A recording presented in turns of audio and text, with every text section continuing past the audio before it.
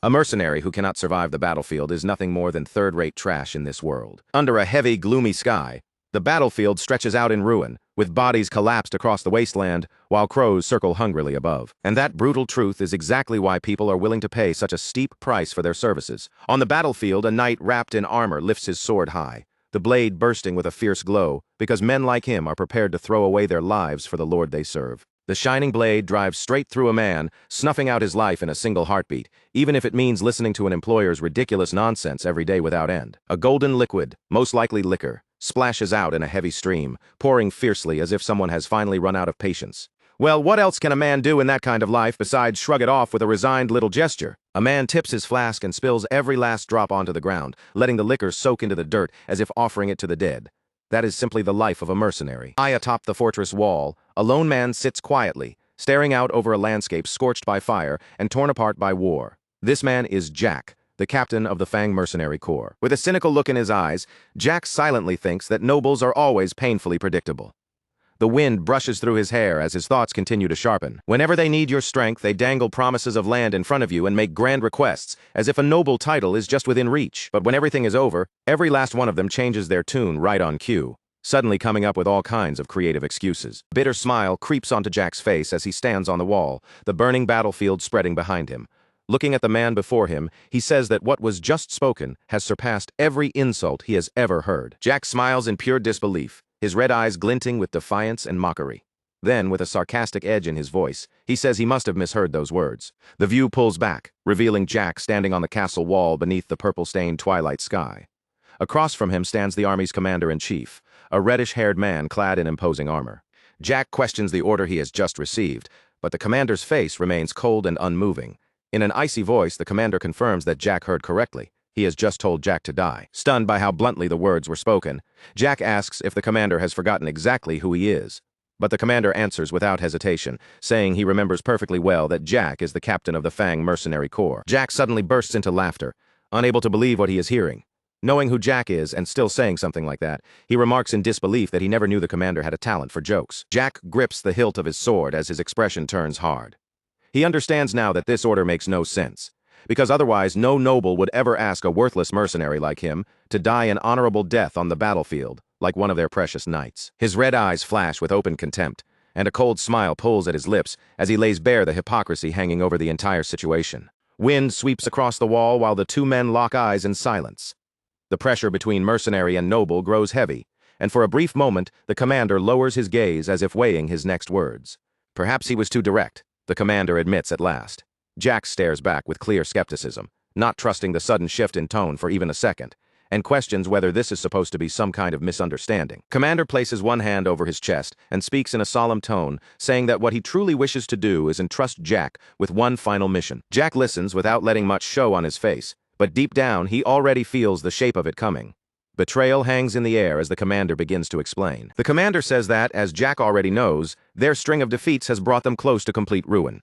From the wall, Jack looks out over the city as flames continue to devour it. The burning battlefield stands as a grim reminder of just how desperate the war has become, and of the enemy forces closing in. Below, fully armored soldiers gather beneath a purple banner, preparing for the clash that will decide the war's final outcome. The commander continues, revealing that the swords of traitors who once protected this land are now pointed directly at the throat of the Crawford family. As the truth settles in, there is no longer any talk of retreat against the ruined castle walls. The family banner hangs torn and battered, like a symbol of a house on the edge of collapse. Jack spreads his arms with a smug smile, as if he has finally accepted just how absurd the situation has become. Given the circumstances, he says, the madness almost starts to make sense. With a malicious grin that shows his teeth, Jack tells the commander that he understands perfectly. But inside, his real thoughts are already moving elsewhere. This seems like the perfect time for him to get out. In Jack's mind, the commander is a man of talent unmatched throughout the Empire. If someone like him has been pushed into a corner, that alone says how hopeless things have become. And for a noble, Jack admits, he was at least a sensible one, which makes this ending almost a shame. Even so, Jack still cannot grasp what this final mission is supposed to be. Maybe the commander wants him to scout an escape route, or something similar. If that is all, Jack figures he can treat it as one last job before collecting the rest of his pay. At last, the commander lays out the plan. The mission, he says, is simple. Tomorrow, the traitors will begin a full-scale assault, and Jack must remain by his side to stop their advance. Even if they can only delay the enemy for a short while, That time must be enough for their lord to escape safely. The commander turns his gaze toward the burning city, then corrects himself in a darker voice.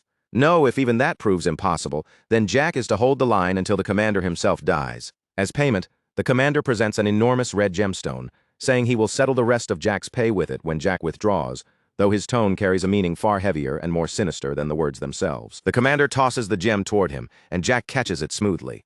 The moment it lands in his hand, his mind begins calculating its value. A gemstone of that size should be enough to cover the Fang Mercenary Corps' operating costs for 3 full years.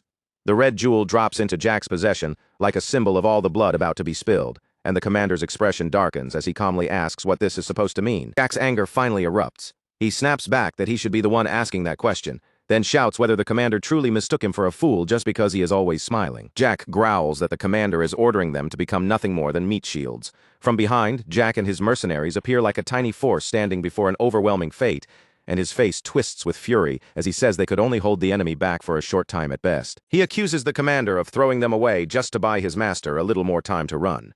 And even if, by some miracle, they actually manage to hold the enemy off, Jack demands to know what happens after that. The sight of soldiers' bodies impaled on stakes serves as a brutal reminder of the enemy's cruelty.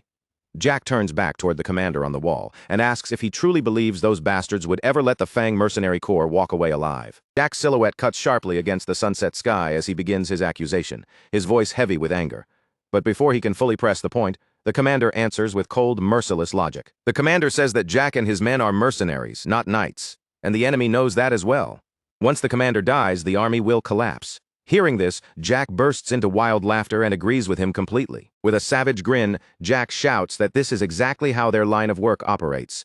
Then his expression sharpens with a cunning edge, and he tells the commander that he already knows this truth better than anyone. The commander has missed one crucial detail to those demons. The Fang Mercenary Corps is not some neutral group for hire, but a sworn enemy they will slaughter without the slightest hesitation. The view shifts to a dark forest littered with corpses, revealing that a deadly ambush has already unfolded beneath the cover of night. Deep in that shadowed forest, one soldier coughs weakly while another man in the same armor watches him from a short distance away. The second soldier approaches with a raised hand, seeming to offer help like a comrade, but the gesture hides a lethal trap. The approaching soldier is no comrade at all, but one of Jack's mercenaries wearing the enemy's armor as a disguise. In one swift and silent movement, the disguised mercenary slams the unsuspecting knight against a tree and drives a knife deep into his back. The knight's eyes widen with shock and pain as the knight swallows the scene whole. His death becomes the quiet signal that turns the entire forest into a killing ground. The moment Ika's ambush is set in motion, chaos erupts between the trees, and the unsuspecting knights are cut down one after another by the blades of mercenaries wearing the faces and armor of their fallen allies. One knight watches his comrades collapse around him, and only then does the terrible truth sink in. This was never a reunion with allies at all. From behind his helmet, Jack glares into the darkness, his red eyes glowing as he shouts that they have walked straight into a trap. Fear spreads through the ranks like wildfire. The soldiers finally realize the men beside them are not comrades, but Fang mercenaries hiding in stolen disguises. One soldier screams out the truth, only for his voice to be cut off forever, while a furious commander on horseback roars in rage. "You bastards!" the commander snarls, his face contorting with fury as he stares at the enemy before him. "You dared to dress yourselves up as our fallen soldiers?" His anger burns hotter with every word, and he forces himself to continue. "You know nothing of honor," he spits, his voice shaking with disgust. But before the words can fully settle in the blood-soaked air, a cold reply cuts through everything.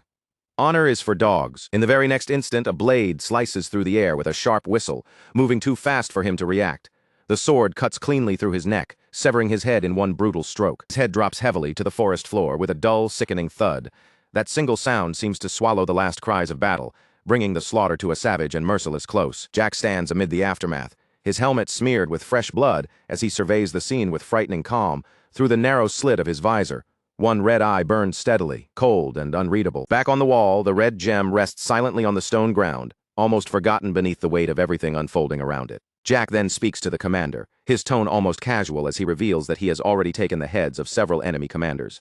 "Surely you understand now," he says, stepping closer with a mocking smile. "This is exactly how we've managed to stay alive for so long." "Right now," Jack continues, his smile sharpening, "those bastards care far more about ripping us apart than they do about chasing after your lord." The commander's jaw clenches hard, his face tightening as Jack's words sink in. He is clearly shaken, not only by the revelation, but by the sheer boldness behind the plan. Jack looks at him with open mockery and asks if he truly believed they would simply draw all the enemy's attention away without consequence. The commander forces his composure back into place, his voice turning cold as steel. He warns Jack to focus on finishing the mission because if he fails, the only choice left will be to kill him and seize control of the Mercenary Corps himself. Then, without hesitation, he prepares to strike. With one sharp, decisive movement, the commander launches his attack. The impact sends Jack flying backward, slamming him violently into the stone battlements, with enough force to rattle the wall. Jack lies injured on the ground, pain running through his body as he lifts his eyes toward the commander. Disappointment and fury twist across his face as he says he truly believed this man might be different from the other nobles, only to realize he may be the worst kind of scum among them. From across the wall, the commander offers his apology, his voice steady but heavy. "My apologies," he says, and he insists that he means it sincerely. Jack's hand tightens around the hilt of his sword as he answers that there is no need for an apology. In fact, Jack says, forcing himself back into the moment, this may actually be for the best. As for the head of a bastard like you, he continues, his words edged with venom. Even if I handed it over to those demons lurking out there, I doubt I'd feel a single regret. The commander seems to read Jack's intention before he can act. He asks whether Jack plans to offer his head to the traitors and beg for his own life. Then, almost as if answering for him, he admits that Jack would gladly hand him over and flee, but he is certain Jack has already prepared measures to stop the mercenaries from escaping so easily. A sharp glint passes through the commander's eyes as he acknowledges just how cunning Jack truly is. Since that is the situation, he declares that he has no choice but to carry out his duty as commander until the very end. The rebels will be satisfied once they receive the heads of 2 commanders, he says with grim certainty. And in return, they will spare the lives of my men. Jack freezes, struck silent for a moment. 2, he repeats, staring at the commander in disbelief. He begins to ask whether the man truly intends to give up his own head to save his subordinates, and then the open box reveals the severed head of the other commander. It is the head of the commander whose forces Jack's men killed in the forest. The commander's gaze slowly drifts, growing distant and filled with melancholy. When he speaks of his soldiers, his voice carries the weight of every life following behind him. All those people, he says quietly. I dragged them here with me. I promised them I would prove that dreams could still be reached, even by someone who started at the very bottom. A faint light of respect enters his eyes as he continues, admitting that his men placed their trust in him and followed him all the way to this place. So I have to carry that responsibility, Jack. With his sword in hand and the silhouettes of his mercenaries behind him, Jack understands those words more deeply than anyone. After all, he too stands there as the one responsible for the lives of his men. The commander hears the echo of his own duty in Jack's response, and for a brief moment, he can barely breathe. The realization surprises him, because beneath all their hatred and opposition, the 2 of them are frighteningly alike. A bitter laugh slips from Jack's lips, rough and tired. Huh, he mutters, as if finally accepting the truth between them. Yeah, that's right. In the end, both men are chained to the same burden, loyalty to the people who place their lives in their hands. That, the commander thinks, is the mark of a true leader. His eyes move toward the wall where their clash has reached its final point, and sorrow weighs heavily over his expression. Covering his mouth with his gauntlet, he murmurs, what a terrible pity it all is. If only it weren't for Crawford, the commander says, his regret no longer hidden. Then, with a look of deep and genuine sorrow, he voices the final wish in his heart. If only you had been my lord. Bound by duty and with no path left to retreat, the commander charges forward. His sword rises, ready to deliver the final blow that will end everything between them. Jack, already wounded and pushed to his limit, can do nothing but cry out in rage and pain as the commander's attack crashes into him. The commander straightens in solemn silence after the strike, standing tall as though sealing away his own emotions. Before him, Jack's body lies motionless on the stone, his green eyes narrow, filled with both determination and sorrow. He has carried out what he believed had to be done, no matter how painful it was. His final plea hangs heavily in the air as he says, "Do not forgive me, Jack." A sudden flash cuts through the moment, marking the fatal strike and freezing that last merciless instant in place. As the light begins to fade from Jack's eyes, his thoughts drift through the pain. He had expected this ending might come, but he never imagined the difference between them would be this overwhelming. The force of the commander's final blow throws Jack's body backward. As he falls, a bitter thought rises in his fading mind, aimed at the unfairness of the world and the thing people call talent. Well, Jack thinks, with the last trace of strength slipping away, I suppose this is it. And despite everything, a faint, satisfied smile appears on his face as he finally finds a measure of peace. He had already told his men to flee at once if he failed to return by the appointed time. Because of that, he can face death without regret, knowing they still have a chance to survive. Blood drips steadily onto the cold stone floor, each drop marking the final moments of Jack's life. After all, he had always prepared himself for an ending like this. Even so, as everything slips away, one question remains in his heart. His consciousness sinks deeper into darkness, surrounded by drifting fragments that look like drops of blood, or perhaps memories breaking apart around him. If only, Jack wonders in that fading darkness, I had been given the same chance as you. Then, somewhere far away, a desperate voice calls out through the dark. Master, please. Jack's eyes slowly begin to open, and in the next moment a blinding white light floods everything. The voice grows more urgent, pleading for him to wake up. A young man lies in an extravagant bed, surrounded by luxury, while a servant leans anxiously over him. Jack, now trapped in the body of a blonde youth, stares around in complete confusion. "Who are you?" he asks weakly, his voice unfamiliar even to himself. He slowly raises one hand into view, only to see a pale, delicate hand trimmed with lace. It is soft, refined, and completely unlike the hand he remembers as his own. Then, without warning, the desperate young servant slaps him across the face while begging him to wake up. The servant cries out with anguish written all over his face, and the sting of the slap snaps Jack fully awake. His eyes fly open in shock as his cheek burns from the impact, and all he can manage is a stunned, confused thought. What? What is going on? His thoughts spin in complete confusion as the sting burns across his cheek. A second ago, he was nowhere near this place, and now he has been slapped awake by some stranger out of nowhere. What kind of bastard does something like that? The old fury of a mercenary immediately surges back up inside him, sharp and violent, ready to explode. But before that anger can fully take over, it is broken by the sound of desperate sobbing. The young servant with orange hair is crying right in front of him, begging him with a trembling voice to please recover. Then the servant cries out the name that changes everything. "Young Master Lucian." Jack suddenly pushes himself upright in bed, his battle-hardened mind thrown into complete chaos by the luxurious room around him and the unfamiliar name now attached to him.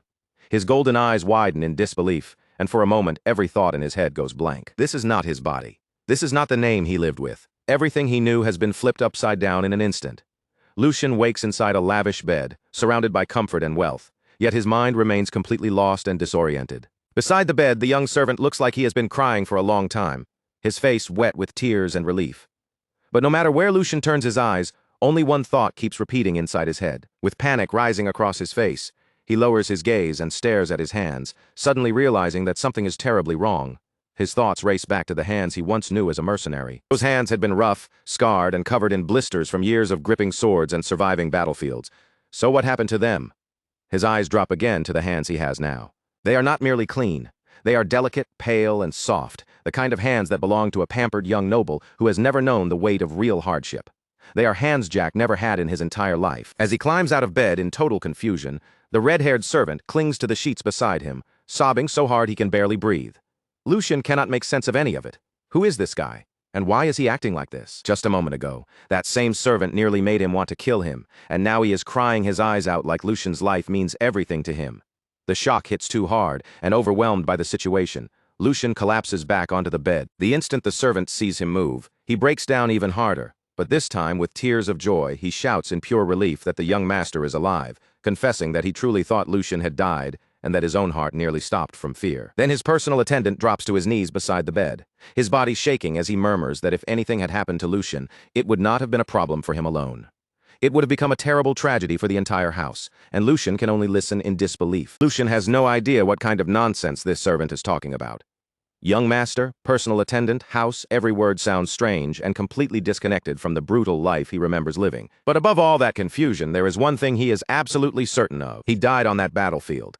That final strike had been real, and it was the kind of death no one could possibly survive. He reaches up and touches his neck, only to find it perfectly intact beneath his fingers. The realization sends a chill through him as he wonders how his head is still attached after being decapitated. A heavy silence settles over the room, while Lucian struggles to accept the impossible reality in front of him. With Hans still kneeling beside him, Lucian's expression gradually turns serious. Piece by piece, he begins connecting the clues, and every strange detail points toward one shocking conclusion. At this moment, he has somehow taken over the body of a complete stranger. Lucian rises from the bed with a new determination in his eyes, and a mischievous smile slowly forms on his face as he realizes that this impossible situation may also be a brand new opportunity. And this body is not ordinary in the slightest. Lucian steps in front of the ornate mirror and discovers that the face staring back at him is unbelievably handsome. He studies himself from head to toe in the reflection, taking in every refined feature and elegant detail, while Hans watches anxiously from a short distance away. Still bewildered, Lucian slowly lifts a hand and touches the mirror, as if the reflection might vanish if he looks away for even a second. Even at a glance, it is obvious that this graceful body belongs to a noble. And not just some minor noble either, but someone from a family so disgustingly wealthy that luxury seems to fill every corner of the room. Judging by the expensive furniture, the fine bedding, and the sheer elegance surrounding him, Lucian turns his attention back toward Hans. First things first, he needs information before he can make any move. Lucian clears his throat, fixes his gaze on the servant, and says, Listen, Hans, there is something I need to ask you. Hans flinches at the sudden attention, but he immediately straightens himself, eager to be useful. With nervous devotion, he assures Lucian that he may ask him anything. Lucian goes straight to the most important question. What year is it? Hans looks surprised by the strange question, but he quickly assumes it must be the medicine, leaving his master dazed. With a strained little smile, he answers that it is the year 846 of the imperial calendar. That answer hits Lucian like a blow to the chest. He stares at Hans, unable to process what he has just heard, and a stunned whisper slips from his lips. What? As the truth slowly settles over him, the realization strikes with terrifying weight. The year 846 is not just some random date, it is 15 years before the day he died. Lucian realizes that he has not only been reborn in another body, but has also been thrown back into the past. He lets out a slow breath and runs a hand through his hair, trying to steady the storm inside his head. He has no idea how any of this happened or what force dragged him into this situation. But one thing is clear, panicking over every mystery will not solve anything. So he decides to stay calm and think with a clear head. His gaze sharpens with determination as he focuses on the first thing he needs to do. Pull information out of his personal attendant. In a cold, threatening voice, he says, "Hans, it seems you have decided to die today." The poor servant freezes in terror, completely unable to understand the sudden change in his master's attitude. Lucian grabs Hans with the arrogance of an offended noble, pressing him hard with his presence. "How dare a mere servant lay a hand on the unconscious body of his master?" Lucian says, his voice sharp and unforgiving, and without permission, no less. He keeps pushing, letting the pressure in his voice grow heavier. Have the rules of this place changed? Then his eyes narrow into a piercing stare so cold that it seems to freeze Hans down to his soul. If not, then answer me this. Lucian finally asks the question behind the entire act. Who am I? Hans's eyes go wide with pure panic and confusion, unable to understand why his own master would ask such a thing. Terrified, he lowers his head in a deep bow. "Please forgive me, young master," Hans cries, his voice shaking as tears spill down his face. "I made a grave mistake because I was too shaken." Between desperate sobs, Hans finally reveals the identity of the body Lucian now inhabits. "You are young Master Lucian Valdic, the third son of the esteemed House Valdic." The moment Lucian hears those words, his entire body freezes. The name Valdic echoes inside his mind like a bell, pulling a flood of memories from the life he thought had already ended. In his thoughts, the banner of House Valdic rises clearly, marked with its golden lion emblem. Lucian can hardly believe it. Impossible. The Valdic family. An image of a breathtakingly extravagant mansion flashes through his memory. It is the very same House Valdic he once knew all too well during his years as a mercenary. The emblem of House Valdic shines vividly in his mind, representing one of the most powerful noble families in the entire empire. He remembers their overwhelming prestige. House Valdic was known as one of the pillars of the empire, a noble family that had long stood beside the emperor himself, with influence so immense that their power could even rival the imperial family. Jack, now living as Lucian, remembers the family's affairs in painful detail, because 15 years ago he had worked as a guard for House Valdic for several years. The irony is almost too cruel. He died on a battlefield only to open his eyes inside the very house where he once served. Reality crashes over him all over again. He has not simply been reborn into the family he used to protect from below. He has become the third son of House Valdic itself. A small, ironic smile tugs at Lucian's lips. Ha, he thinks to himself, unable to stop the bitter amusement rising in his chest. This is ridiculous. He remembers the life he had before, when his low status made him nothing in the eyes of nobles. He remembers being despised, humiliated, and treated like a dog by people who tossed coins at him, as if that was all he was worth. He remembers enduring hardship after hardship, carrying wounds both visible and invisible. He remembers walking alone and covered in blood through cemeteries filled with the bodies of comrades who never made it back. And now, after all that suffering, after a life spent clawing upward from the very bottom, he has been handed an opportunity. At this moment of all moments, the question returns to him with a bitter, almost mocking taste. He had always wondered how far he could have climbed if he had been given the same chances as those born above him. Now it feels as if fate itself has finally placed that answer right in front of him, giving him the chance to see just how far he can truly go. The image of his old self cracks apart in his mind, and with it, the chains that once held him down begin to fall away. Lucian accepts this impossible new reality with cold, unwavering resolve, silently making his vow to fate. If this is the chance you're giving me, he thinks, his eyes sharpening with renewed determination. Then keep watching closely. With that vow burning inside him, Lucian opens the door of his room, ready to step into the life that has suddenly become his. He walks out onto a balcony flooded with warm sunlight, the golden rays spilling over him like the beginning of an entirely new life.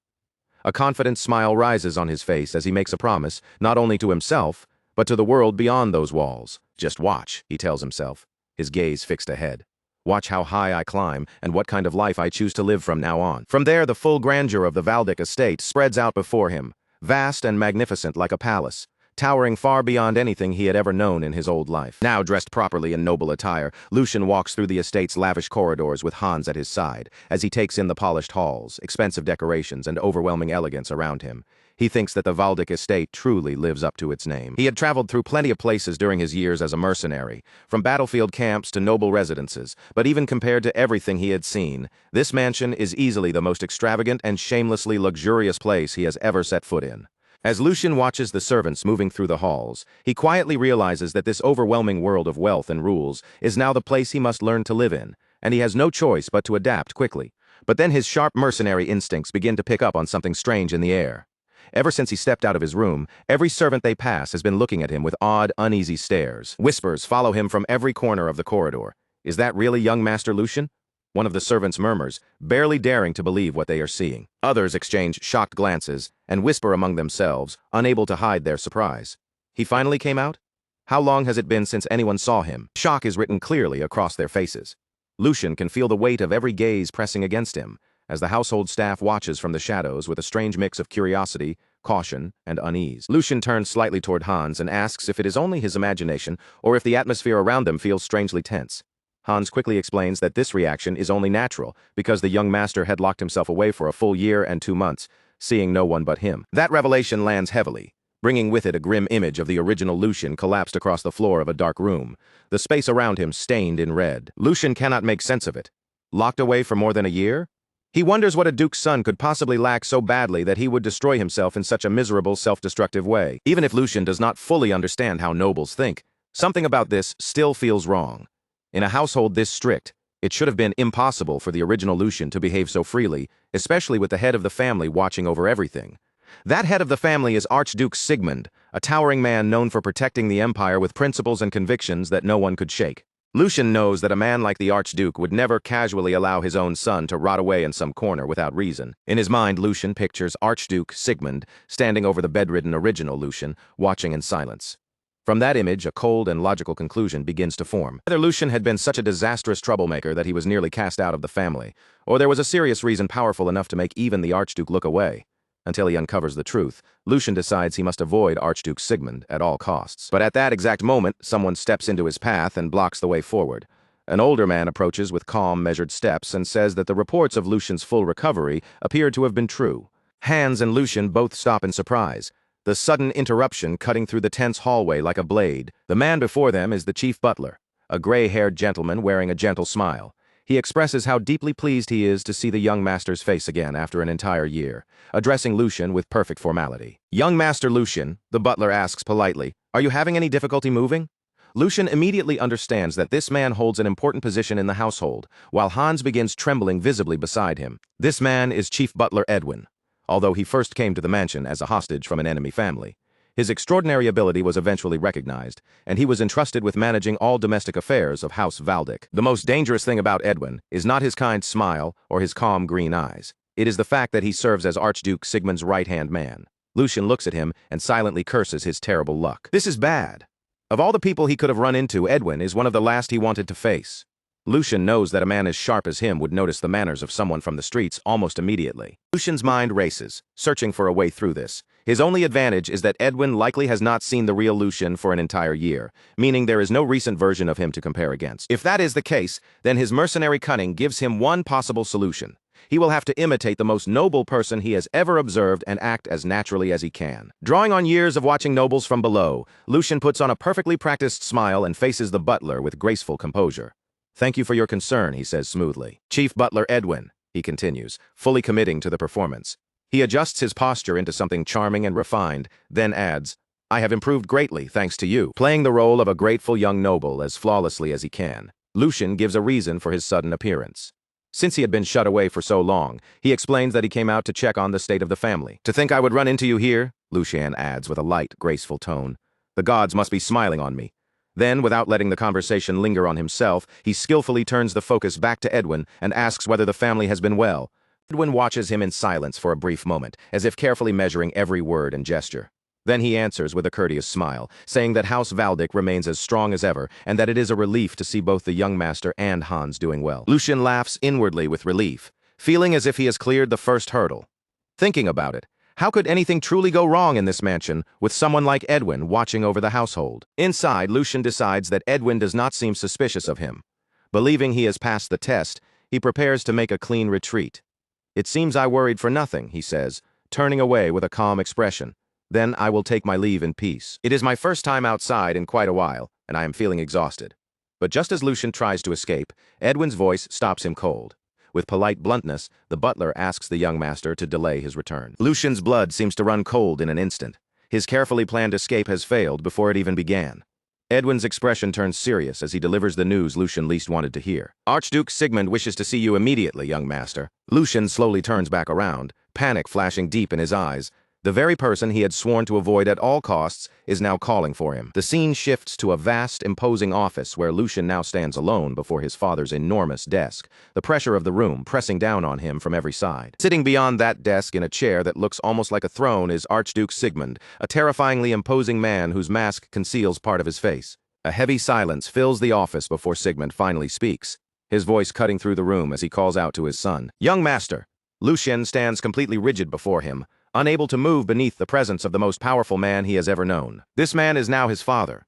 The Archduke's voice echoes through the spacious office, each word carrying the weight of command. "I will ask you one question, Lucian. Valdic." Lucian's face tightens with fear, and cold sweat begins to form under the pressure of his father's gaze. Then the Archduke slowly leans forward. His visible eye gleams with a dangerous, menacing light as he asks the most terrifying question Lucian could have imagined. "How are you still alive?" Lucian, shaken by the hostility in those words, asks his father what he means. Grand Duke Sigmund answers in a voice colder than ice, making it clear that he had originally intended to overlook Lucian's actions. But his patience has clearly reached its limit.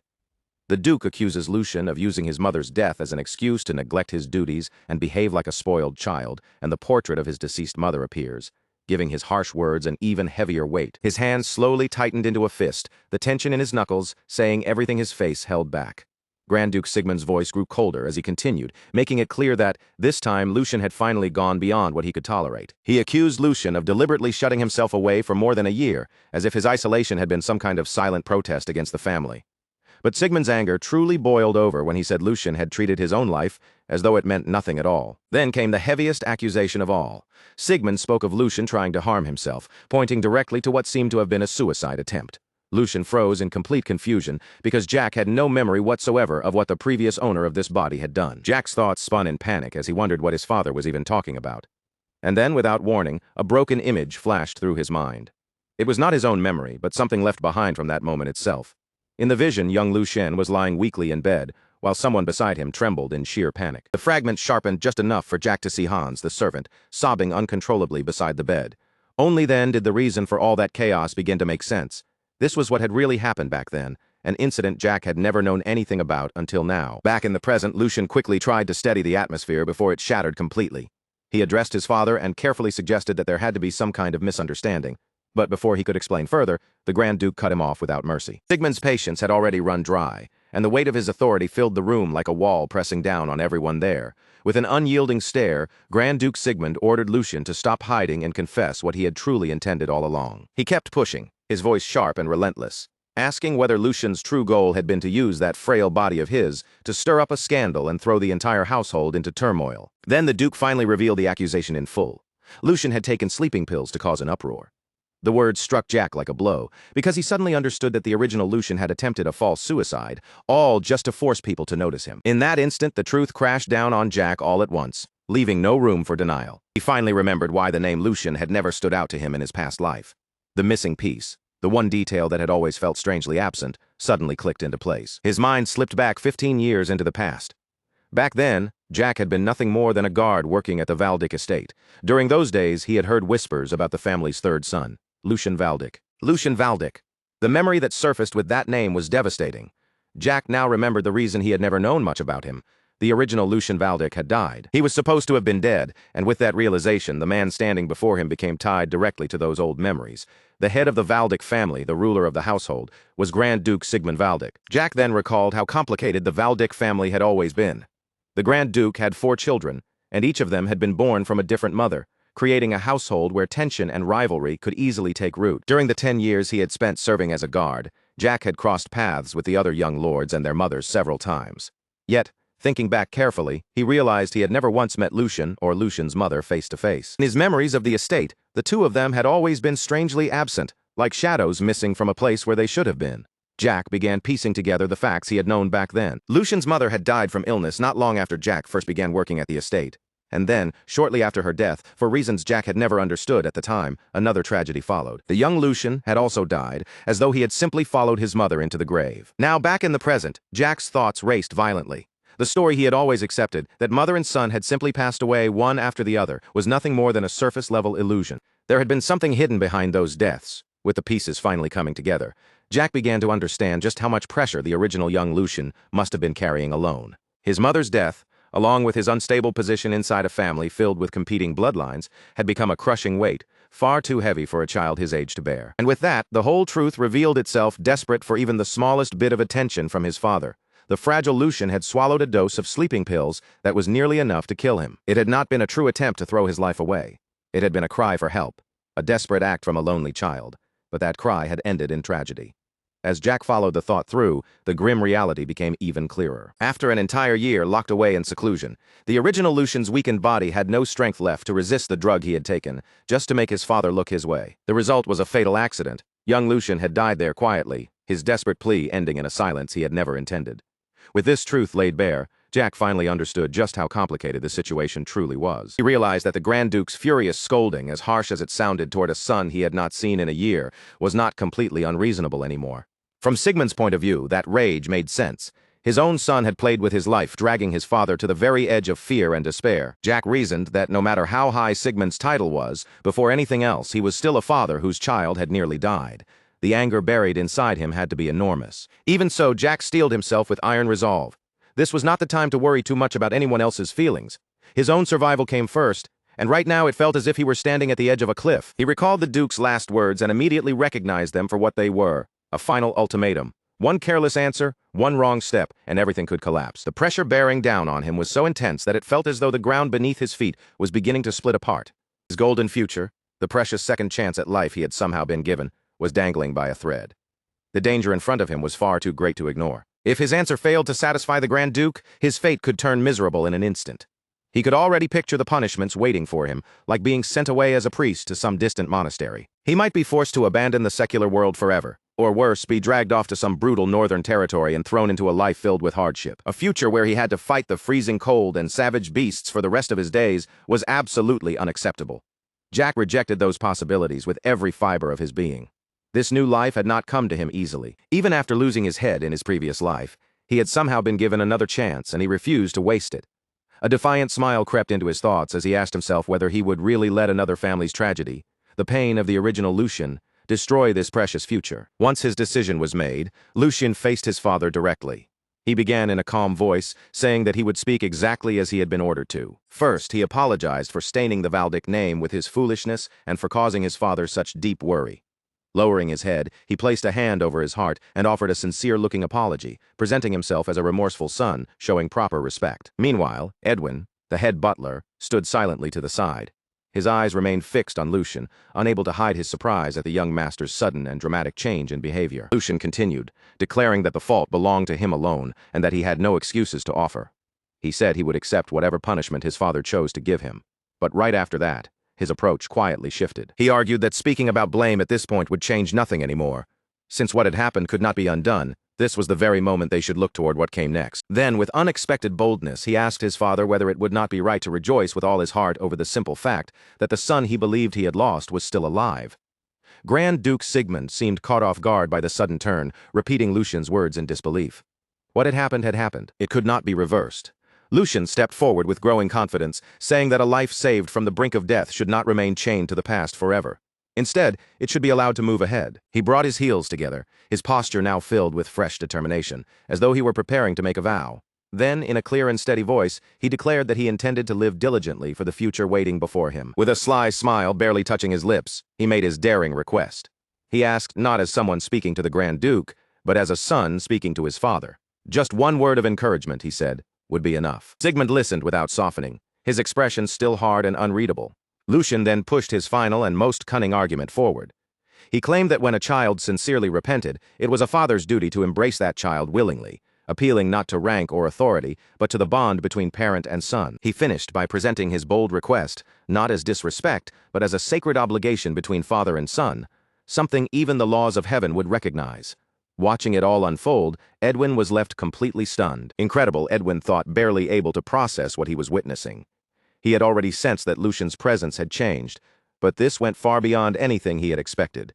In his memory, the young master had always been a timid child, constantly shrinking back in fear and anxiety. The man now standing in front of the Duke carries himself with such calm confidence that he almost feels like a completely different person. Edwin can only stare in disbelief, wondering if this really is the same young master Lucian he has known all this time. The change is so extreme that, for a moment, he even doubts what his own eyes are seeing. A heavy silence settles over the room, pressing down on everyone as the Grand Duke takes in every word his son has just spoken. The air grows so tense that even breathing feels difficult. Lucian stays still and waits, his heart pounding hard inside his chest, his eyes fixed on his father's face as he searches for even the smallest clue about what the Duke will do next. At last, the Grand Duke cuts through the silence, and a trace of anger sharpens his voice. "How dare you?" he begins, raising his tone as though he is about to scold Lucian for speaking so boldly about a father's duty. But in the very next moment, that harsh expression cracks. A faint smile tugs at the corner of his lips, breaking through his stern mask as the Duke leans back with a low chuckle, sounding more amused than offended. "I've lived long enough to think I had seen everything," he remarks, clearly entertained by his son's nerve instead of truly furious. Inside, Lucian finally releases the breath he has been holding, realizing his risky move has actually landed exactly where he wanted it to. The tension had been so intense that sweat slides down Lucian's forehead, but now that he senses his success, relief begins to spread through him in waves. Worked, he thinks, his heart still racing from the gamble. Looking back on his choice, he knows a weak, clumsy apology would never have moved a man like his father. Facing him head-on was the only path that had any chance of working. This was the Grand Duke Wall that Jack remembered from his previous life, a man who responded only to strength and spirit. He was the kind of man who respected a wild dog willing to bare its teeth far more than a trembling creature that only knew how to cower. A rat creeping carefully over eggshells would never earn his approval. Lucian's boldness had not been reckless at all. It was aimed directly at the part of his father that valued defiance over fear. The Grand Duke speaks again in a dry tone, saying it seems Lucian has learned to be shameless after returning from the dead. In that single remark, he acknowledges both his son's outrageous nerve and the gravity of the condition Lucian had only recently survived. "Very well," the Duke says at last, giving ground just enough to continue. "Since you were the one who brought up diligence, I will ask you first." Then he fixes his eyes on him and calls him by name, Lucian Valdic. "What exactly do you intend to do from now on?" After winning this first exchange, Lucian answers without wavering that the first thing he will do is repair his broken body, and in that instant, a memory from his past life flashes through him. He sees the image of who he once was, a powerful mercenary standing at the height of his strength, his presence completely different from the fragile body he has now. He remembers the weight of a sword in his hands, the blade shining with power as if it belonged there. That former version of himself is exactly the man he intends to become again. The vision of his old self appears like a battle-hardened warrior carved from countless fights, steady, dangerous, and overflowing with experience. That memory clashes sharply against the weakness of his current body, and the contrast only feeds the fire inside him. Returning to the present, Lucian makes his next goal clear. "I intend to properly learn the sword," he declares, and the words immediately catch the Duke off guard. "The sword?" the Duke repeats, his tone filled with doubt. Lucian confirms it directly, while also admitting that before anything else, he must solve the problem of his thin, paper doll-like body. Then, almost casually, Lucian adds that if he eats properly and sleeps diligently, his body should somehow improve. The Duke silently studies him for a moment, taking in the boldness of that answer, until a smile slowly spreads across his face. "You certainly have a way with words," he admits, giving Lucian this round without saying it outright. Now truly intrigued, the Grand Duke decides he needs to find out whether Lucian's confidence is just empty bravado or whether something real has awakened inside him. As the first sign of that decision, he turns his attention toward his butler. He gives Edwin a short order. "Butler, give him that again." Edwin lowers his gaze slightly, and inwardly, a small smile forms as he understands what his lord means. Compared to a handful of shallow words, this would be far more practical for the young master's current situation, and Edwin knows it will help him much more than any lecture could. Lucian, however, has no idea what they are talking about. A bead of sweat rolls down his temple as he stands there completely puzzled, wondering what that could possibly mean. Edwin bows politely and confirms the command at once. "Understood, my lord. I will arrange for it to be made available immediately." Later, back in his room, Lucian is still left in confusion. What exactly is that? He wonders, completely in the dark about what is coming for him. Before long, the answer arrives right at his door. Across the mansion grounds, several servants haul an enormous wooden chest forward, its heavy frame looking difficult to move with every step. The chest is so massive and heavy that the servants struggle just to bring it into Lucian's chamber. But once the lid is finally opened, what appears inside is enough to blind anyone with its shine. The inside is packed from edge to edge with gold coins, glittering jewels, and precious necklaces, all piled together like a small mountain of treasure. Lucian and his personal servant Hans both freeze in place, staring at the absurd amount of wealth before them.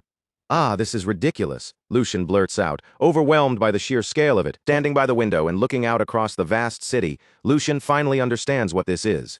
It is an outrageously huge monthly allowance, the kind of wealth only a high noble could casually possess, and he scoops a handful of gold coins into his palm as the realization sinks in. He can hardly believe that this entire fortune is meant for just 1 month.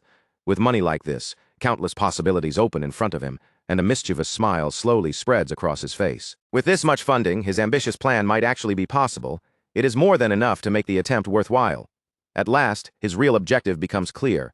With this wealth, he can gather the ingredients needed to completely rebuild his weak body. Determination burns in his eyes as he thinks to himself that he can finally make that elixir, linking the knowledge he carried from his past life to the resources now placed in his hands. Using the experience of his former life and the wealth of this new one, Lucian can begin shaping a stronger future.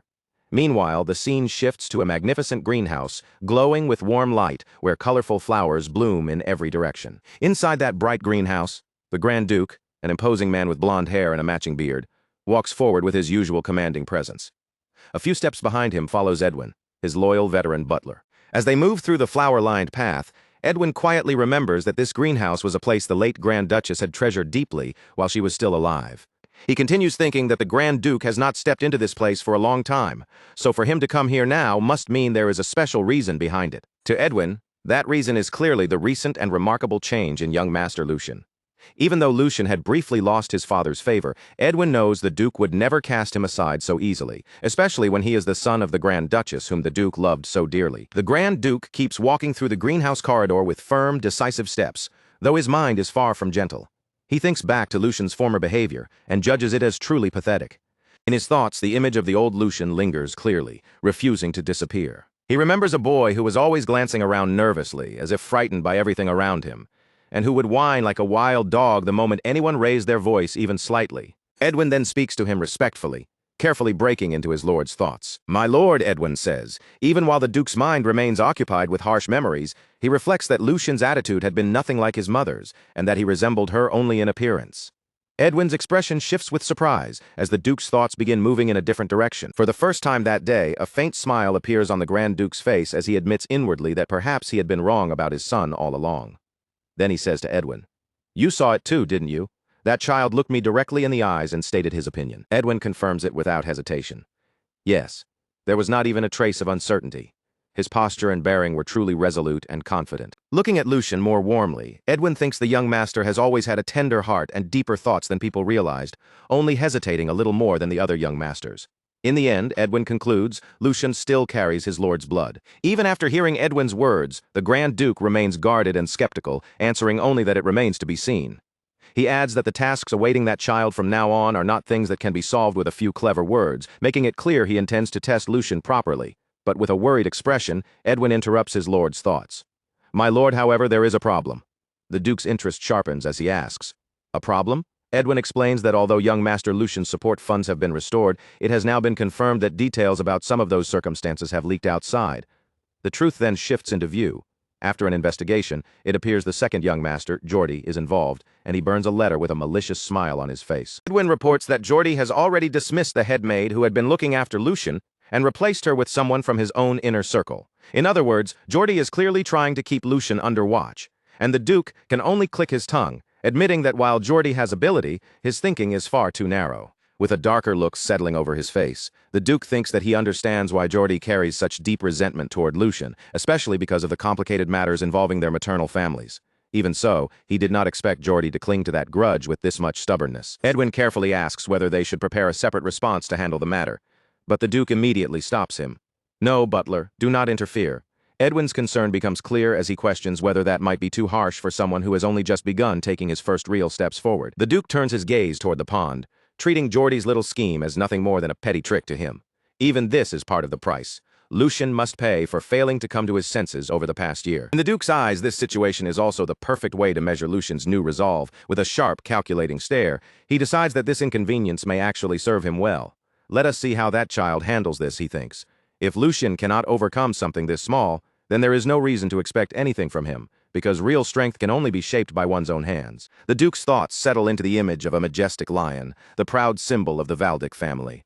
Even if the blood of Valdic can become the key, the door ahead must still be opened by the person standing before it. The scene then moves forward, and a sign makes it clear that several days have quietly passed since that conversation. Beneath a bright blue sky, the grand and luxurious mansion of the Valdic family stands as imposing as ever. Inside its corridors, two maids whisper among themselves while watching Hans, Lucian's servant, standing guard in front of the room.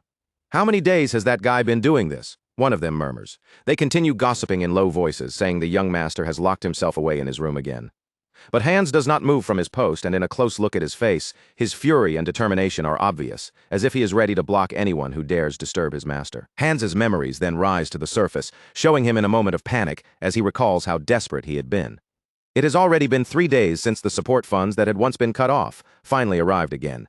In that memory, Lucian had calmly assured Hans that the funds were restored because his talk with the Grand Duke had gone well. Beside the large chest, both Hans and Lucian looked visibly relieved, almost unable to hide their happiness at the sudden turn of events. A closer look inside the chest shows that it is not filled with gold coins alone, but also with expensive jewels and precious treasures worth an enormous fortune. Even then, Hans cannot look at Lucian without concern clouding his face. Hans knows better than anyone that with the strained relationship between father and son, speaking to the Grand Duke could not have been easy for his young master. At that moment, Hans understands that Lucian must have summoned a tremendous amount of courage just to face his father directly like that. His loyalty and deep affection for Lucian show clearly in the way his emotions spill over. Moved by the thought that his master has finally chosen to move forward, Hans wipes away his tears, as if letting go of the sorrow that had weighed on them until now. Meanwhile, Lucian simply holds the gold coins with an almost indifferent calm. Behind him, Hans is still visibly emotional over the change in his master, but Lucian's own gaze begins to sharpen, and a powerful intensity takes over his expression. His eyes glint with fierce determination, hiding a plan that only he understands. As his fingers tighten around the coins, a sly and confident smile slowly forms on Lucian's face. With this much money, he thinks, it is definitely worth trying. And with that, Lucian's true ambition comes into focus. He plans to completely rebuild this fragile, ruined body from the ground up. I can make that elixir, he thinks with certainty. The idea takes shape through the image of a shining potion and a mysterious magical herb, both tied directly to the plan he has been holding in his mind. The scene shifts to Lucian's room, which no longer looks like a noble young master's chamber and now feels more like a small alchemy workshop. Sitting at his desk, Lucian works with relentless focus before pausing to wipe the sweat from his brow. His face is filled with pure concentration and effort, every movement showing how seriously he is taking this work. Even while pushing himself, his thoughts briefly turn toward his loyal servant outside. Hans must be burning with curiosity by now, Lucian thinks. But even so, the fact that he is still guarding the door exactly as ordered proves just how loyal that guy really is. Lucian's desk is covered with alchemy books, strange preparation tools and materials that the son of a Grand Duke would normally never bother touching in his entire life. Among all of them, one key ingredient draws the most attention. It is an extremely expensive herb, valuable because it only grows under moonlight and cannot be gathered under ordinary conditions. More details about the strange plant make its importance feel even clearer. Even its common use has not properly been established yet, which makes Lucian's choice to buy it an even bigger gamble. At last, the name of that mysterious plant is revealed, Moonlight Herb. Lucian remembers how he spent his entire allowance to purchase it, betting everything on knowledge from the future that no one else could possibly know. In a flashback, he is seen giving Hans one crucial order. Hans, it is not too late. Buy all the Moonlight Herb. Lucian knows exactly how absurd this must look from the outside, and he is fully aware of how others would judge him right now. To anyone else, spending a fortune on sacks of an unknown herb would make him look completely insane. But Lucian's confidence is not based on luck or madness. It comes from the secret future knowledge only he possesses. His eyes shine with absolute certainty as he predicts that within just 1 year, the price of Moonlight Herb will rise 10 times over. No, not just 10 times, it will climb more than 20 times its current value. The thought of the massive profit waiting for him nearly overwhelms his senses. A feverish excitement takes hold, and his expression twists with a wild mixture of greed, anticipation, and almost manic delight. Lucian rejoices inwardly, convinced that the price will skyrocket without limit. Then he forces himself to calm down and thinks that, looking back on it now, he has to admit the Alchemist Guild was incredibly bold. He remembers that at the time, even the guild itself could not have been certain whether their research on Moonlight Herb would actually succeed. Despite that uncertainty, the Alchemist Guild gathered every Moonlight Herb they could find across the Empire and poured them all into their research, burning through the supply in one reckless gamble. It was nothing less than a once-in-a-lifetime wager, one that placed the future and fate of the entire guild on a single uncertain experiment. Lucian reaches his hand toward the potion he has made, knowing that because of that reckless courage in the past, they eventually succeeded in creating an unprecedented elixir that shook the Empire itself.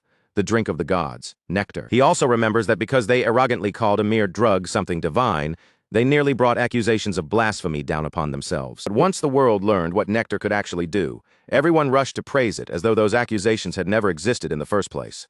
Lucian smiles with smug confidence, fully aware of the whole story and the power now within reach. Nectar had shattered one of the most basic truths of the world, a belief that had gone unchallenged for over 1,000 years. That belief said a martial artist's realm was decided at birth, and that this limit was an absolute law no one could defy. Innate nature was treated as destiny, and a person's constitution was believed to be something that could never change. It was a piece of common sense as solid as iron chains, and the thing that broke that supposedly unbreakable law was none other than nectar. By drinking nectar, a person could be transformed from the very foundation of their body, changing their essence in a way no ordinary medicine should have been able to achieve. Even someone born with no talent at all could be reshaped into a swordsman useful enough to stand on the battlefield. It was an unprecedented miracle, the kind of breakthrough that overturned what people had believed for generations. Lucian lowers his gaze and looks at the potion he has created with his own hands. The liquid before him is a bright red potion, but Lucian knows very well that what he made cannot compare to the original nectar's full effectiveness. At best, it is only a kind of mass-produced substitute, a weaker imitation of the legendary elixir that once shook the Empire. Even so, Lucian rolls up his sleeves with firm resolve, because for raising a body as broken as this one, there is nothing better available to him right now. With an ironic little smile, he speaks as if addressing the former owner of the body itself. Consider yourself lucky, noble young master. He then recalls how the story of nectar eventually ended. Later, when chaos spread across the Empire, the Alchemist Guild became the first target, because the recipe for nectar had shaken the balance of power so violently that simply possessing it became far too dangerous. Because of that, the recipe disappeared from the world. But Lucian's eyes gleam with the secret advantage only he holds, because he knows something others do not. He managed to gather scattered clues in his past life and somehow create something similar. He also remembers the painful experiments from that life, where most of the test subjects died because of the side effects. But he pushes that dark memory aside and cuts off his own thoughts. Anyway, enough talk. Without hesitating any longer, Lucian raises the elixir to his lips and drinks it down in one gulp. The instant the liquid enters his body, a surge of blue energy erupts inside him, spreading violently through him like a storm. The real important part begins from this moment onward. As the potion settles inside him, the power hidden within it finally starts to awaken and release itself through his body. Thin strands of energy begin twisting and coiling deep inside him, slowly spreading through his veins. This is the first step toward taking the raw power of nature and turning it into strength that belongs to him alone. The vital force now stirring awake inside Lucian's body has a name: mana. Its true value depends on how smoothly it circulates, flowing through the body, spreading into every corner, and then returning again. The quality and strength of the power a person can draw out can change completely depending on that process. Right now, Lucian has borrowed the force of nectar to widen the blocked pathways inside him by force, letting energy move through his astral form. But just as he prepares himself for the expected resistance, his eyes open in confusion. The pain and rejection that should come with accepting mana for the first time are nowhere to be found. Instead, the mana flows through him as naturally as breathing, spreading without the slightest obstruction, almost as if this body had been waiting for it all along. Bright currents of energy rush freely through him, strong and smooth, filling his body with a power that refuses to slow down. Lucian can only stare in shock at what is happening. His eye shifts as the realization strikes him, the look in it filled with pure astonishment that he can no longer hide. Normally, even the body of a newborn baby carries impurities that interfere with mana circulation. But as Lucian understands this impossible fact, an incredible truth begins forming in his mind. In a symbolic vision, he finds himself deep underwater, staring upward in stunned disbelief. Don't tell me this guy. The revelation crashes over him like a massive wave. Far above him, a colossal celestial whale glides through the water with majestic grace, embodying the overwhelming potential he has just discovered. This body is not ordinary at all. It belongs to the type people call a genius. Morning light spills across the city, bathing the streets and rooftops in a warm golden glow, as if announcing the start of a brand new day. Meanwhile, somewhere inside the mansion, a figure waits anxiously beside the window, unable to calm down no matter how much time passes. It is Hans. Lucian's personal servant, pacing back and forth with worry written all over his face. His thoughts are consumed by his master, and the sudden sound from the door makes him jolt in place. His heart jumps at once, caught between fear and desperate hope as he turns toward the door. The door finally opens and Lucian steps out with an unsettling calm, as though nothing unusual has happened at all. He looks at Hans and casually asks, "Nothing happened while you were waiting, right?" Hans is already on the verge of tears as he rushes toward him. "Young master!" he cries, his voice cracking. "Do you have any idea how long you were in there?" Relief, fear, and frustration all pour out of him at once. Through his sobs, Hans continues, saying Lucian never answered, no matter how many times he called. And because Lucian had strictly ordered him not to enter under any circumstances, Hans had been terrified that something terrible had happened inside. He wipes at his tears as he confesses everything, his face caught between anger, exhaustion, and the overwhelming relief of seeing his master alive. Lucian gently places a hand on his servant's shoulder, and that small gesture finally breaks Hans completely, making him admit just how worried he had been. But Lucian's face shows no guilt at all. Instead, a sly and calculating smile curves across his lips, and in a close look at his eye, the pupil appears sharp and feline. Something about the young master has undeniably changed, and the difference is impossible to ignore. Hans takes a step back, unsettled by the strange presence now surrounding his lord. "Young master?" he asks, hesitantly, watching Lucian closely while a troubling thought rises in his mind. It is definitely the young master, Hans thinks. And yet, why does it feel as if the person standing in front of him is not quite the same?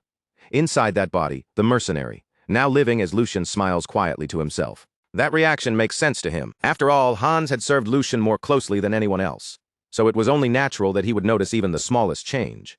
His instincts as a loyal servant have not failed him. Lucian places a hand over his chest, calmly examining the condition of this new body. The flesh itself will still need time, food, and proper recovery, so there are no dramatic changes on the outside just yet. What truly matters is happening within. Deep inside him, a mana heart glows with turquoise light, pulsing steadily with the power that has just awakened. A smug smile rises on Lucian's face as he senses how rapidly his inner foundation is changing.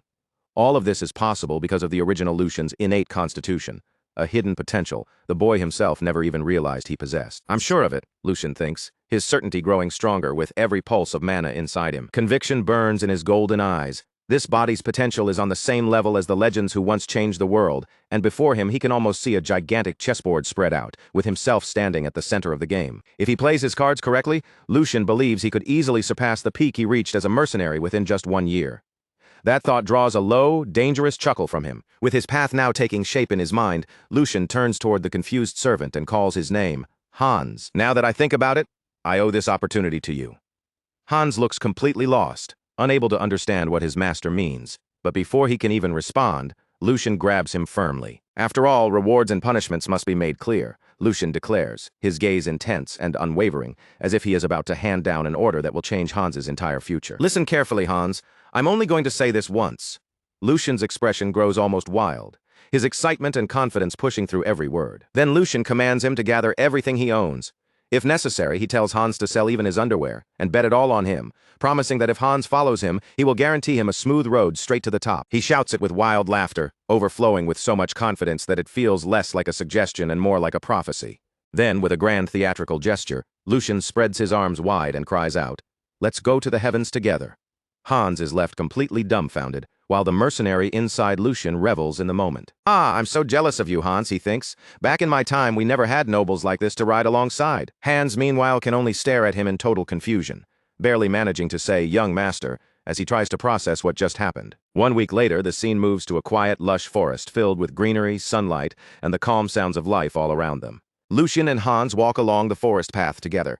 For the first time in a long while, Lucian looks genuinely relaxed, strolling with his hands behind his head and whistling lightly, while Hans follows behind him with a worried expression. "This is so refreshing," Lucian thinks with a satisfied smile.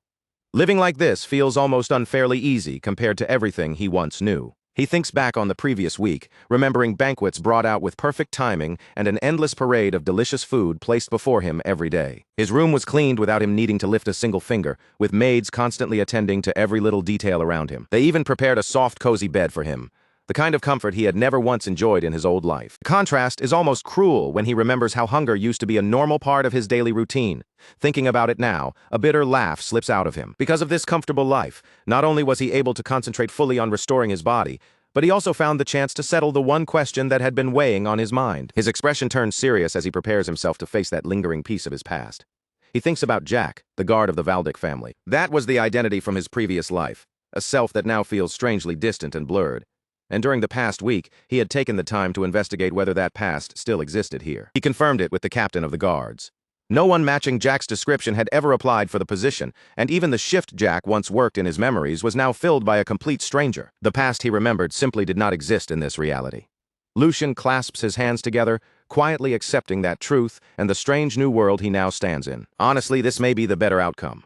There is nothing useful to gain from finding that version of himself, and chasing after Jack would only pull Lucian's focus away from what he needs to do now. Besides, he has to admit that he does not have the confidence to face his past self anyway. A bead of sweat forms as he imagines it, and he is certain he would die from sheer embarrassment. Back in the present, Lucian suddenly comes to a stop. A cold, sharp wave of determination runs through his body, changing the air around him in an instant. Hans looks toward him, immediately sensing that his master's mood has shifted. Lucian turns around with a firm, unwavering gaze, and Hans stiffens the moment he sees it. "Young Master Lucian," he stammers, panic spreading clearly across his face. His voice trembles as he asks, are you really thinking of going in there?"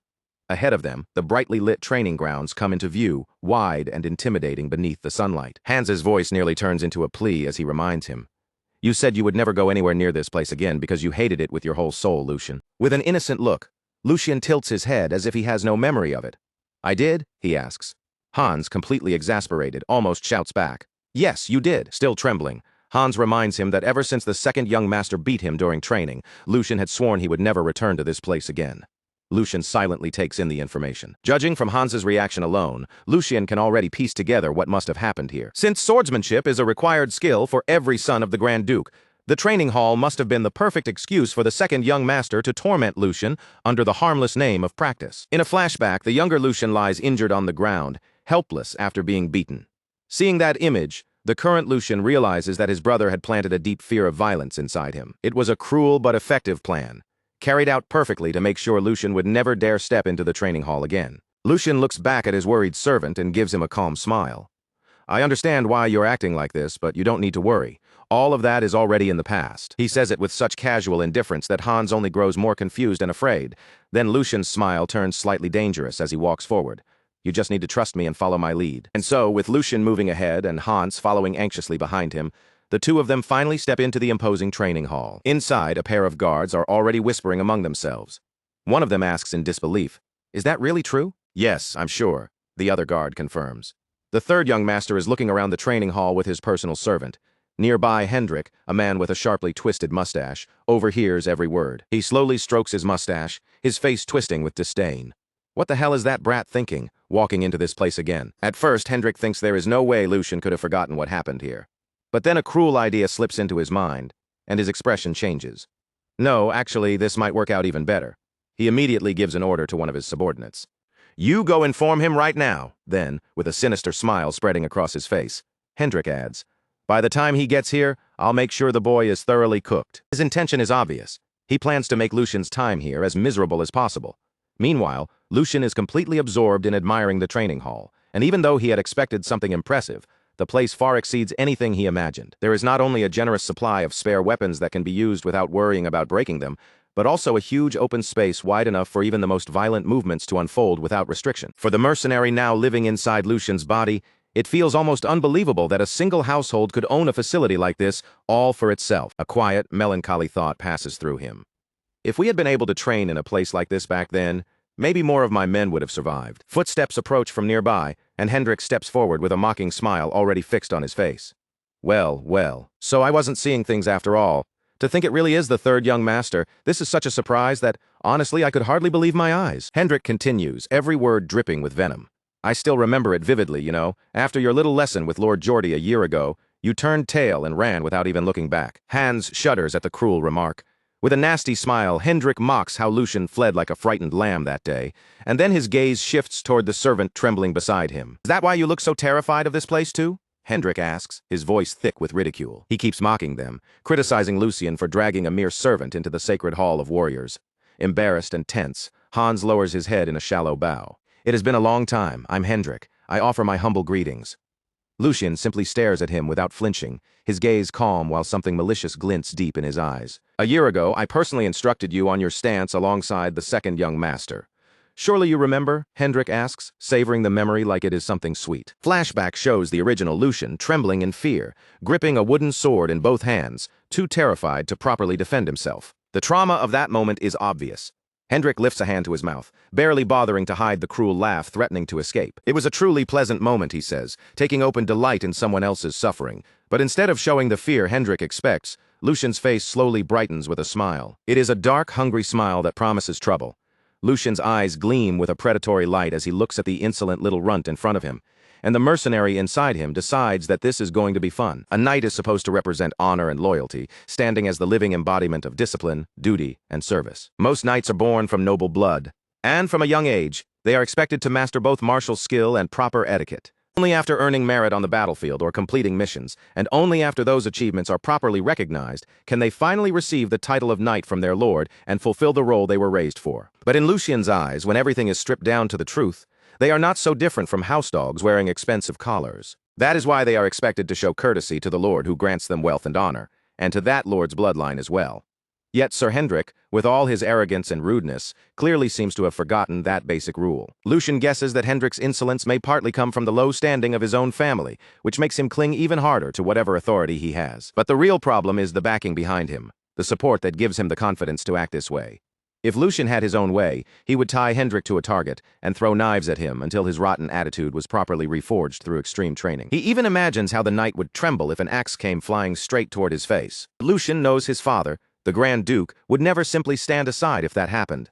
No matter how irritating Hendrik is, a knight remains a core military force and an important asset to the family. Punishing him without proper procedure would only create unnecessary conflict.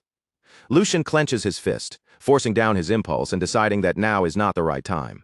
So instead, Lucian changes the direction of the conversation and addresses Sir Hendrik directly. It would be foolish to keep avoiding the training hall just because of something that happened in the past. From now on, I plan to come here often, even if it is only to learn the sword forms. Lucian continues calmly. As you said, sir, it has already been a year. That means I should not waste any more time falling behind. Sir Hendrik's face twists with disbelief at those words. Sword forms, you say? Third young master? Hendrik bursts into laughter. You really are good at joking. It is already far too late, and yet now you want to learn sword forms, Lucian asks calmly. Too late? Hendrik leans forward with a smug expression and explains. It seems you truly do not know, so allow me to inform you. Once a person passes the age of 15, they can consider it over. Sword forms are secret techniques and legacies created by our ancestors. Simply imitating their movements can grant enlightenment and evolve the physical body. They are the very essence of ancestral wisdom. But Hendrik is not finished yet. But that only applies when the path of mana is already open, Hendrik continues, speaking as if he is handing down an unquestionable truth. Since that path closes once a person turns 16. Learning sword forms now would be completely useless for someone like you. Sir Hendrik finishes with a smug air of superiority, letting the words hang in the training hall. Sword forms without enlightenment are nothing but an empty shell. At that point, they are no different from a dance. Then, wearing a mocking smile, he steps a little closer to Lucian and lowers his voice as if sharing some cruel joke. Now that I think about it, perhaps that would actually suit you, young master. Why not become the #1 dancer in the Empire? That way you can save yourself some time and discover your true talent, wouldn't you agree? And if that does not work, you could always spend your days gardening instead. After all, every person has a role that fits them best. Sir Hendrik looks down at him with a satisfied expression, fully convinced that he has already crushed Lucian with his words. Huh? Look at him. He is completely speechless and unable to say a single thing. Hendrik thinks smugly. But inside Lucian's mind, the situation is playing out very differently. First of all, the claim that the mana path closes at 16 is an outright lie.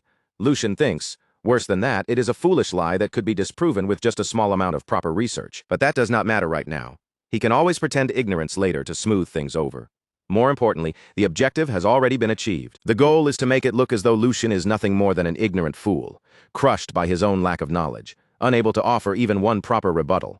A worm mocked by a servant and too frightened to move. In other words, he needs to show the same pathetic weakness everyone remembers from a year ago. So Lucian begins his act. Ah, Sir Hendrik, for some reason that sounds a little different from what I know.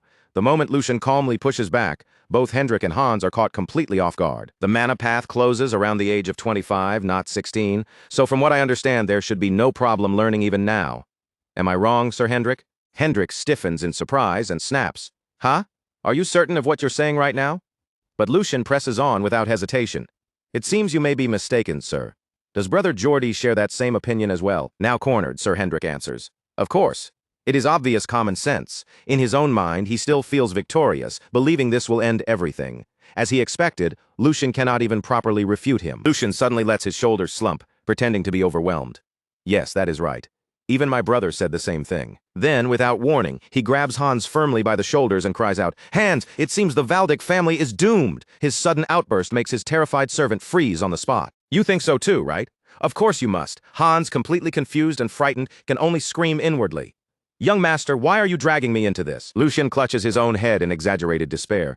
To think he is confused about common sense that even a stray dog would know at his age. Does that make any sense at all? Lucian continues dramatically. How many talented people have lost their opportunities because someone spread such incorrect knowledge? Ah, tears are clouding my vision to think my own brother possessed such a hollow skull. Lucian shouts, and both Hans and Sir Hendrik flinch as his theatrical fury suddenly erupts. "Do not stop me," Lucian roars. "If what this knight says is true, then this is not a small matter at all. This is a disgrace to the family and a clear crisis, is it not?" Then, with a malicious smile that reveals the true sharpness behind his act, Lucian leans towards Sir Hendrik.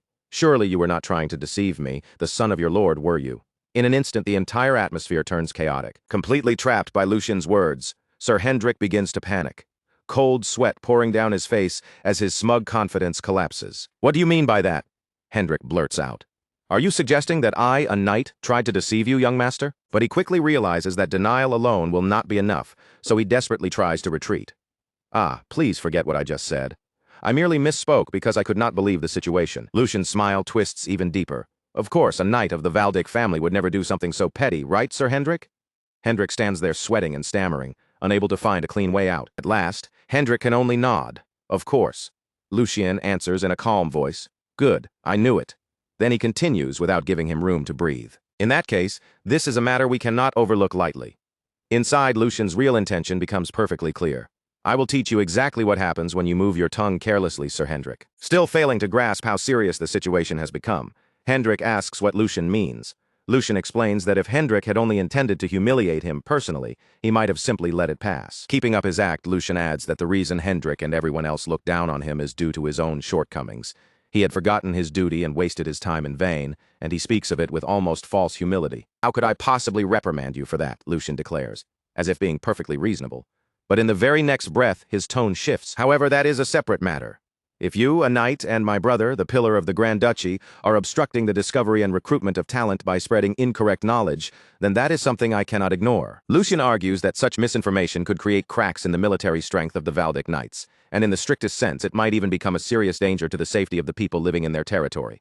As someone who bears the Valdic name, it is only natural that I feel outraged. While continuing the performance on the outside, Lucian thinks to himself that he has finally reached the true heart of the matter. Then Lucian turns his gaze back towards Sir Hendrik, who now stands frozen in place, fear written plainly across his face. Sir Hendrik. By now, the knight clearly understands just how dangerous the situation has become. Lucian lightly pushes him in the chest and gives him a cold warning. "You had better prepare yourself." With a threatening gaze, Lucian lets the final blow fall. "I intend to report this to my father and request an internal investigation." The moment those words leave his mouth, panic seizes Sir Hendrik completely. Wait. Hendrik thinks frantically. This boy used to tremble just from hearing my name. Why is he turning this into such a huge matter? No, this brat was always supposed to be like that. He was fragile, timid, and frightened like a newborn lamb. The Lucian standing before him now no longer looks like a lamb at all. In Hendrik's eyes, he feels more like a massive, threatening wolf stepping out from the darkness of the forest. At that moment, a gloved hand comes into view, calmly adjusting a ring set with a deep red gemstone.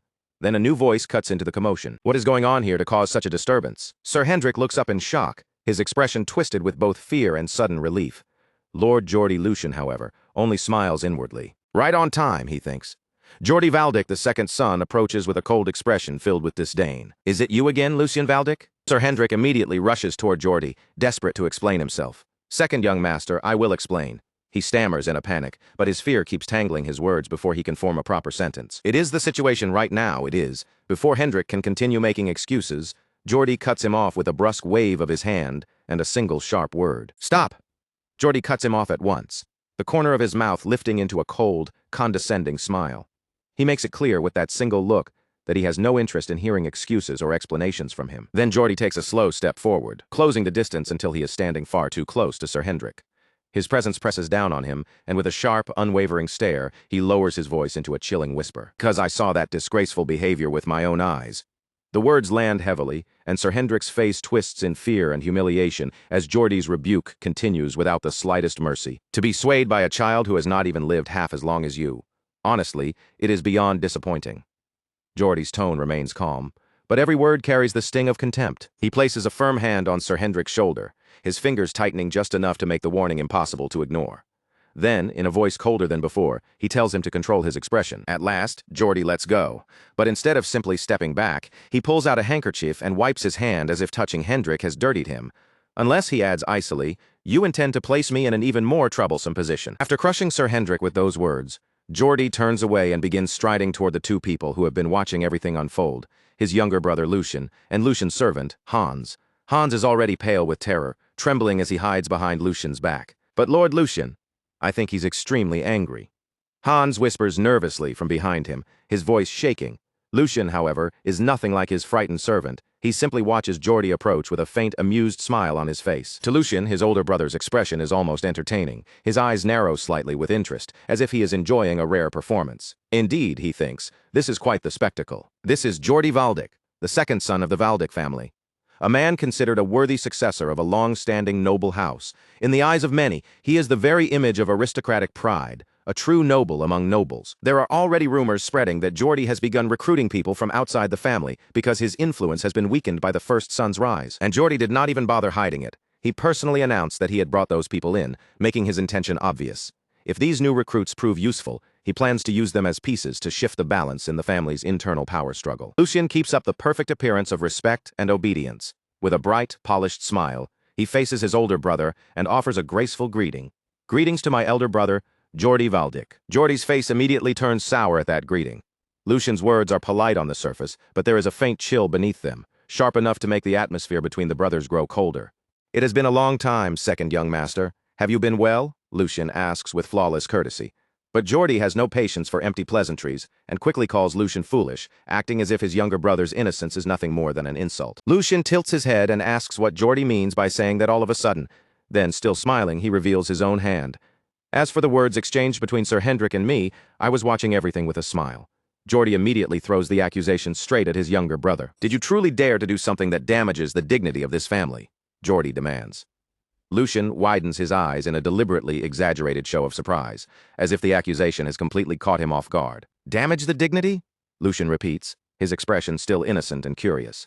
Could you explain it in a way that I can understand more clearly? Geordie begins speaking down to him, his tone dripping with superiority. He says that because it has been so long since Sir Hendrik withdrew from the front lines, there must have been some kind of mistake in judgment. He then points out that Hendrik's true mistake was using Geordie's name and creating unnecessary disorder because of it. For that, Geordie says, the knight cannot simply avoid responsibility. However, Geordie suddenly adopts the posture of a generous noble. He declares that he has no intention of reprimanding Hendrik, claiming that he understands better than anyone how loyal the knight has been, and how much blood he has shed for the Valdick family. By acknowledging Hendrik's service, Geordie seems to be showing respect to a faithful servant, but that very praise turns into a weapon. He casts a contemptuous glance toward Lucien, letting the contrast cut deeper before delivering his next blow. Unlike you, Geordie says, driving the words directly at Lucien. His verbal attack continues, without hesitation, as he points out that Lucien was someone who could not even endure sword training and ran away from it. Do you really think someone like you has the right to look down on him from above? Geordie lectures him openly. Lucien Valdick, before anything else, you must learn to show proper respect to the knights. A proud, arrogant smile spreads across Geordie's face as he turns his gaze over the knights gathered nearby. He appears to savor every second of the moment, as if he has already seized the crowd's favor. Because it is thanks to them, Geordie continues, sweeping one hand broadly toward the knights, that the Valdick family is able to exist. With that gesture, he emphasizes that the family's strength rests on the loyalty and sacrifice of these men. One of the higher-ranking knights steps forward and lowers his head, taking it upon himself to smooth over the situation. Everyone, I apologize on his behalf for today's disturbance. This was the mistake of an immature child, so please show generosity. Geordie's smile twists with deep satisfaction. Inwardly, he is completely pleased with how the scene has unfolded, thinking that he will personally take special care of his foolish younger brother from now on. Lucien's expression tells a very different story. A sly smile slowly forms on his lips, and behind that innocent face, his sharp, mercenary mind is already breaking down the entire situation. So this is the game you want to play, Lucien thinks. He understands Geordie's strategy clearly now. Even though the earlier insults had been directed only at Sir Hendrik, his brother is twisting the scene to make it look as though Lucien insulted the knights as a whole. In Lucien's mind, the pieces continue falling into place. Geordie is trying to turn a private conflict into a public offense against all the knights standing in the training yard. Not only is Geordie subtly provoking Lucian into saying something that would anger them further, but he is also using the moment to protect his own pride and save face.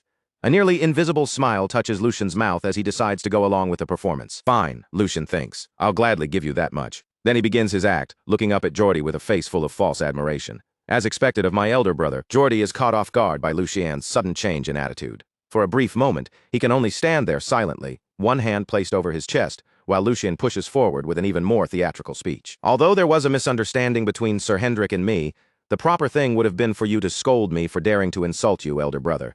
Then Lucian clutches at his collar as though overcome with emotion, his voice rising with exaggerated passion.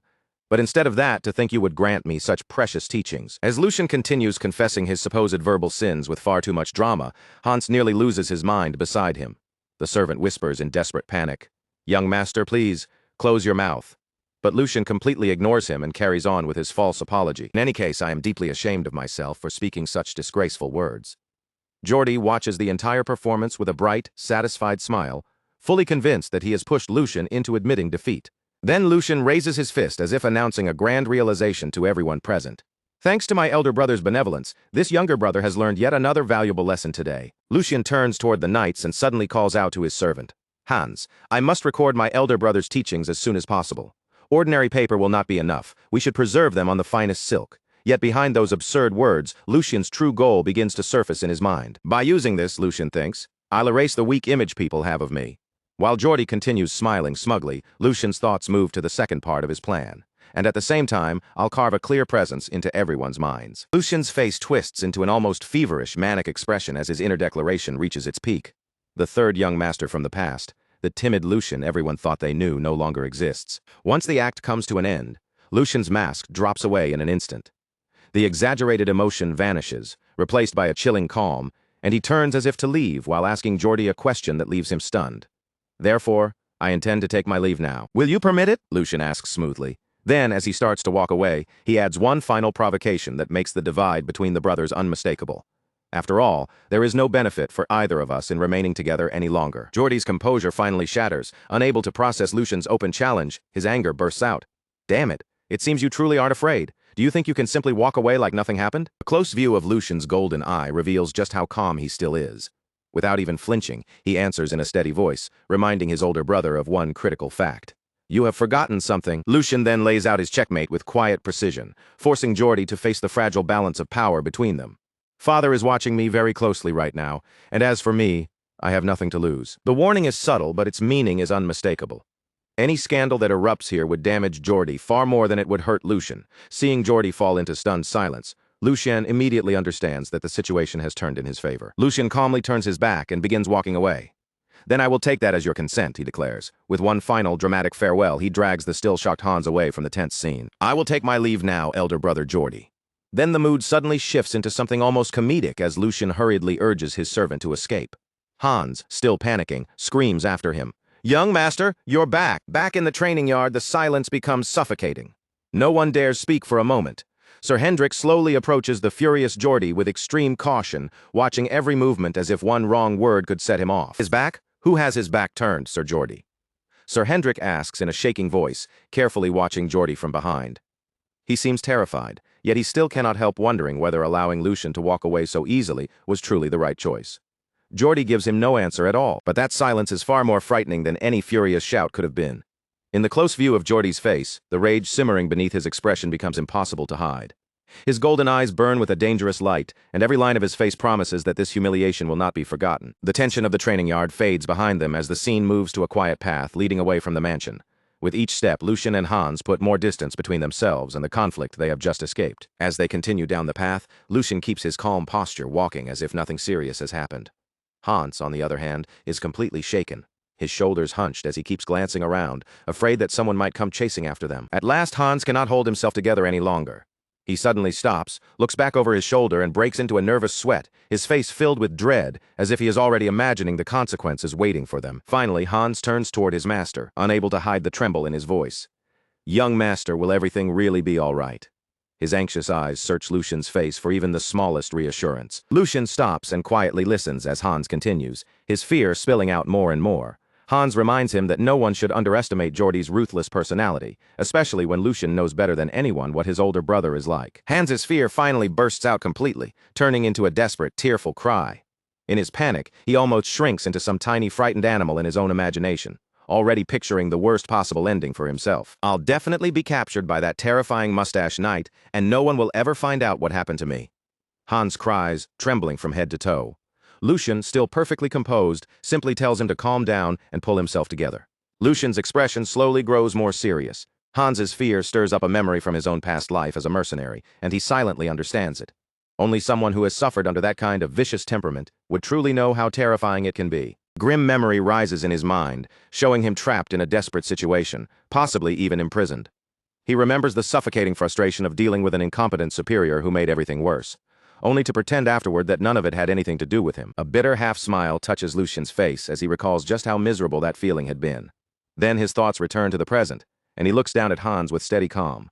That will not happen, so hurry and get up. Hans looks up at him with tears still clinging to his eyes, but Lucian's voice remains firm. He assures him that a mere knight would never dare go that far, and even if someone tried, Lucian would not allow it. Lucian bends down toward Hans, who is still kneeling there in fear. His voice softens with an empathy that feels different from before. You have suffered a great deal because of me all this time. Around Hans, the moment feels warm and gentle, almost bathed in quiet light. Lucian thinks back on the mistakes made by the old Lucian, the foolish behavior that had forced others to bear the consequences.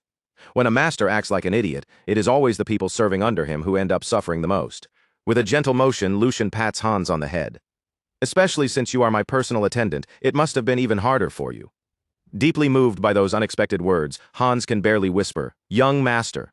And at that moment, Lucian's expression sharpens with firm resolve. His gaze grows intense and unwavering as he prepares to make a promise. Looking directly into the eyes of the loyal servant who has stayed beside him, Lucian begins his oath. I will promise you one thing. From now on, I will never again let my foolish actions cause the people under me to be looked down on, humiliated, or forced to tremble in fear. His voice is steady, carrying the weight of a decision he truly means. That vow lingers beneath the open sky, quiet but powerful. For Lucian and Hans, it feels like the first clear step into a new beginning, one where the old weak image of Lucian will finally be left behind. Lucian then firmly takes Hans's hand, helping him rise while sealing that promise between them. In that simple gesture, a new bond of trust and protection begins to form. On a bright, sunlit day inside the palace, Lucian and Hans walk side by side through the long corridors. The light pours across the polished floor, but neither of them speaks as they move forward. Their footsteps echo faintly through the hallway, each step sounding heavier than the last. The silence around them only makes the serious expressions on their faces feel even more noticeable. Ever since the incident at the training yard, an uneasy feeling has settled deep in Lucian's chest. No matter how calm he appears on the outside, he cannot shake the sense that something is coming. The palace has become far too quiet. Not peaceful, not comfortable, but dangerously quiet, like the stillness right before someone makes their move. Lucian knows Jordy, the second young master, better than most people do. A man like him would never swallow humiliation and simply move on. He is the type who always finds a way to strike back, and as Lucian tightens his grip around a folded sheet of paper, his suspicions are finally confirmed. His eyes scan the document one more time, and disgust openly fills his face. So this is the trick you have been preparing all this time, he mutters coldly, the paper crinkling slightly in his hand. Do you have any idea how long I have been waiting for this? Beside him, even Hans, usually timid, quiet, and careful with his words, can no longer hold back his anger. His fists clench tightly at his sides and he raises his voice, insisting that this is something they absolutely cannot let slide. Lucian turns his calm gaze toward him and asks whether he is ready. Hans does not hesitate for even a second. With his anger still burning, he answers immediately that he is. How dare he, Lucian says, his voice turning sharp and icy. How dare he touch my allowance? Hans shouts right along with him, fully sharing his master's outrage. Then Hans adds, just as furious, that his own salary has been cut as well. That single detail makes the insult feel even more personal, and the anger between them rises even higher. Lucian explains that the whole problem began with the budget plan he received that very morning. At first, it had seemed like nothing more than ordinary paperwork. It was supposed to be a simple day. He had planned to replenish his funds, purchase more moonlight grass, and stock up on the supplies he needed without any unnecessary trouble. That was how things should have gone. But the instant Lucian opened the letter, his expression froze in place. The paper slipped from his fingers and fluttered down to the floor, and at the very top, the words budget summary were printed in clear, unmistakable letters. There, written plainly in the document, was the result. Lucian's allowance had been slashed by 75%, an outrageous cut meant to cripple him directly. And Hans's salary had also been reduced by 30%. The moment Lucian understood that, one cold thought rose in his mind. That bastard. Lucian says it quietly, but the anger beneath his voice is unmistakable. Geordie, the second young master, has dared to lay his hands on Lucian's allowance. He has used authority as bait, hidden a trap inside the paperwork, and turned the budget itself into a weapon. Even in noble society, embezzlement is not some minor offense that can be brushed aside. It is a serious crime, one severe enough to be punished by execution. Soon they arrive at a private room. Lucian opens the door and steps inside, his mind already settling into a cold, clear state. The only reason this ridiculous power play succeeded was because there had been a gap in his defenses. After his mother passed away, Lucian had entrusted the management of his budget to someone else. At the time, it had likely seemed natural, but now that weakness has come back to bite him. That responsibility had once belonged to Dana, the former headmaid who had served him loyally for many years and handled those matters with care. But now, the authority that should have remained in trustworthy hands has somehow ended up with an entirely different person, someone Lucian never chose himself. A woman steps forward inside the room and offers a polite bow, her posture neat and controlled as she presents herself before Lucian. She introduces herself smoothly, saying that this is the first time she has had the chance to meet Lucian face to face. Her name is Jenny, the newly appointed headmaid who has been assigned to replace Dana and take over the duties that once belonged to her. Jenny adds that she had wanted to greet him much earlier. However, at the time, Lucian had shown no intention of leaving his room, and a faint mocking smile appears on her face as she says it. With that same subtle edge in her expression, she remarks that his long period of seclusion finally seems to have come to an end. Hans immediately bristles at her tone. His face tightens, and he steps forward as if he cannot stand hearing her speak to his master with such thinly veiled disrespect. But before Hans can go any further, Lucian quietly raises one hand. The simple gesture is enough to stop him, and Hans forces himself to hold back. Lucian remains calm as he looks at Jenny and tells her plainly that she is wrong. His voice is controlled, but the faint sharpness in it makes the air in the room tense. Then Lucian lets a small smile appear on his face and says they will keep this conversation brief. After all, there is a far more important matter that needs to be addressed first. Lucian tightened his fingers around the budget paper until the edges bent in his hand. Then he held the document out in front of Jenny and asked her directly whether she was the one who had drafted this plan. For a brief moment, Jenny looked genuinely startled, as if the question had caught her off guard. But that surprise quickly faded. A smile spread across her face, and a second later she actually let out a laugh. She said she could not understand why Lucian had gone out of his way to summon her over something as insignificant as a simple budget matter. To her, the issue clearly did not seem worth this much attention. Then, without showing the slightest hesitation, Jenny admitted it. Yes, she was the one who had written the budget plan. She calmly explained that since Lucian had once granted full authority to the former headmaid, that authority had naturally been passed down to her after the position changed hands. In her view, she had only carried out the responsibilities entrusted to the headmaid's role. With a composed smile still resting on her face, Jenny added that this was originally work Lucian should have been handling himself in the first place, as if she were politely reminding him of his own neglect. Lucian's expression hardened ever so slightly, but he did not look surprised. He had expected an answer like this. And unfortunately, she was not entirely wrong. Part of this mess truly had begun with his own carelessness. After accepting that fact, Lucian gave a small nod and said he understood. But even if that much was true, there was still one part of the situation that did not add up at all. In a calm voice, Lucian pointed out that most of the funds allocated by his father had been meant to raise the servants' wages. The purpose was to compensate them for the neglect they had suffered in the past. As those words left Lucian's mouth, the maids standing nearby began to tremble. Their eyes darted nervously from Lucian to Jenny, as if they were afraid of what might be exposed next. Then Lucian asked a question that was simple, direct, and impossible to ignore. If that is the case, he said evenly, his gaze growing sharper, then why was Hans's salary cut instead of raised? His voice stayed calm, but the pressure behind it made the room tighten. Isn't that far too blatant? Lucian pressed. Jenny, however, only smiled again, as though even that accusation was nothing more than a minor inconvenience. She put on a look of innocent surprise and claimed there must have been some kind of mistake. After all, she said, managing an entire household came with countless duties, and it was only natural for small oversights to happen. Then Jenny turned slightly toward the other staff members, her smile still fixed in place, and asked them whether they could testify to just how overworked she had been. Almost immediately, the surrounding staff began nodding one after another. None of them spoke with confidence, but every one of them moved as if they knew exactly what answer was expected. They awkwardly voiced their support, shifting the blame away from Jenny and onto themselves. One after another, they insisted it must have been a simple oversight, while Lucian remained quiet and watched the whole performance unfold. Then Lucian finally spoke. Enough.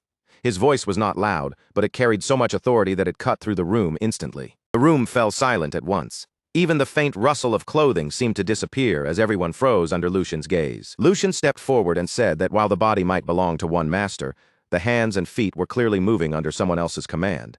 The meaning behind his words was sharp enough for everyone to understand. He started walking toward the door as though the conversation was already over. But just before leaving, he stopped, turned back, and fixed his eyes directly on Jenny. "I will ask you one final question," Lucian said, his tone quiet but dangerous. "Answer carefully." His eyes narrowed, making it clear that this was her last chance to choose her words wisely. "Do you even know who the master you were truly supposed to serve is?" The moment the question landed, Jenny's smile finally faded from her face. Her reply came back sharp and cold. "If you want an answer," Jenny said, no longer bothering to hide the edge in her voice, "then you will have to ask Lord Geordie." The scene then shifted away from the room and into a dark alley. The path stretched forward, narrow, damp, and gloomy, with shadows pressing in from both sides. Lucian walked through that alley with steady steps, his thoughts calm on the surface but ruthless underneath. He had already decided what kind of response this situation required.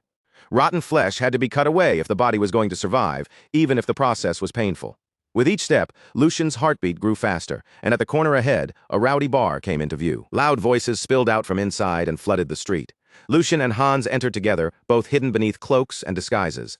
Hans glanced around the noisy interior and frowned at the sight before him. "I thought you said you were going fishing to calm your mind," Hans muttered, clearly unimpressed. This place does not exactly match that image. Lucian did not bother answering him. His gaze had already locked onto the center of the bar, where fighters were brutally brawling while the crowd roared around them. Spectators shouted bets, screaming for blood, victory, and the next decisive blow. Hans looked at the chaos.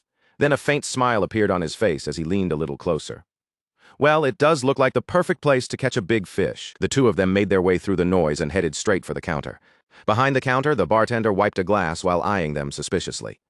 His expression was guarded, and he warned them that this was not the kind of place where shady figures could just linger around. Lucian did not waste a single word. He simply placed a heavy sack onto the counter, and the moment it landed with a solid weight, the bartender froze. Then Lucian removed his disguise, revealing himself without any hurry. In a calm voice, he asked why a gambling bar was suddenly acting so picky about the customers it accepted. He questioned whether the man even wanted to make money. There were several reasons Lucian had chosen not to deal with Jenny, the head maid, in a rash or careless way.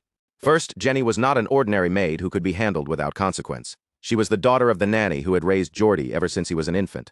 If Lucian moved against her too carelessly, it would only make the situation worse. Instead of solving the problem, he would invite unnecessary backlash and give Geordie another opening. Second, and more importantly, this entire situation existed because of Lucian's own mistake from before he fully understood his position after taking over this body. He simply had not known how to handle matters like this. Without fully understanding the consequences, he had handed authority away and allowed someone else to control an important part of his household. He had assumed that such an unreasonable situation could never happen. But reality had already proven that assumption completely wrong. Lucian now realized that this problem could not be dealt with by ordinary common sense alone. It was tangled deeper than that, required a proper response. And this time, Lucian had no intention of being lenient. More importantly, there was no way the Archduke was unaware of what was happening behind the scenes. In other words, cleaning up this mess was not only necessary, it was also part of a test. And if that was the case, then Lucian would show the Archduke exactly how he handled it. While those thoughts passed through his mind, the same staff member from earlier guided him deeper through the bar again and seated him comfortably at a table. Cards were scattered across the tabletop, their worn edges and messy arrangement showing clear signs of countless games that had already been played there. Lucian calmly picked up a deck of cards, his expression unreadable as he weighed them lightly in his hand. Since he had already come this far, he figured he might as well make some money while he was here. Before long, the man sitting across from Lucian was visibly trembling. A large crowd had gathered around the table, watching in stunned disbelief as they wondered just how many rounds Lucian had won in a row. His opponent was supposed to be an experienced gambler, someone used to reading people and controlling the table, but now he looked completely crushed. At last, the shaking man forced the words out. "I quit." Lucian casually rolled a coin between his fingers, letting it flash in the light as the defeated man hurried to pull himself away from the table. "This is only the beginning," Lucian said with an easy smile, as if the entire game had barely warmed him up. "Things are finally starting to get interesting, so why not stay a little longer?" But the man's face went pale at once, and he refused without hesitation, saying it would be much better for him to leave now. Beside Lucian, Hans stood completely frozen, both hands clutching his head in disbelief. He could not understand when his young master had gained such a terrifying talent for gambling. Lucian, clearly bored by the lack of proper resistance, leaned back in his chair with a relaxed air and casually propped one leg onto the table. "Next round," he announced calmly, sweeping his gaze over the stunned crowd. Is there really no one else here willing to play? He had originally come to this place to spread rumors and stir the waters, but so far the whole thing felt far too underwhelming for his taste. Lowering his gaze, Lucian thought that after taking this much money from them, it was about time for the real target to finally appear. And almost as if responding to that thought, the door opened. Lucian glanced sideways, his eyes shifting toward the entrance, and saw a man walking in while calmly adjusting the buttons of his clothing. The man wore a courteous smile, polished and harmless on the surface, but the instant he stepped inside, the entire atmosphere in the bar seemed to change. "Well, well," the man said smoothly, his voice carrying easily through the room. "It seems I failed to recognize someone important. Please forgive my late greeting." He came to a stop directly in front of Lucian, and lowered himself with practiced respect before giving his name. "My name is Hugo," he said, his smile still perfectly controlled. "I am the manager of this establishment." With a simple snap of Hugo's fingers, a butler appeared almost instantly at his side, as if he had been waiting for that signal all along. The butler bowed deeply to the room and announced that, due to unavoidable circumstances, the bar would be closing for the rest of the day. Immediately, servants began moving through the crowded room, repeating the same message and guiding the customers toward the exit one group at a time. They did not simply throw the guests out either. Each person was promised generous compensation on their next visit, softening the sudden inconvenience with careful courtesy. Then Hugo turned back toward Lucian and spoke with respectful ease. "This may inconvenience our other customers," he said, "but if Lord Lucian can enjoy his time here in comfort, then that is a small price to pay." Lucian smiled faintly at him. "It has been a long time since I last went out," he said. "You have sharp eyes." Then, as if making a casual observation, he added that such intuition was necessary for anyone who wanted to survive in this line of work. Hugo bowed once more and apologized again for greeting him so late. Lucian simply waved it off, saying that he had only come here for a change of pace and had no need for excessive formality. Hugo's gaze drifted toward the table, where coins had been piled up in a towering stack. He admitted that it was truly astonishing, since it had been a long time since he had seen any guest build a pot like that. Then Hugo looked back at Lucian and spoke again, his tone still polite. "May I ask something? If you would allow it, I would like to be your opponent." Lucian met Hugo's gaze directly, while Hugo returned that look with a calm smile that revealed almost nothing. "I would not stand a chance against the young master," Hugo said modestly. "But as the manager of this place, I have picked up a few small tricks over the years. At the very least, it should help pass the time." At that moment, Hans stepped closer to Lucian and whispered in an urgent voice, "Master, we should go home. We have already won more than enough, and I have a very bad feeling about this man." Hans had seen plenty of frightening figures inside the palace, but Hugo's presence felt different from any of them. It was truly one of a kind, sharp and unsettling in a way Hans could not easily explain. Lucian gave the faintest nod, silently acknowledging that his attendant's instincts were not wrong. Hans had not become Lucian's personal attendant for nothing. And with just one glance at Hugo's hands, Lucian already understood exactly who this man was, the Black Shark. Hugo. Lucian remembered that name clearly from his previous life, though back then the man had been far rougher and much more dangerous. He was more ruthless, more brutal, and destined to become a name that would one day shake the entire underground world. Hugo's path had begun in the dark back alleys of the city, where survival itself depended on strength, nerve, and a willingness to get blood on one's hands. With nothing but brute force and cunning to rely on, he had crushed every obstacle that stood in his way and clawed his way upward. From there, Hugo expanded into gambling, smuggling, and even contract killings. Eventually, he became the king of the night, ruling 5 territories from the shadows. Later, when the empire fell into instability, he would exploit the chaos, declare himself a baron, and reappear on the surface as one of its warlords. But for now, Lucian noted, Hugo was still only a rookie. Even so, that did not make him harmless. If anything, it made him even more dangerous.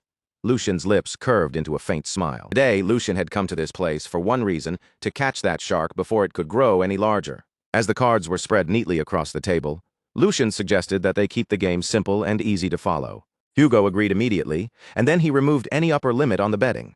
"I cannot allow the young master to become bored after coming all this way," he said. He spoke with flawless politeness, and the moment Lucian heard it, his expression brightened with clear satisfaction. "Finally," Lucian said, looking genuinely pleased, "someone who understands me." Behind him, Hans only grew more anxious, his unease deepening by the second. Hugo maintained his courteous smile, but inwardly, he had already dismissed Lucian as nothing more than a spoiled noble brat, relying on the power of his family name. What Hugo did not realize was that the polite words they had just exchanged would soon become the very foundation of his own downfall. As the dealer prepared the cards, Hugo judged that the timing could not have been better. Even though his plan involving the gambler's losses had not gone exactly as expected, he still gave the table a subtle tap with his finger. Dealer noticed the signal immediately, catching Hugo's meaning without needing a single word. Hugo believed that someone like Lucian would only sink deeper the more he lost, chasing his pride and throwing in more money with every round. He intended to devour Lucian down to the bone across the table, however. Lucian simply beamed with cheerful innocence, as if he had not noticed anything strange at all. Hugo, growing slightly suspicious of that relaxed smile, asked whether something was wrong. Lucian answered casually that it was nothing, but before they began, he said there was one question he wanted to ask. Hugo assured him with a smooth smile that he would answer honestly. Lucian leaned back in his chair, a faint smile resting on his lips as he studied the man across from him. "Although this is the first time we have met," Lucian said, "I have to admit that I have already taken quite a liking to you. After all, a leader can be judged simply by looking at the people under him. To manage an operation of this size, even if it exists outside the law, is no simple achievement." Lucian's tone remained light, but the praise carried a sharp edge beneath it. "And if you had truly crossed the line beyond recovery," Lucian continued, his eyes steady on Hugo, "you would have been eliminated long ago." Hugo's smile stayed perfectly polite on the surface, but his shoulders stiffened for the smallest moment. "I understand my position," he said carefully, choosing each word with caution. "I always make sure not to offend those above me." Lucian let out a soft chuckle, as if Hugo's tension amused him. "There's no need to be so stiff. Even though I come from the Valdic family, we're not so rigid that we can't hold a normal conversation." He lowered his eyes to the cards in his hand for a brief moment, then asked in the same relaxed tone, "So, when are you planning to begin large-scale production?" The instant those words landed, Hugo froze. "What?" Hugo's expression tightened before he could fully hide it. "What are you talking about?" Lucian only smiled faintly and leaned back in his chair, as if he had already expected that response. "Don't pretend you don't know." Lucian's gaze sharpened as he looked straight at Hugo. "I've already seen the signs." Then he spoke the word that made the entire room feel colder. "Illegal drugs." The moment Lucian said it, the air around the table grew heavy and suffocating, as if every sound in the room had been swallowed at once. Even the servants standing nearby began to sweat, their faces stiff with nervous tension, as they realized what Lucian had just brought into the open. Hans stiffened beside Lucian as well, his eyes widening in unease. He had expected danger, but not something this serious to be exposed so suddenly. Hugo sat frozen in place, his body going rigid as though an invisible blade had been pressed against his throat. Still trying to hold himself together, he forced a smile and cautiously asked what Lucian meant. He tried to act as though he had misunderstood, insisting with a careful voice that he had never heard of anything involving illegal drugs. Lucian did not answer right away. Instead, he calmly placed more coins onto the table, one deliberate movement after another, making the silence feel even more unsettling. "There is no need to keep pretending," Lucian said softly. "I heard you clearly. Asking again will not change anything." His tone was gentle, but it left no room for escape. A faint, almost imperceptible smile appeared on Lucian's lips, and in that moment, he quietly revealed the truth Hugo had been trying to bury. Hugo had been commissioned by the Marcus Logren family to spread illegal drugs through Valdic territory and destabilize it from within. The accusation hung over the table like a sharpened blade. Lucian's gaze turned cold as he waved one hand lazily, yet with absolute certainty. "For a Marcus family to give such cheap and reckless orders," he said, his voice cutting straight through the tension. "There is clearly no respect behind it. Some lines should never be crossed, and this one has already been stepped over." Lucian's eyes stayed fixed on Hugo. "Wouldn't you agree?" Hugo could not answer. Sweat slid down his face, and his breathing slowly grew uneven. Across from him, Lucian's calm eyes bore into him without wavering for even a second. "I will admit one thing," Lucian continued after a brief pause. "There is something almost impressive about your nerve. Smuggling illegal drugs into another city, especially into Valdic territory, takes a certain kind of audacity. But the praise was as sharp as a knife, because the moment anything goes wrong and you are caught, everyone connected to Valdic will tear you apart. No one will hesitate. Not a single person will show you mercy." The pressure in the room thickened until it felt hard to breathe, while Lucian silently watched the chaos building behind Hugo's eyes. For Hugo, failure at this point meant only one thing: death. His plan had been exposed before it could even begin, and the opponent sitting across from him was none other than the Valdic family, one of the most dangerous forces he could have provoked. Under normal circumstances, this operation should have stayed hidden for another 2 full years. By then, the reports about the drug distribution would finally have reached the Grand Duke, and Hugo would have already fled the city. But Lucian's knowledge from his previous life allowed him to spot the danger before it grew beyond control. At last, Hugo forced out a shaky response. His voice was strained as he claimed that all of this had to be a misunderstanding. Lucian's lips curled faintly. He repeated the words slowly, almost tasting them. "A misunderstanding? Then tell me, what exactly has been misunderstood?" Trembling under Lucian's stare, Hugo insisted that he was nothing more than a small-time shop owner barely scraping by. He swore that dealing drugs would make no sense for someone like him, and that someone jealous of his success must have spread a false rumor. He even claimed that if Lucian gave him the chance, he would personally find the source of the rumor. But Lucian cut him off with a cold smile. "A false rumor?" he repeated, sounding almost amused. "Just like the flour mill you run is supposedly an ordinary shop, and the underground passage beneath it is merely a secret escape route leading outside the castle. Lucian leaned back slightly, his eyes never leaving Hugo. This is the last question I will ask you. What stage are you at right now? Hugo was completely stunned. No words came out. Sweat poured down his face and his body trembled as the full weight of Lucian's knowledge crushed every excuse he had left. The silence stretched between them, thick with dread. Lucian's calm, unwavering gaze stayed locked on Hugo, leaving him no space to hide behind lies any longer. At last, Hugo collapsed back into his chair, his body shaking. For one fleeting moment, the panic in his mind cleared, and the truth became painfully obvious. Lucian knew everything. He knew about the fake shop, and he even knew about the secret passage beneath it. At this point, making excuses was completely meaningless. Then a dangerous thought flashed through Hugo's mind. Should he kill him? The servants around the room immediately sensed the shift in the air, and one by one, they began to move. Their hands edged toward their weapons. After all, a noble who arrived without guards could in theory be cut down in the middle of a conversation before help ever came. But before Hugo could act on that thought, Lucian's voice sliced through the tension, cold and sharp. Think carefully before you make a foolish move. The chip in this gamble is your own life. Behind Lucian, Hans trembled, fear written clearly across his face, as he realized how close the room had come to erupting. Hugo's clenched fist slowly loosened. Lucian's words forced him to remember how much effort, blood, and risk it had taken for him to climb to this position. What kind of idiotic thought was that? Hugo scolded himself inwardly. Attacking a successor of the Valdic family would be no different from begging for death with his own hands. His mind raced through the consequences if he were caught, and the more he imagined it, the clearer it became that the punishment waiting for him would be far worse than a quick death. Slowly, Hugo closed his eyes and released a long breath. In that moment, he chose survival over pride. Lowering his head, Hugo begged Lucian to spare him.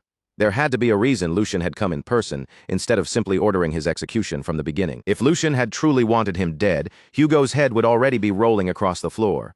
Realizing that, desperation completely overtook him. If you tell me to be a dog, Hugo said, his voice trembling as he lowered himself even further, then I will be a dog. If you order me to bark, I will bark without hesitation. If you order me to crawl, then I will crawl. The instant Hugo said those words, every servant in the room dropped to their knees as well, desperately pleading for mercy. Lucian remained silent for a single heartbeat, letting their fear settle over the room. Then he slowly rose from his seat. Keeping a dog like this around did not sound like a terrible idea. What Lucian needed now were hands and feet he could actually use and trust. Relief rushed through Hugo's body the moment he sensed that chance. Hugo thanked Lucian again and again, bowing his head repeatedly as he swore that he would obey any order without the slightest hesitation. Lucian stepped closer to him, his presence calm but heavy. Then just as suddenly he stopped in place. Simply keeping you as a hunting dog sounds a little boring, Lucian said thoughtfully. After all, Hugo was not the kind of man who would remain satisfied with that role forever. He gently set one hand on Hugo's shoulder, making Hugo freeze for a second. Then in that quiet room, he asked a question no one there had expected to hear. Do you want to try becoming a knight? The instant those words reached him, Hugo's eyes opened wide in disbelief. For a brief moment, even the air in the room seemed to stop moving, and no one dared to speak. Every gaze in the room shifted toward Hugo at once, locking onto him. Because becoming a knight was not just some random idea to him, it had once been the dream he held tighter than anything. It was something he had chased with everything he had, almost desperately, as if his whole life depended on it.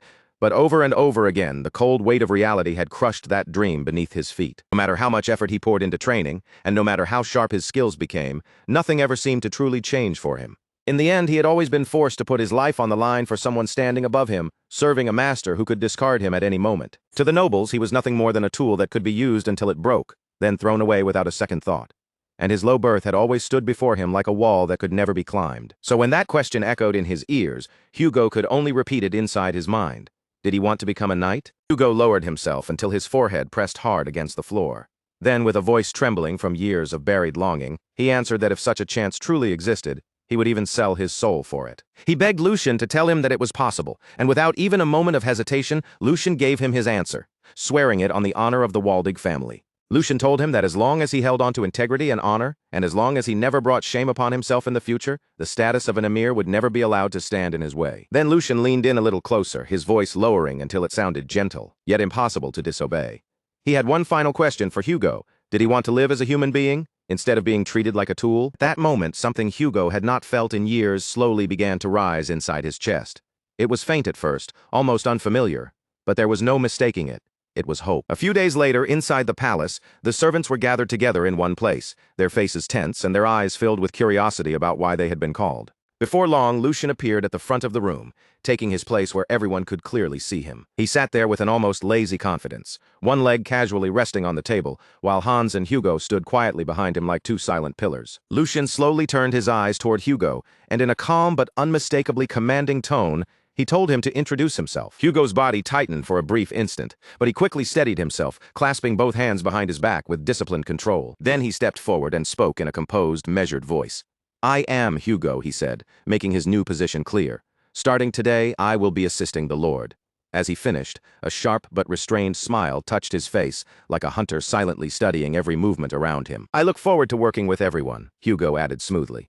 Sometime later, still inside the palace, Lucian remained seated at the center of the room with a calm expression, as if everything was unfolding exactly as he expected. The servants stood around him in a wide semicircle, watching him carefully, and Lucian brought his hands together with a light clap that instantly drew their attention. "Now that the introductions are over," he said evenly, his voice neither loud nor hurried, "bring the headmaid in." One of the servants flinched slightly, hesitation spreading across his face as he failed to hide his unease. He could not stop himself from asking why the headmaid needed to be summoned so suddenly.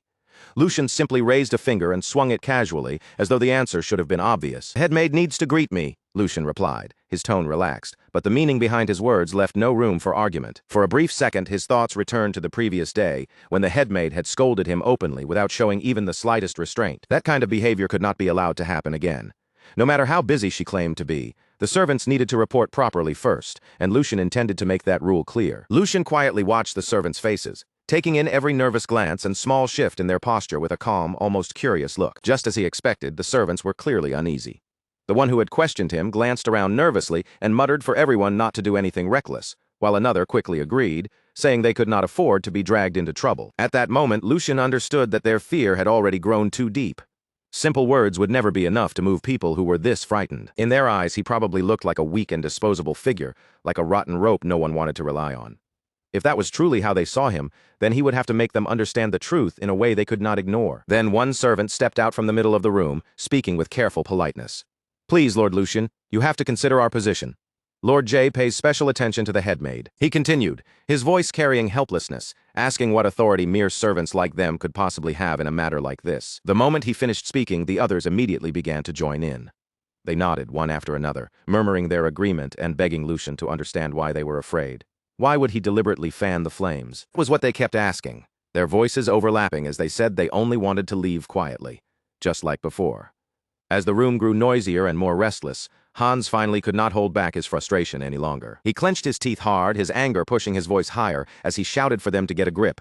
His eyes flashed with the fury he had been trying to suppress. Hans reminded them sharply that the true master of this palace was Lord Lucian, not the second master, and the man they were all cowering before was Lord Geordie. Hugo had been watching everything from the side in silence, a faint smile resting on his lips. Then he stepped forward with calm confidence and told Hans to leave this matter to him. After that, Hugo turned his eyes toward the servants and his voice became sharp, cold, and perfectly controlled. He told them that harsh words were wasted on people like them, because they were not the kind who would listen just because someone spoke. Then Hugo turned back toward Lucian and said that he had already figured out what needed to be done.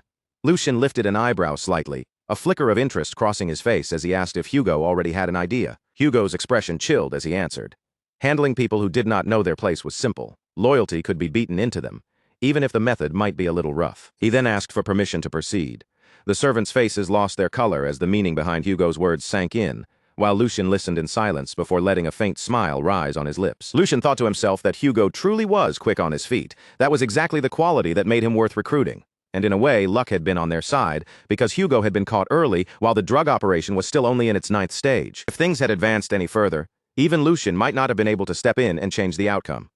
So he placed a hand on Hugo's shoulder and gave him permission, because this was precisely the result he had been hoping for. With a faint look of satisfaction, Lucian watched Hugo prepare to move. A dangerous, almost villainous smile curved across Lucian's lips as he spoke, telling Hugo not to worry. He told Hugo to give them a proper show. Hugo answered in a calm and steady voice that he would follow Lucian's command, and the moment the servants heard that, a cold shiver ran straight down their backs. They stood frozen in place, their eyes locked on Hugo as he began walking toward the servant who had stepped into the middle of the room. As Hugo came closer, the servant finally understood just how heavy his presence felt. Standing before Hugo was like being a tiny ant, staring up at a massive wall with no way around it. Even so, the servant forced himself to steady his breathing and calm his shaking nerves. After all, he told himself, Hugo was only an outsider, a newly recruited subordinate, so he clenched his teeth and tried to hold his ground. The servant finally forced himself to speak, his voice tight, as he warned Hugo not to take another step without understanding what kind of situation he was walking into. Then he added with a strained attempt at confidence that if Hugo truly wanted to survive, he should hurry up and choose the side with real power behind it. Hugo's icy gaze lowered onto him, sharp enough to make the servant's skin crawl. In a quiet voice, Hugo asked if he had any idea just how cruel the people protecting him truly were. But the servant only scoffed, desperately trying to hide the fear rising in his chest. The servant sneered back that surely Hugo was not foolish enough to throw away his life over a few coins, as if that alone should make him back down. Hugo's hand slowly tightened into a fist. He murmured that those were truly pitiful last words, and the servant frowned in confusion, barely managing to ask what he meant before Hugo moved. In the next instant, Hugo's punch drove forward with frightening speed and brutal precision, leaving no room for the servant to react. The servant's body was sent flying across the hall before crashing hard onto the floor with a sickening thud. His face swelled almost immediately, twisting out of shape as his consciousness slipped away like water draining through open fingers, and the entire hall dropped into stunned silence. Hans stood frozen where he was, the color slowly draining from his face as he stared at what had just happened. The other servants instinctively pulled back in fear, making space as Hugo calmly walked past the collapsed body, as if he had merely stepped over an obstacle. At last, one servant could no longer hold it in and shouted, though his voice shook with both terror and anger, saying that Hugo had gone too far, and that this kind of violence was completely unacceptable. He insisted that even if the young master had brought Hugo into the palace, Hugo had no right to behave like this.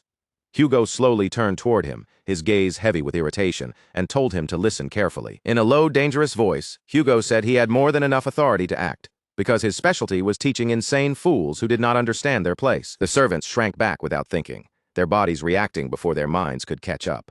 Then, only moments later, the deep sound of heavy footsteps began echoing through the hall. Before anyone had time to react, the large doors at the far end of the room were suddenly thrown open with a force that made everyone turn. Two servants dragged someone inside between them, and it was none other than the headmaid. She fought against their grip with all her strength, shouting for them to let her go. She snapped at them furiously, demanding whether they really thought they could get away with treating her like this. One of the servants barked back for her to shut her mouth and follow quietly, saying that if she still could not understand the situation, then she truly was foolish.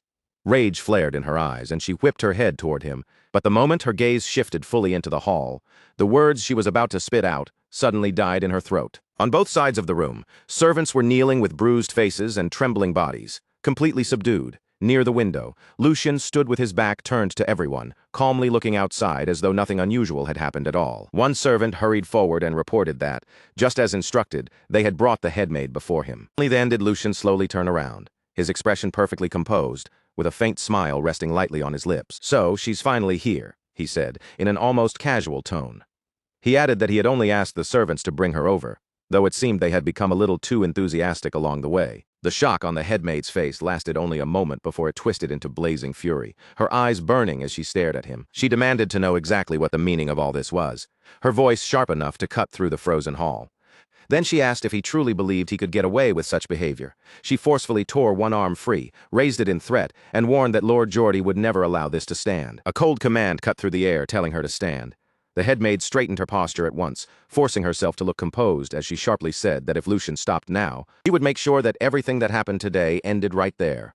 But Lucien only smiled, completely unbothered, and calmly asked who had ever said anything about ending this, before reaching toward the table and picking up a whip. He wrapped both hands around it firmly, and as he lifted it, the leather gave off a soft creak that made the tension in the room grow even heavier. Lucien looked at her evenly and said that this was only the beginning. The moment the headmaid saw the whip in his hands, the confidence she had been clinging to cracked apart.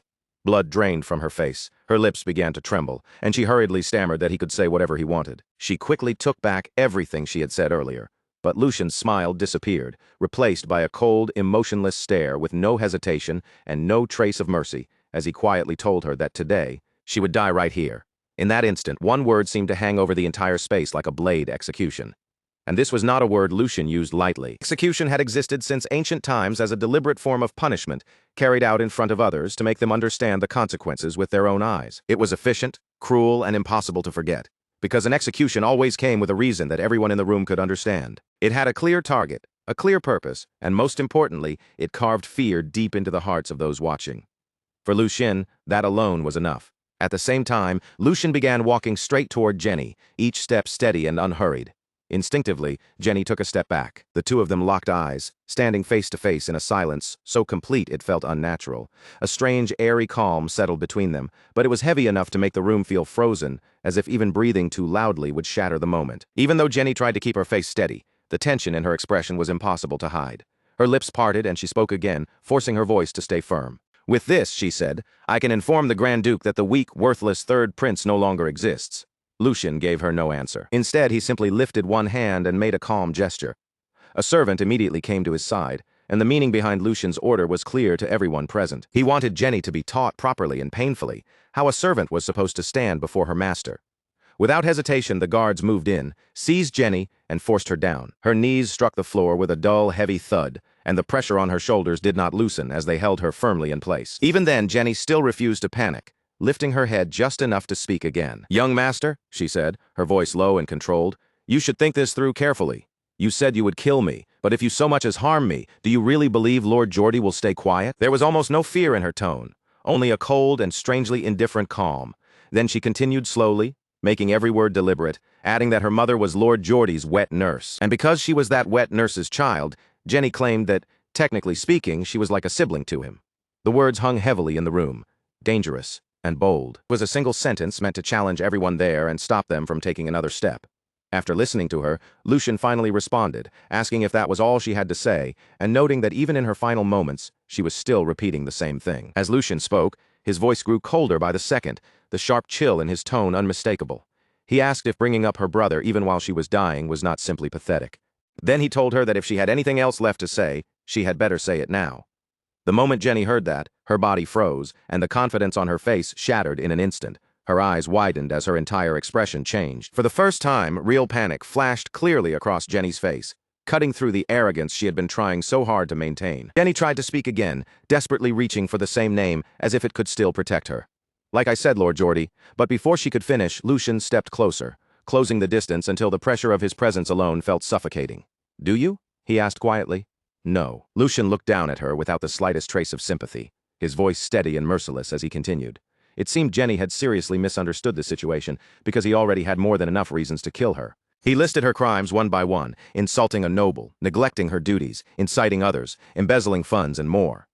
His gaze sharpened like a blade as he reminded her that she had forgotten her place simply because she had grown up under the same wet nurse. Lucian leaned forward just slightly, enough to make the weight of his words press even harder on her.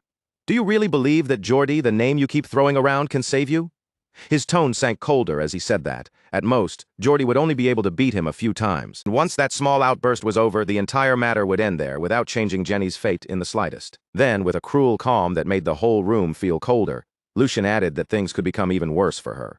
He let the words stop there, allowing the silence to become more terrifying than any direct threat, before saying that if his father stepped in, Geordie would not even be able to do that much. Lucian paused for just a brief moment, then corrected himself with a colder edge in his voice. Rather, his father might even reward him, and as he spoke, the expression on his face slowly began to change. Whatever small trace of warmth had been left in his eyes disappeared completely, replaced by something colder and far more ruthless. Because in Lucian's eyes, he was not crossing a line, he was properly dealing with a troublesome person. His eyes locked firmly onto Jenny as he reminded her that Geordie was only one of the heirs, just like the person standing in front of her. Each word landed heavier than the last as he told her that he had already given her a chance, but Jenny was the one who had chosen this ending for herself, and by now her hands were trembling so badly she could no longer hide it. Fear surged up from deep inside her chest and swallowed all the arrogance she had been clinging to. Her breathing became uneven, panic finally breaking through as she cried out in desperation that she had been wrong, begging the young master to forgive her. Lucian gave her no answer.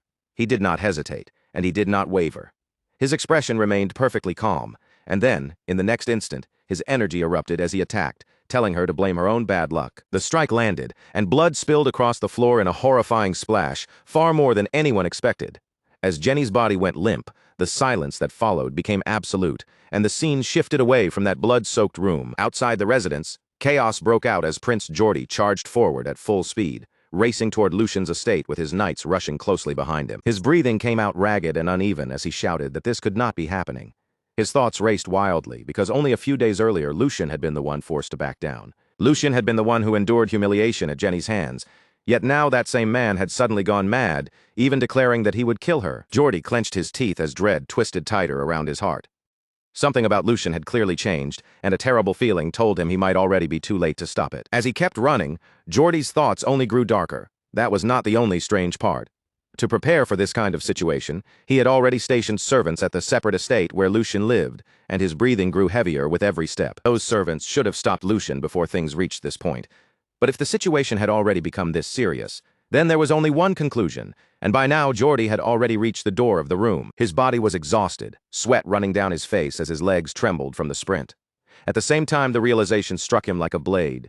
Lucian had taken control of the servants. Before Jordy could think any further, one of the knights stepped forward and tried to calm him, saying that the report had to be wrong and that the young master should take a moment to settle himself. Another knight quickly agreed, insisting that someone like Lucian would never dare lay a hand on anyone.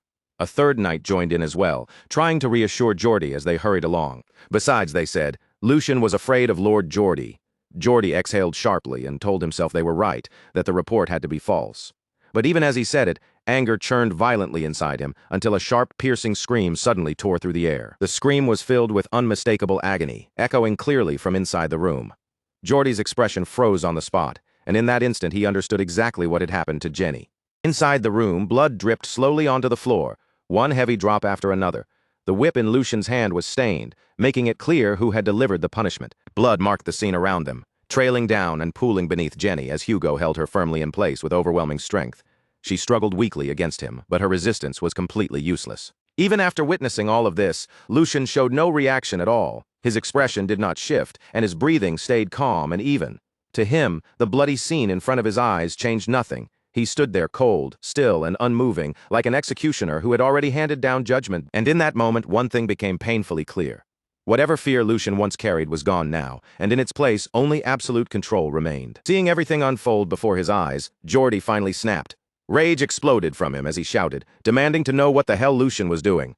Lucian only turned his head slightly, his face calm. He looked almost bored as he coolly asked what had brought his esteemed brother all the way here. Then Lucian added that he was sorry, but he was busy right now, so Jordy should come back later.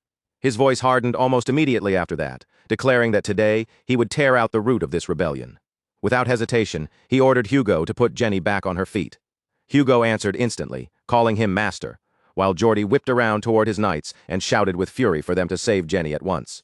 The two knights rushed forward immediately, charging straight toward Lucian to free her, but before they could take another step, Lucian spoke again in an icy, merciless voice. He warned them that if anyone came within 3 feet of him, Hugo was to slit Jenny's throat. Those words sliced through the room like a blade. Jenny froze completely, terror swallowing her whole as her body stiffened, and fear seemed to close around her throat. Lucian continued in the same calm, unwavering tone, saying he would take full responsibility. The moment those words left his mouth, both knights stopped dead in their tracks. They halted at almost the exact same spot, confusion twisting across their faces. They could not decide whether to move forward or stay still, because no matter how urgent the situation was, they could not ignore their master's command. From the other side, Hugo's low voice rolled through the room, dark and chilling enough to make everyone's skin tighten. He said there would be no chance for Jenny to survive if anyone tried anything. He told Lucian to leave it to him, and as he spoke, the knife was already pressed firmly against Jenny's throat. One wrong movement, one careless step, and everything would be over. Jenny, already battered and barely holding herself together, became even more terrified.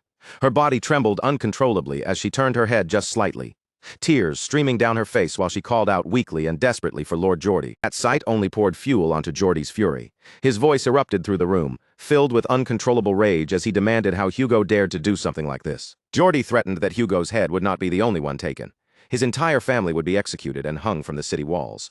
But Hugo did not flinch at all, answering calmly in a voice that remained steady and emotionless. He said that would never happen. The simple certainty in those words struck Jordy like a blow, making his eyes widen in disbelief as he demanded to know what Hugo had just said. Hugo replied without the slightest hesitation that his master was Lord Lucian, and any order not given by his master meant nothing to him. His resolve did not shake as he continued. Whatever happened from that point onward, if it was his master's order, then carrying it out was Hugo's duty. As Hugo spoke, his expression stayed firm and unbending, like iron that could not be moved.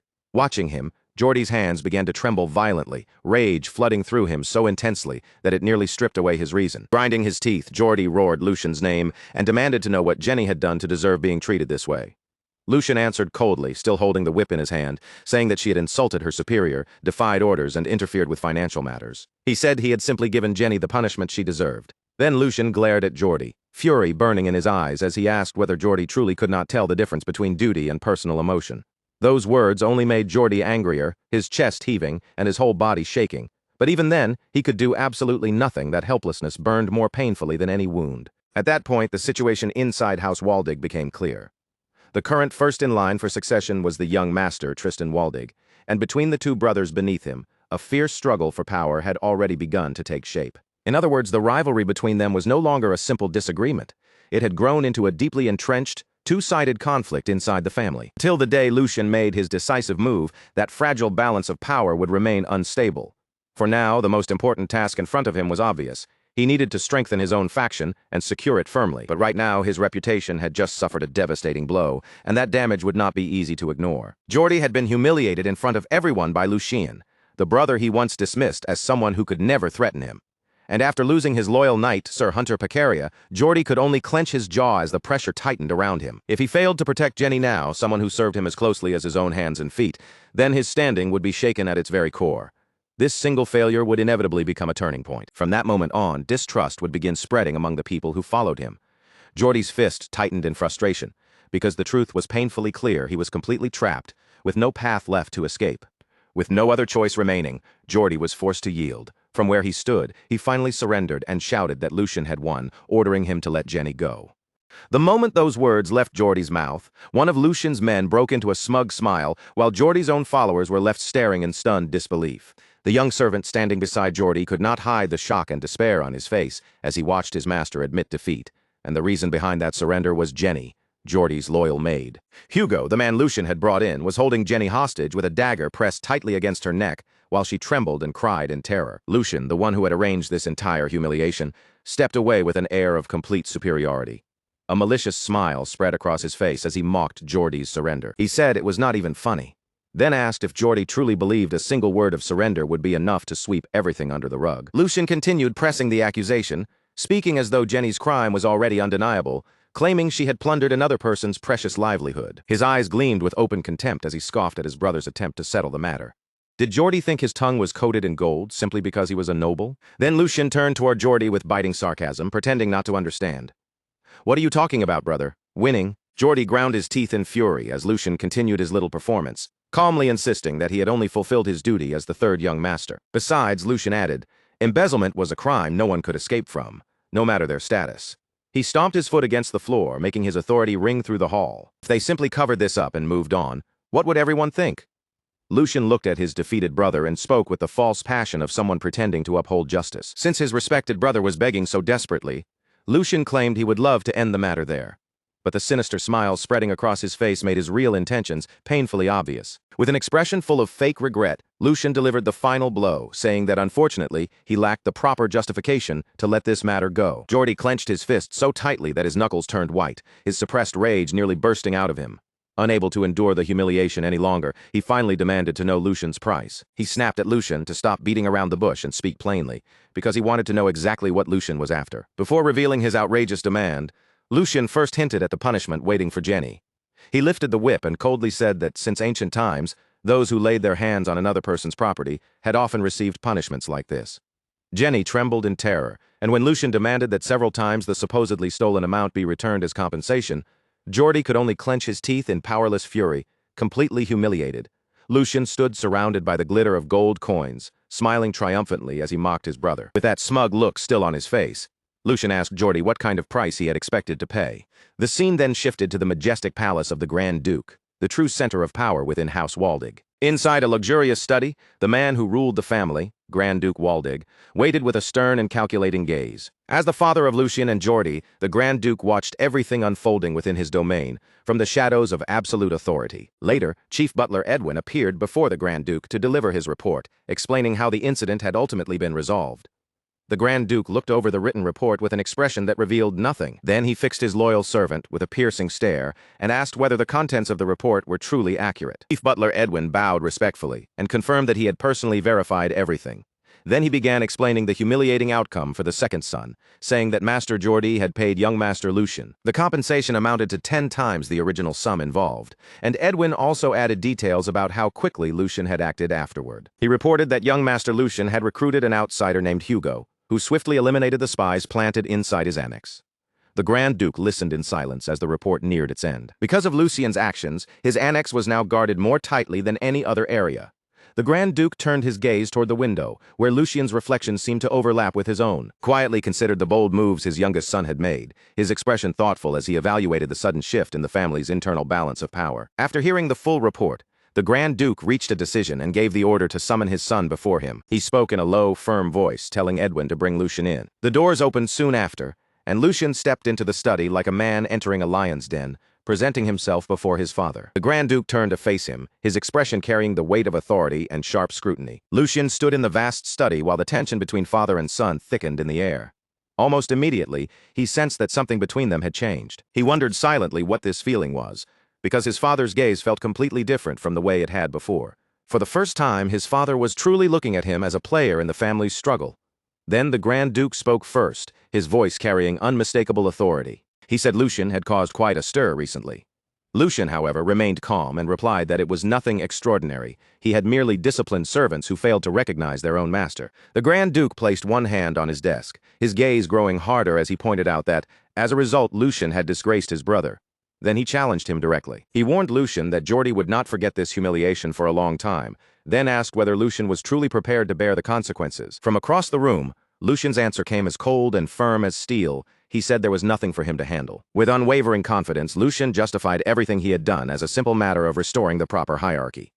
Standing straight, with a defiant smile, he framed his ambition as duty. He said that if he avoided such an obvious responsibility simply because he feared retaliation, then he would have no right to claim the name of Waldig. The Grand Duke listened silently to his son's bold declaration, as Lucien added that he had merely made a decision that would not bring shame upon their family name.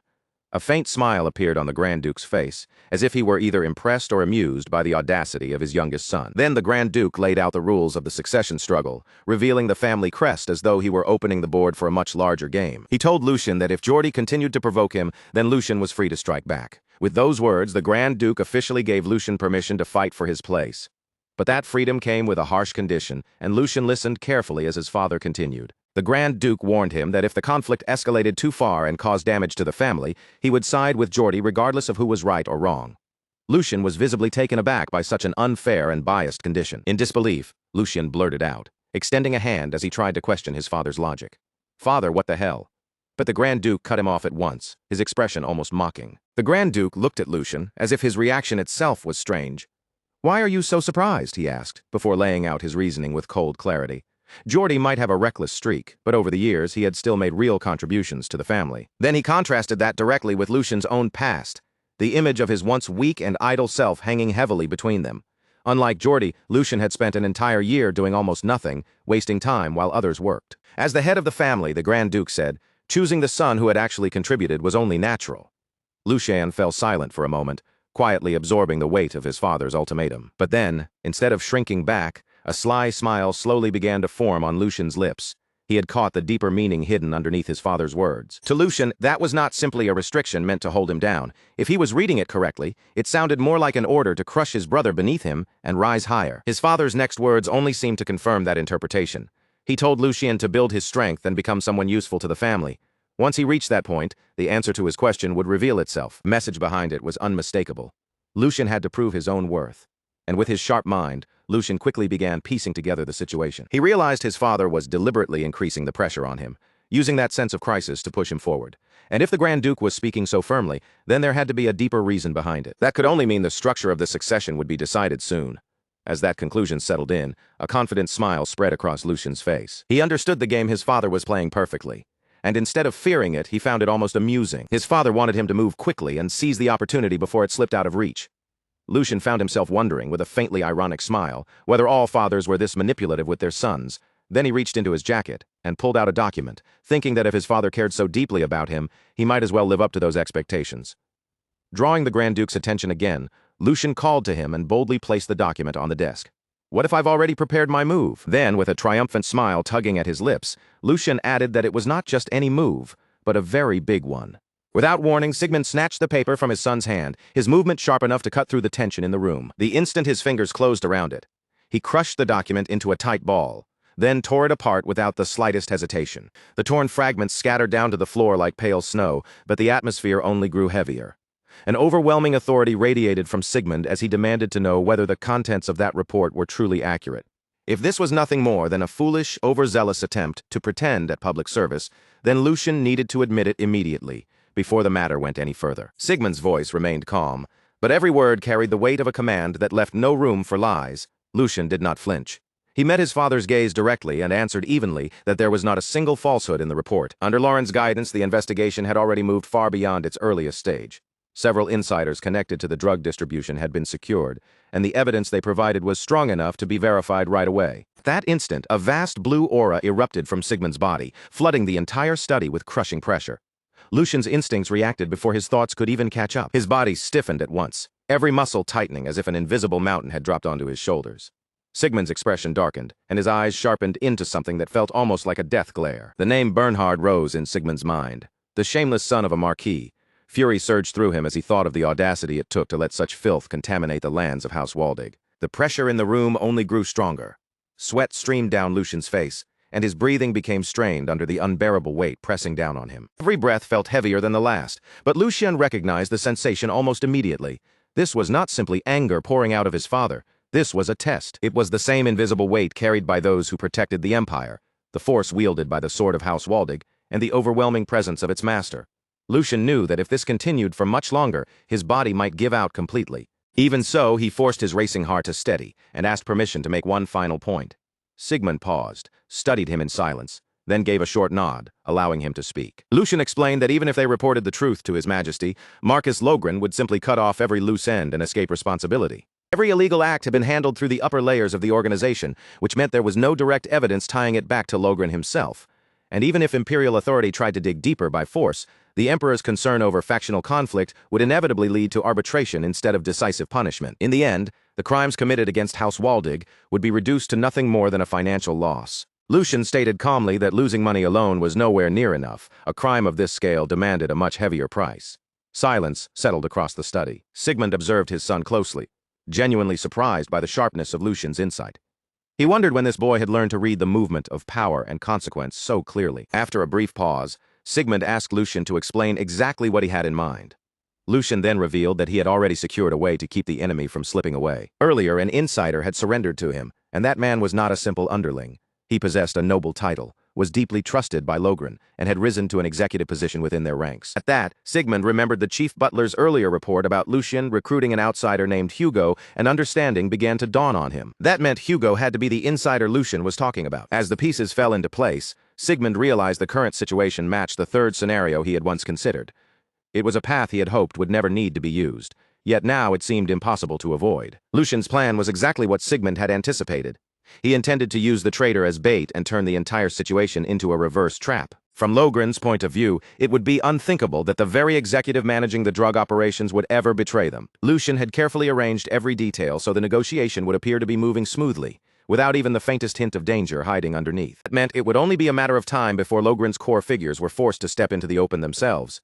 Sigmund admitted that this strategy could not be dismissed lightly, but he immediately pointed out its greatest flaw. The entire plan depended on one single variable: a man who had come from the back alleys. Sigmund said human nature could never be trusted completely.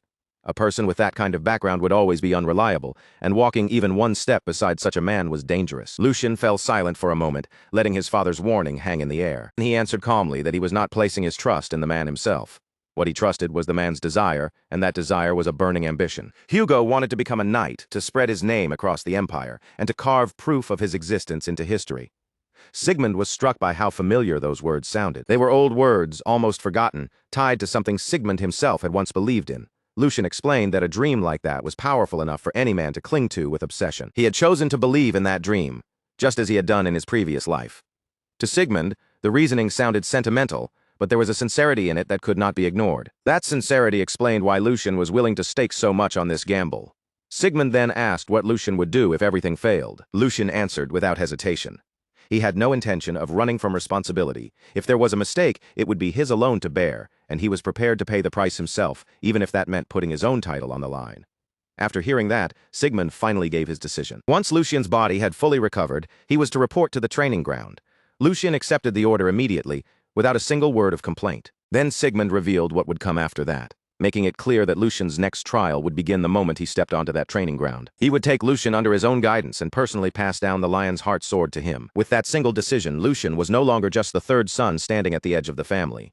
He had now been officially recognized as one of the candidates who could inherit the household. Night settled quietly over the estate, wrapping the grounds in a heavy, still silence. Inside his chamber, Sigmund stood alone by the window with a document in hand. Pale moonlight poured through the glass, stretching across the floor and softly lighting the shadowed corner of the room. The head butler stepped inside without making a sound, then lowered himself in a deep, ashamed bow. In a strained voice, he lamented that something so disgraceful had happened in Melheim, the very center of the Valdic family's power, right under their own watch. Sigmund stopped him before the apology could go any further and placed the responsibility on himself instead. He admitted that he was the one who had ordered the butler to devote all attention to the border situation, and because of that, the defenses inside their own house had grown weak. The fact that his third son had uncovered the truth before anyone else was not something they could call skillful management. In Sigmund's eyes, it had been nothing more than luck. Bernhard's plan had been built with extreme care, designed from the beginning to slip past ordinary detection. The head butler then added that Bernhard had never been chasing simple profit or more land. His real purpose had been far more poisonous. He wanted to drag his master's honor through the mud. Sigmund gave a quiet response, agreeing with that judgment. In his eyes, Bernhard had planned to keep this incident hidden until the right moment, then use the family's disgrace as a blade pointed directly at him. Sigmund believed Bernhard's final intention was to turn the incident into leverage when dealing with his majesty. As he reflected on it, his expression darkened, realizing that the Marquis had become so blinded by fear for his own safety that he could no longer see the true state of the empire. After a moment, Sigmund shifted the topic to Hugo, the man who was now standing at the side of his third son. The head butler explained that, on the surface, Hugo was known only as a gangster who controlled a gambling house, but the truth beneath that reputation was far more impressive. Hugo was actually the leader of a newly formed organization that had already sent waves through the underworld. He was not the kind of man who would casually bow his head and serve someone else. The head butler had even gone to meet Hugo himself in private, and Hugo had informally welcomed him as a subordinate. Remembering that, the butler could not hide his admiration as he praised how astonishingly much the young master had grown. Sigmund softly repeated the word growth, as though weighing its meaning in his mouth. His thoughts naturally turned to Hugo, a man who had survived in a world ruled by schemes, cruelty, and sharpened instincts. Someone like Hugo could never have lived this long by trusting empty promises in that harsh underworld. A man that sharp and ruthless would have been crushed long ago if he lacked the judgment to recognize what was truly valuable. And Hugo had seen something in Lucien. He had recognized Lucien's potential and found in him the image of a lord worth staking his life on. That one fact alone said more about Lucien's value than any ordinary praise could. Sigmund then told the head butler that although this was happening earlier than he had originally intended, he had decided to open the path for his third child. Lucien had already shown abilities that could no longer be brushed aside or ignored. The head butler immediately understood just how heavy those words were. This was not simple approval from a father. It was a declaration that could change the entire future of the household.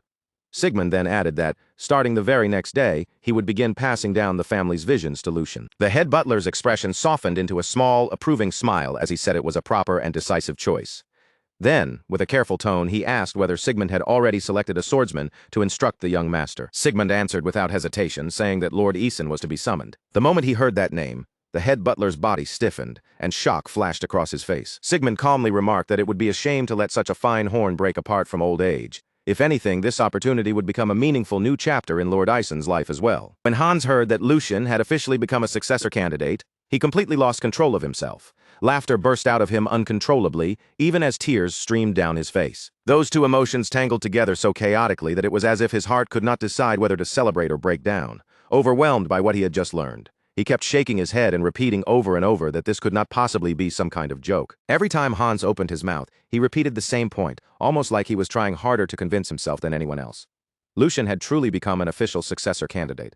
At last, the strength drained from his body, his hands slipped from his knees, and he collapsed onto the ground, sitting there in plain sight while crying without even trying to hide it. Lucien, clearly annoyed by the dramatic reaction, tried to shut it down with a firm voice. He reminded Hans that he had already confirmed the matter several times, then demanded to know how many more times he needed to say it before Hans would finally believe him. When it became clear that Hans was only spiraling further instead of calming down, Lucien turned his gaze toward Hugo and told him to deal with the kid. Hugo stepped forward at once, lifted Hans up as if it required no effort at all, and asked him to calm himself in a respectful but steady tone.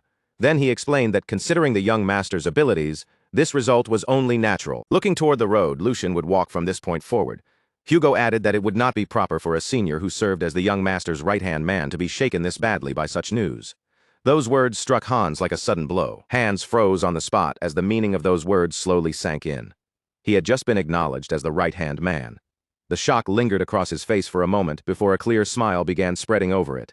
A wave of unmistakable pride rose inside him. Still, Hans tried to play it off, giving an exaggeratedly casual shrug as though the title were nothing worth making a fuss over. After a brief pause and a light gesture of his hand, he tried to downplay himself, saying that although he had served the young master longer than anyone else, he was still lacking in many ways. With someone as outstanding as Hugo standing beside them, Hans claimed there was no way he could boldly take that position for himself. Hearing that, Hugo smiled with calm composure and remarked that Hans was as humble as ever. He added that such modesty was exactly what one would expect from Senior Hans, and Hans smiled back at him. Then Hans teased Hugo in return, asking why he kept saying things like that, and mockingly calling him the left-hand man, Junior Hugo. Watching the two of them trade remarks so naturally, Lucian smiled quietly to himself. Experience really did make a difference. Their calm, their understanding, and the effortless balance between them were on a completely different level. After that brief thought, Lucian crossed his arms and spoke to Hans in a more serious tone. He said that what Hugo had mentioned earlier was not wrong. Before the matter was officially announced within the house, it only made sense to inform the two of them first, and the reasoning behind that decision was sound. As Lucian spoke, his eyes moved toward Hans, who still looked visibly thrilled and could barely keep his excitement under control.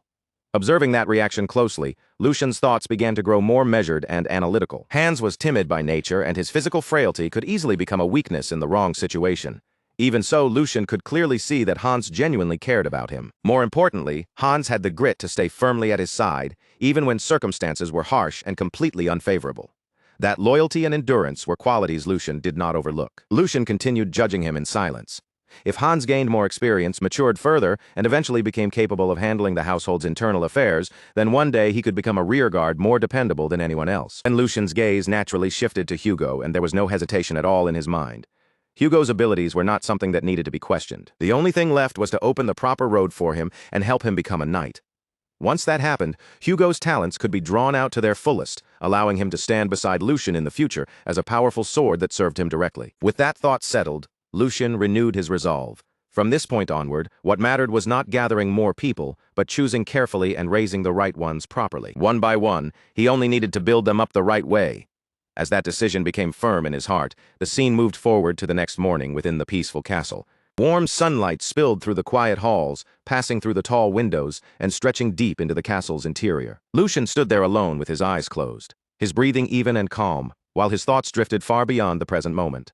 Before he even realized it, his mind had wandered back to the memories of his previous life. They were memories of the time when he had searched every corner of the continent, chasing after one single goal with relentless determination. What he had pursued back then was the true essence of the ancestors' martial arts, a power said to raise the very realm of swordsmanship itself. Those teachings were built around sword forms, structured paths of mastery that guided how a swordsman grew and advanced. Among all of those forms, there existed a higher realm that stood a full step above the rest.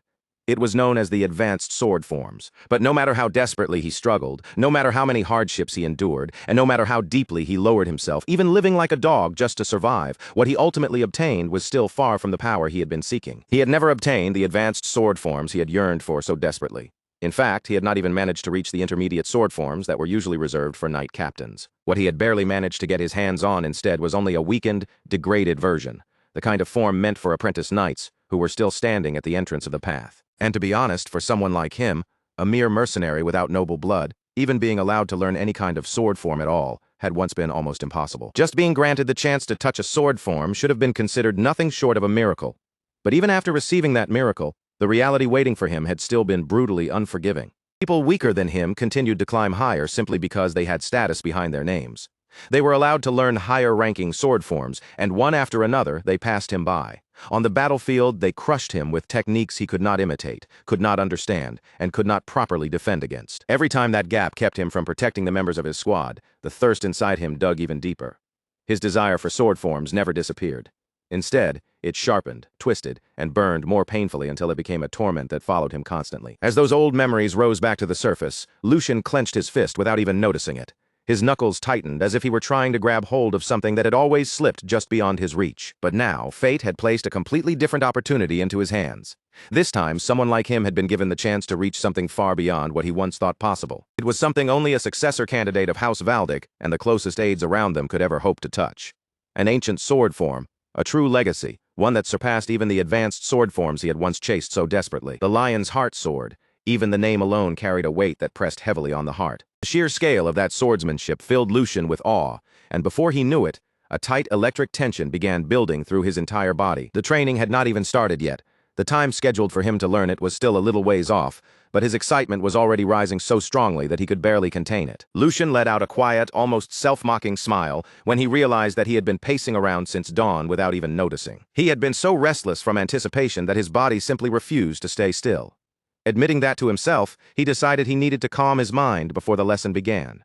Slowly, he lowered himself to the ground, crossed his legs, and allowed a gentle smile to settle on his face. As he began circulating his energy, his thoughts naturally turned inward. In his previous life, he had learned swordsmanship without any proper order or system. There had been no teacher guiding him, no foundation laid out for him, and no clear path to follow. All he had possessed were stolen techniques, scattered fragments of knowledge gathered from wherever he could survive long enough to seize them. Because of that, he had never once had someone he could truly call his master. But that realization did not leave him bitter. Instead, his smile deepened just a little. To live a second life and receive such a chance was something truly extraordinary. Yet Lucian did not know that he was not alone. Some distance away, hidden quietly within the shadows, a figure was watching every movement he made with calm, unwavering focus. Time passed in silence before the Watcher's identity finally became clear. It was Sir Eisen himself. A faint smile slowly appeared on Eisen's face. He watched the young master sitting there in composed silence, his gaze steady and thoughtful. In Eisen's eyes there was quiet approval, and within his mind one clear impression began to surface. A considerable amount of potential was already beginning to take shape. Some time had passed since Lucian sat down, and yet he had not wavered even once. His posture remained stable, his breathing stayed even, and there was not the slightest trace of hesitation or imbalance in him. As Sir Eisen continued observing, he started noticing certain details that stood out more and more. There were subtle qualities in Lucian's composure and control that could not simply be ignored. They were the kind of traits that deserved close attention. Eisen found himself thinking that guiding Lucian would not only be meaningful, but might also provide a brief bit of amusement for him as well. Back when Sigmund had listened to the request calmly, he had acknowledged that if the Duke himself had spoken so highly, then Lucian's talent could not possibly be ordinary. But Sigmund's thoughts had gone even further than that. To him, this was not a matter that could be explained by simple talent alone. What had truly surprised him was Lucian's mindset. It was something completely unexpected, something that could not be measured only through sword skill, noble blood, or natural ability. Sigmund believed that Eisen would understand the weight of those words the moment he saw Lucian with his own eyes. And now, time returned once again to the present. There stood the great sword saint, Eisen Breitner, watching Lucian with a sharp and steady gaze. From a distance, he continued observing without a word, his eyes never leaving the young man. Slowly, a proud smile began forming on his face. That expression showed that he had recognized more than just Lucian's talent. He had also seen Lucian's unwavering resolve and the extraordinary inner strength beneath his calm surface, qualities that could never be created through training alone. A sword saint was an existence born only when a person pushed their circulation to the absolute limit, refining both body and mana to the furthest possible edge. It was not merely a title people used out of respect. It was the summit reached only by those who had mastered every known sword form and carved their names at the very peak of the blade's path. Throughout the Empire's long, blood-stained history, figures like that had been spoken of with reverence, almost like gods walking among ordinary swordsmen. And now, that very kind of being stood in front of Lucian. For a brief moment, Lucian almost forgot how to breathe. He stayed rooted in place, his eyes widening and his lips parting slightly as that immense presence settled over him. The pressure was unlike anything he had ever experienced before. It was not violent or suffocating, not like the killing aura of a veteran who had crossed countless battlefields. Instead, it felt calm, vast, and endlessly deep, like standing beneath a boundless night sky. It was overwhelming, yet strangely tranquil. A living legend stood close enough to touch, and the man offered Lucian a gentle smile filled with quiet dignity. Then he placed one hand over his chest and bowed. He said that it had been some time since they last met, and that their previous meeting had been several years ago during his Grace's birthday celebration. From that day onward, he would be the one instructing Lucian. His name was Eisen Breitner. Lucian's expression tightened at once. So this was the man Hans had mentioned that morning. Hans had said his instructor would be a knight who had served the Valdic family since the previous generation, but he had left out the most important detail. This man was the sword saint. Lucian immediately mirrored the gesture, placing his own hand over his chest before bowing deeply. He said it was an honor to receive instruction from the Sword Saint, and that he looked forward to his guidance. Aizen lightly waved one hand, a faint smile tugging at the corner of his lips. He said that such a title was nothing more than an undeserved name placed on an old man. Besides, Lucian was now a successor candidate. He added that Lucian should not lower his head so easily. Lucian straightened at once, his posture composed and firm, and answered that he would not lower the dignity of his family. But that did not mean he should neglect proper respect. Setting aside status and position, Aizen was someone worthy of being treated with honor. For a heartbeat, Aizen simply studied him in silence. Then Aizen let out a soft laugh and told him that if he insisted, then he could do whatever felt comfortable to him, young master. Lucian inclined his head slightly and thanked him for understanding. The warmth in Aizen's expression slowly faded, replaced by a sharp, focused look. Aizen then said they should begin the training immediately, without wasting any time. Lucian stepped forward and replied that it sounded good. Aizen gestured toward the outdoor training grounds. Sunlight was spilling across the wide perimeter of the grounds when Aizen looked toward Lucian and asked whether the young master would like to run around the perimeter. The moment those words left Aizen's mouth, Lucian dropped straight into a runner's stance, his body lowering and coiling with readiness. He looked prepared to launch forward at any second and asked if he should start right away. Aizen blinked, visibly caught off guard by the immediate response. He quickly told the third young master to wait a moment.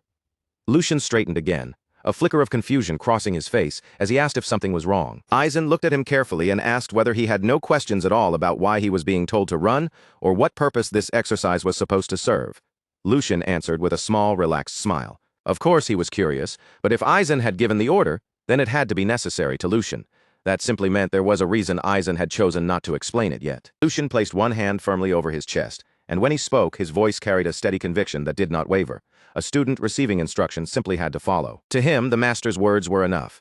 That answer made Aizen's gaze sharpen slightly, because the clarity in Lucian's eyes was completely different from what he had seen in other young masters. There was no hesitation in him, no injured pride from being given such a simple command, and no childish demand for an explanation. What remained in his eyes was only a pure, straightforward longing for the sword itself. A faint smile slowly curved across Aizen's lips as he finally understood. So this was what the Duke had been talking about. With that realization settling in, he nodded and told the young master that they would begin. The instant Aizen finished speaking, Lucian shot forward like a streak of lightning across the training ground. Excitement surged through his entire body as he ran, the wind slicing past his ears while his feet carried him faster and faster. From above, Aizen watched him closely without missing a single movement. With both arms folded behind his back, Aizen continued observing in silence. Lucian's speed did not weaken at all. If anything, with every lap around the grounds, he only became faster. His strides grew lighter and smoother, each step flowing into the next with an almost effortless rhythm. It looked as if the ground itself were pushing him forward from beneath his feet. Even while running, Lucian's thoughts remained sharp, calm, and completely deliberate. There was another reason he had obeyed without asking questions. This run was not just ordinary training. It was an evaluation, a test meant to judge whether he had the qualifications to become a disciple. In his previous life as a mercenary captain, Lucian had used the same method before. Back then, he had often tested new recruits in exactly that way. He would give them a task that looked simple and almost meaningless, then watch how they reacted, how they thought, and whether their resolve could hold under pressure. Lucian had already shown his attitude through his answer. Now there was only one thing left for him to prove his tenacity. So he decided that he would keep running until his body finally collapsed. Just like that, an hour quietly passed. Lucian's brows drew together ever so slightly.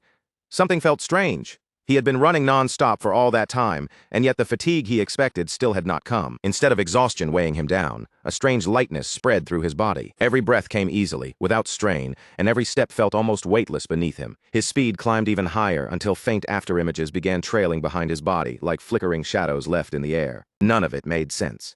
He had done nothing special to rebuild his body, aside from consuming mass-produced nectar.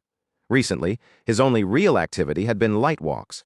By normal logic, he should have been drenched in sweat by now. From above, Aizen's expression gradually began to change. This run had only been meant to measure Lucian's general physical condition. Aizen had not expected much from him in terms of raw bodily ability, and yet there was not a single drop of sweat visible on Lucian's skin. His breathing remained steady and calm, as smooth as the surface of a still lake. Even a knight would struggle to maintain mana output at that intensity for so long. A flicker of concern passed through Aizen's eyes. Could it be? The moment that suspicion took shape, Aizen descended toward the training grounds without delay and ordered Lucian to stop, ending the run there. Lucian halted immediately and turned back with clear confusion on his face. A small sound of surprise slipped from him. He asked if something had happened. Aizen stared straight at him, his gaze sharp enough to pierce through the surface, then called him the third young master. Aizen told him there was one question he needed to ask. The method Lucian had used earlier that morning to calm his body and mind was not meditation, it was circulation. Lucian nodded without trying to hide it. If Aizen was talking about what he had done in the indoor training hall, then yes, it had been circulation. He added that there was nothing better for clearing one's thoughts. The moment Aizen heard that, he froze. A thin layer of sweat formed along Aizen's brow. His suspicion had been correct after all. He stepped closer to Lucian, his voice firm but carefully controlled. He apologized first, then said that he needed to examine Lucian's physical condition, and that even if something felt strange, Lucian must not move. Aizen placed one hand on Lucian's shoulder and carefully guided his mana into the young master's body. Slowly and with absolute care, he began tracing the internal flow inside Lucian. He followed the pathways of circulation with the precision of a master craftsman inspecting a priceless blade, checking every subtle movement and every hidden current. A tense silence passed. Then Aizen's eyes widened with disbelief, as if he almost feared what his own examination had just confirmed. Lucian had already reached the very end of circulation. It was the absolute limit that most martial artists spent their entire lives trying to reach, but even that was not the end of what shocked him. What lay within Lucian was not merely the perfected state Aizen himself had once attained.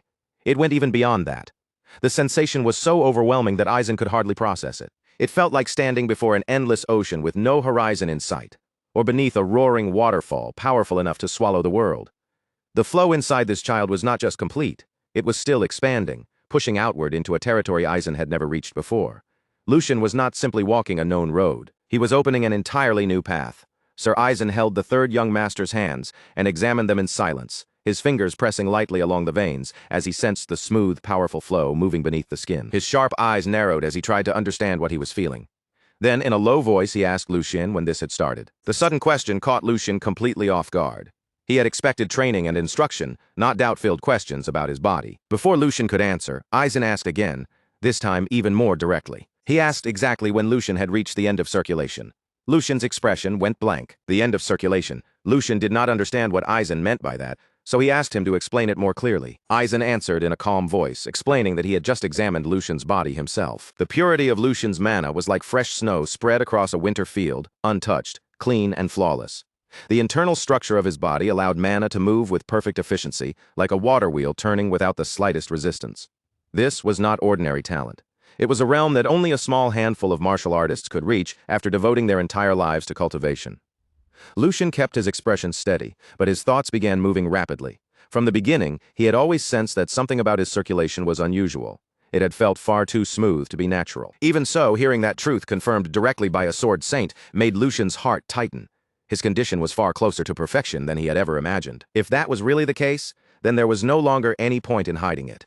He had questions about his own condition as well. Unless someone stood at the level of a sword saint, no one would be able to properly explain what was happening inside him.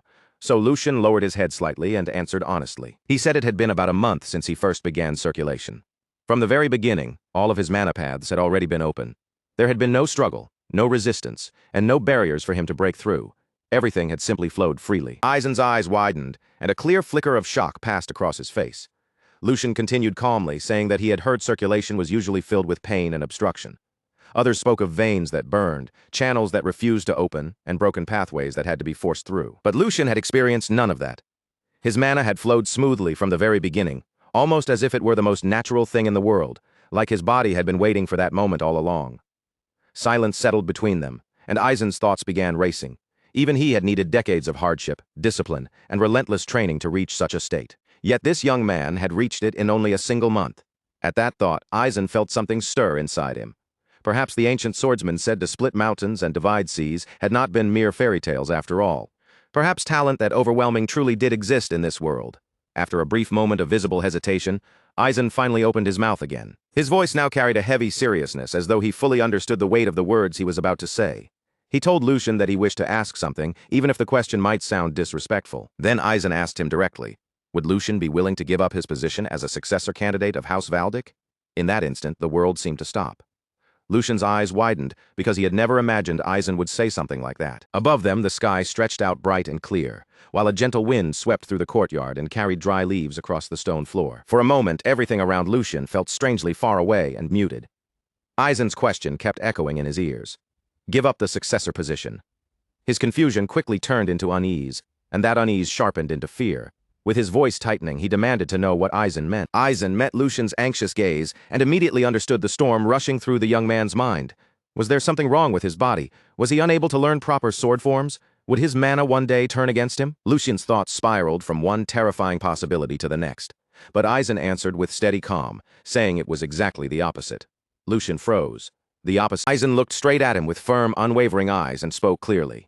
Lucian's body was an ideal vessel. He could not only draw out the full efficiency of both mana and flesh, but also possessed the potential to go beyond even that limit. If Lucian chose to devote himself completely to the sword, then becoming the next sword saint would not be a difficult dream for him to reach. Those words struck Lucian like a bolt of lightning. A sword saint. He slowly lowered his gaze to his own hands, flexing his fingers as if seeing them in a new light. Could he truly step into that realm? From the beginning, Lucian had known this body was extraordinary. He had felt its balance, its natural strength, and its flawless circulation. But even so, this was beyond anything he had expected. He had already considered himself unbelievably fortunate just to inherit something so precious. That treasure was the ancient sword form known as the Lion's Heart Sword. Through that sword form, Lucian believed he had finally gained a path toward the height he had longed for in his previous life. That alone had felt like a miracle. Yet now, Aizen was telling him he could reach something even greater, not merely mastery, but the very pinnacle of the sword itself. A path like that would demand everything from him. Talent alone would never be enough. It would require complete focus, a life without distractions, divided loyalties, or anything pulling him away from the blade. Lucian lifted his head and met the old swordsman's eyes. His voice was quiet but steady, as he asked whether that was the reason Aizen was asking him to choose. Was it because he could not walk both paths at once? The path of House Valdic's successor, and the path of a sword saint? Aizen nodded without the slightest hesitation. That was correct. More precisely, it was because there was not enough time. Although circulation still allowed him to stand tall and move with strength even when he was nearing 100 years old. Aizen could not ignore the slow decay of his own body. His power remained sharp, but time was merciless. If he wanted to pass down everything he possessed while he was still alive, then the years left to him were already far too few. Even if the third son focused only on the sword and nothing else, the schedule would still be painfully tight. Lucian's eyes widened faintly. 8 years, if his memory served him correctly, that was how long the sword saint had left before death finally claimed him. The truth settled heavily in Lucian's chest. There truly was not much time. Ideally, Lucian should accept the offer and devote himself entirely to the blade. It was the very opportunity he had yearned for across 2 lifetimes. A chance to pursue the summit without restraint, to stand at the peak of swordsmanship and carve his name into history. But the future Lucian remembered was not shaped by strength alone. In the coming years, chaos would descend. Nations would clash, alliances would fracture, and power would shift like sand beneath a violent storm. Those who survived would not simply be the strongest warriors. They would be the ones with legitimacy, names that commanded loyalty, positions that could unite armies, and authority that others could gather behind. Martial might could win battles, but martial might alone could not control the storm. This was the moment Lucian had once dreamed of, a chance to chase the ultimate peak of the sword and live only for the blade. Yet dreams were not the only things that mattered. Lucian lowered his head respectfully and apologized to Aizen. He said he wished to remain a Valdic until the very end. The offer was far greater than his station deserved, and he was deeply grateful for it, but he could not accept. His voice stayed calm, even though something inside him tightened painfully as he spoke. Aizen studied him in silence for a long while. Then the old swordsman let out a soft sigh and said that he was the one who should feel ashamed. He murmured bitterly, wondering what he had done in his youth to become so greedy in old age. Through the third son, perhaps he had tried to leave something behind. A proof that his sword would not disappear with the passing of time. Perhaps he had wanted to see his legacy carried forward by hands worthy enough to hold it. Lucian did not answer right away. The weight of Aizen's quiet regret lingered between them like a silence neither of them could easily break. Then, after choosing his words carefully, Lucian asked a question. If by any chance there were another talented person besides him, what would Aizen do? Far from the quiet courtyard, the scene shifted beneath a blazing sun near a wide open field. A young noble was riding at full speed across the open land. His horse thundered forward, leaping cleanly over low wooden fences and weaving through scattered obstacles with practiced precision. Dust rose in swirling clouds behind them. The rider's posture was sharp and confident, and his control over the reins looked firm and well-trained. Behind him, a heavy-set butler was struggling desperately to keep up on foot. His face was flushed red as he shouted into the wind, breathlessly reporting that the news about the third son had been confirmed. The rider immediately pulled hard on the reins, bringing the horse to a sharp stop. He turned back with disbelief written clearly across his face. So those ridiculous rumors had actually been true. That fool had really been recognized as a new successor candidate. This young noble was Joshua Valdic, the fourth son of House Valdic. Joshua stepped down from his horse and wiped the sweat from his face with a towel. The butler, still trying to catch his breath, explained that everything was exactly as the rumors claimed. The Duke had officially included the third son in the line of succession. And that was not all. Lucian was now under the direct guidance of Aizen and had already begun formal swordsmanship training. Joshua's expression darkened from start to finish. Lucian had already been a stumbling block, and it was difficult enough for Joshua to build support as things stood. After all, while being overshadowed by his two older brothers, every ally had to be earned carefully, and every neutral faction had to be persuaded one by one. But now, those people had another option to consider. His anger flared at once. Unable to hold it in, Joshua threw the towel aside in frustration. Why couldn't Lucian have simply stayed hidden away in the corner of his room like before? Would it really have been so impossible for him to remain useless, silent, and out of everyone's way? The butler nervously urged Joshua to be careful with his words, but that warning only poured more fuel onto his anger. How was he supposed to stay calm? What if the fragile loyalty he had barely managed to gather started wavering because of Lucian? Political support was like glass. Once even a single crack appeared, it could never be restored perfectly to its original shape. And the very thought of calling Lucian his brother was enough to make Joshua's blood boil. They were only a few months apart in age, yet now that small and meaningless difference had suddenly gained political weight. Joshua forced himself to breathe, because rage alone would not solve anything. He lightly bit at his nail, his thoughts turning quickly. He could not simply sit still and watch this happen. There had to be a way to deal with it. Then, at last, an idea formed, and his eyes sharpened. Since Lucian had started learning the sword, he would eventually need someone to spar with. That was only natural for a young master undergoing formal training. Joshua turned toward the butler and ordered him to prepare 2 sharp swords. Not wooden practice blades, but real weapons, live steel meant for actual combat. The butler froze in shock, while Joshua's lips curved into a thin, controlled smile. He only needed to teach his dear brother one very simple lesson. Back with Lucian and the Sword Saint, Lucian looked at Aizen calmly and asked what he would do if someone with genuine talent appeared before him. Lucian made it clear that he meant someone besides himself. It might take some time to find that person, but he was certain the talent was enough to make up for the delay. A man gifted enough to leave a scar on the Sword Saint's legacy even 100 years from now. When Aizen heard those words, a faint smile quietly appeared on his face. Then he answered in a gentle tone that carried a trace of weariness.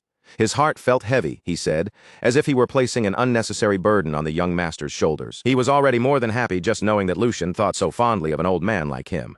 So Aizen asked Lucian not to trouble himself with such matters any longer. Then, with quiet sincerity, he thanked the young master for his kind words. After hearing that, Lucian responded softly by calling him sir, but deep inside, his thoughts were moving in a different direction. Just as he had expected, Aizen must have thought the whole thing sounded like nonsense. Even a famous swordsman would not easily be enough to catch the Sword Saint's eye. So it was only natural that Aizen doubted him, especially when someone who had only just begun training was claiming he could present the Sword Saint with a true disciple. Even so, Lucian believed Aizen could look forward to it. If Lucian himself was a heaven-sent vessel acknowledged by the Sword Saint, then surely there had to be another person sent by the heavens as well. Someone blessed with a gift meant entirely for the sword. In fact, even though that person's body was frail and his swordsmanship was still inferior for now, talent alone would one day allow him to become the very embodiment of the blade. He would become a figure who swept across battlefields like a storm made of steel. Sword Demon Felix. One day he would become Lucian's most powerful follower, and also the disciple who would inherit everything Aizen passed down. After some time had passed, the scene shifted once again. Lucian and Aizen had arrived at the training grounds. The air around them was calm, but beneath that quiet atmosphere, a faint tension seemed to hang in place. Aizen began speaking in a steady, instructive voice. Before beginning the lesson on swordsmanship styles, Aizen said they would first check how much Lucian had improved. He directed the young master toward the wooden training dummy. He told Lucian to perform vertical, horizontal, and diagonal strikes. And since Lucian had truly practiced circulation, he should also be capable of manipulating mana. Aizen explained each point carefully, making sure Lucian understood exactly what he needed to demonstrate and leaving no important detail unsaid. Then, after a brief pause, he added one final requirement. He wanted Lucian to show him a strike infused with mana. Hearing that, Lucian turned his thoughts inward. This would be the first time he had ever held a sword using Lucian's body, so he needed to control his strength carefully. But Lucian had studied swordsmanship before, and with that thought steadying his mind, he prepared himself. His fingers tightened around the hilt, settling into a firm grip. His stance lowered and stabilized, and without hesitation, he brought the sword down in a clean vertical strike. The wooden dummy trembled lightly from the force. Right after that, he followed with a precise horizontal slash, and then a sharp diagonal cut, each movement flowing a little more naturally than the one before it. Finally, Lucian drew in a quiet breath and focused his mind, channeling mana into the blade. A powerful surge of energy began gathering around him, and it was not only the sword that reacted. An intense light seemed to flare within Lucian's eyes as well, as though the energy itself were burning behind his gaze. In the next instant, he stepped forward and unleashed the final attack. The mana-infused blade cut through the air with overwhelming force. The training statue in front of him could not withstand the impact. It shook violently, then collapsed down onto the ground. Struck down by the sheer power of that blow, the wooden dummy lay fallen before him. Lucian looked at it with a faint smile slowly spreading across his face. In that moment, he felt as though he had performed remarkably well. After all, this was his first attempt using this body, and inwardly, he reflected on the result with quiet satisfaction. Since it was his first attempt in this body, his movements had still been a little lacking, but surely his form had been decent for a beginner. Then he wondered whether Sir Eisen had perhaps expected even more from him. A small flicker of doubt began creeping into Lucian's mind, although he still believed he had performed fairly well. Standing a short distance away, Eisen watched him closely, his gaze calm and unreadable, as if he were measuring something far deeper than simple technique. After a brief silence, Eisen finally spoke.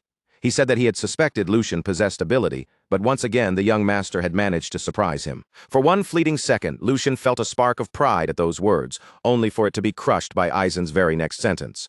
To put it simply, Eisen said, "It was pathetic." The blunt judgment struck harder than any blade. Lucian's eyes widened in complete shock, and his earlier confidence shattered in an instant. Unable to hide his disbelief, he asked Sir Eisen what he meant. Eisen met his gaze without hesitation, his expression unchanged, and told him that he had not misheard. The Sword Saint continued, his voice steady but mercilessly honest. He did not know the reason, but terrible habits were clouding every swing of Lucian's sword.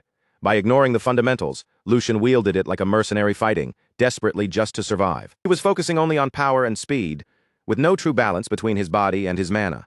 Because of that, even a sharp sword would become dull in his hands, and gaps would appear in every movement he made. Furthermore, Eisen asked how long Lucian thought it had taken him to coat the blade in mana for that final blow.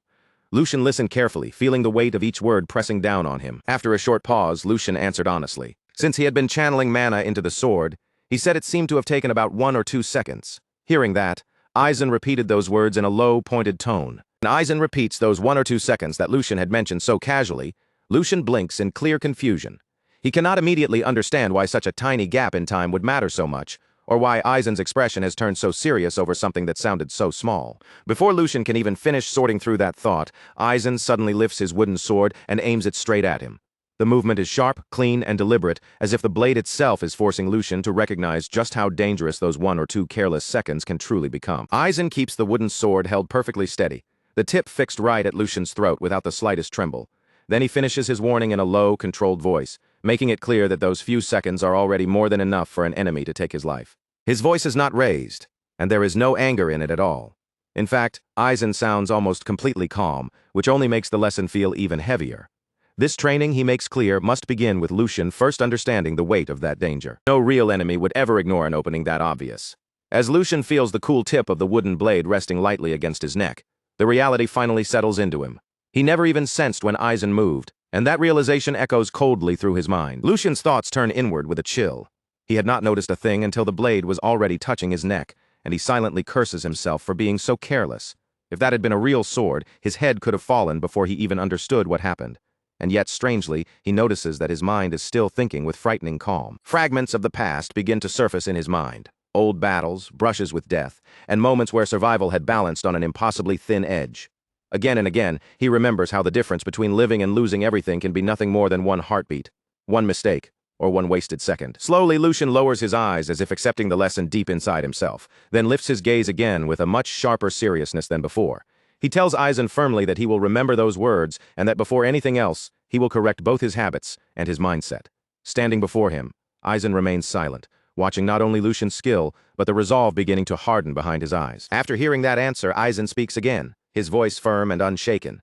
He tells the young master that a gifted body alone cannot accomplish everything, and that raw physical ability will never be enough to defeat an experienced mana user. He continues by explaining that if the body cannot properly support the mana flowing through it, then all that energy will only be wasted. Worse than that, the wasted power will create openings, and on a battlefield, those openings are no different from inviting death straight to your throat. Every word carries the weight of experience, as if Eisen is drawing the lesson from countless real battles.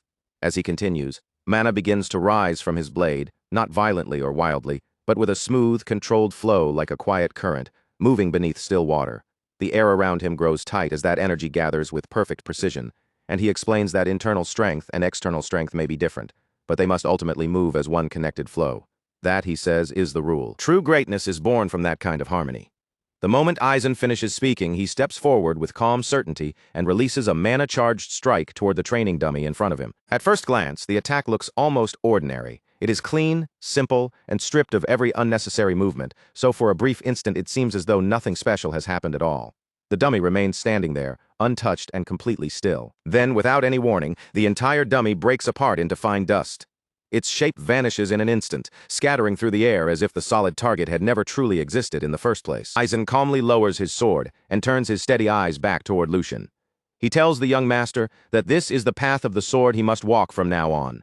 Then, a few days later, the scene moves forward. Inside the training hall, the swordsmen are completely locked into their practice, surrounded by the pressure of non-stop discipline and sharpened focus. The practice session is intense, and the entire hall feels heavy with tension. Again and again, the sharp ring of blades, striking blades, echoes through the space, filling the air with the sound of relentless training. At the center of the hall, Lucian is facing the Sword Saint in direct practice. The Sword Saint speaks with calm authority, his voice steady but impossible to ignore, as he instructs Lucian that the flow of mana must never be interrupted. He explains that just as training the body allows each movement to become precise and controlled, Lucian's mana control must also be refined until it can reach that same level of accuracy. The Sword Saint's words remain calm, but every sentence carries the pressure of deep experience. In front of him, Lucian is clearly struggling, forcing his body to keep moving while exchanging blows with a master far beyond him. Their swords crash together again, and Lucian launches another attack with all the focus he can gather. But the Sword Saint blocks it with effortless ease, and without losing even a single beat, Aizen continues his lesson. He tells Lucian that when he uses mana to reinforce his entire body, he must still leave enough power circulating freely. That remaining mana must be deployed separately, directed into the right place at exactly the right moment. As he speaks, Aizen's blade moves with flawless precision. Every motion is controlled, every strike carefully calculated. Lucian grits his teeth, draws up his strength, and then throws out an incredibly powerful attack, pouring tremendous force into the blow. The power behind Lucian's strike is overwhelming, but the Sword Saint receives it calmly, blocking the attack and redirecting its force back toward Lucian.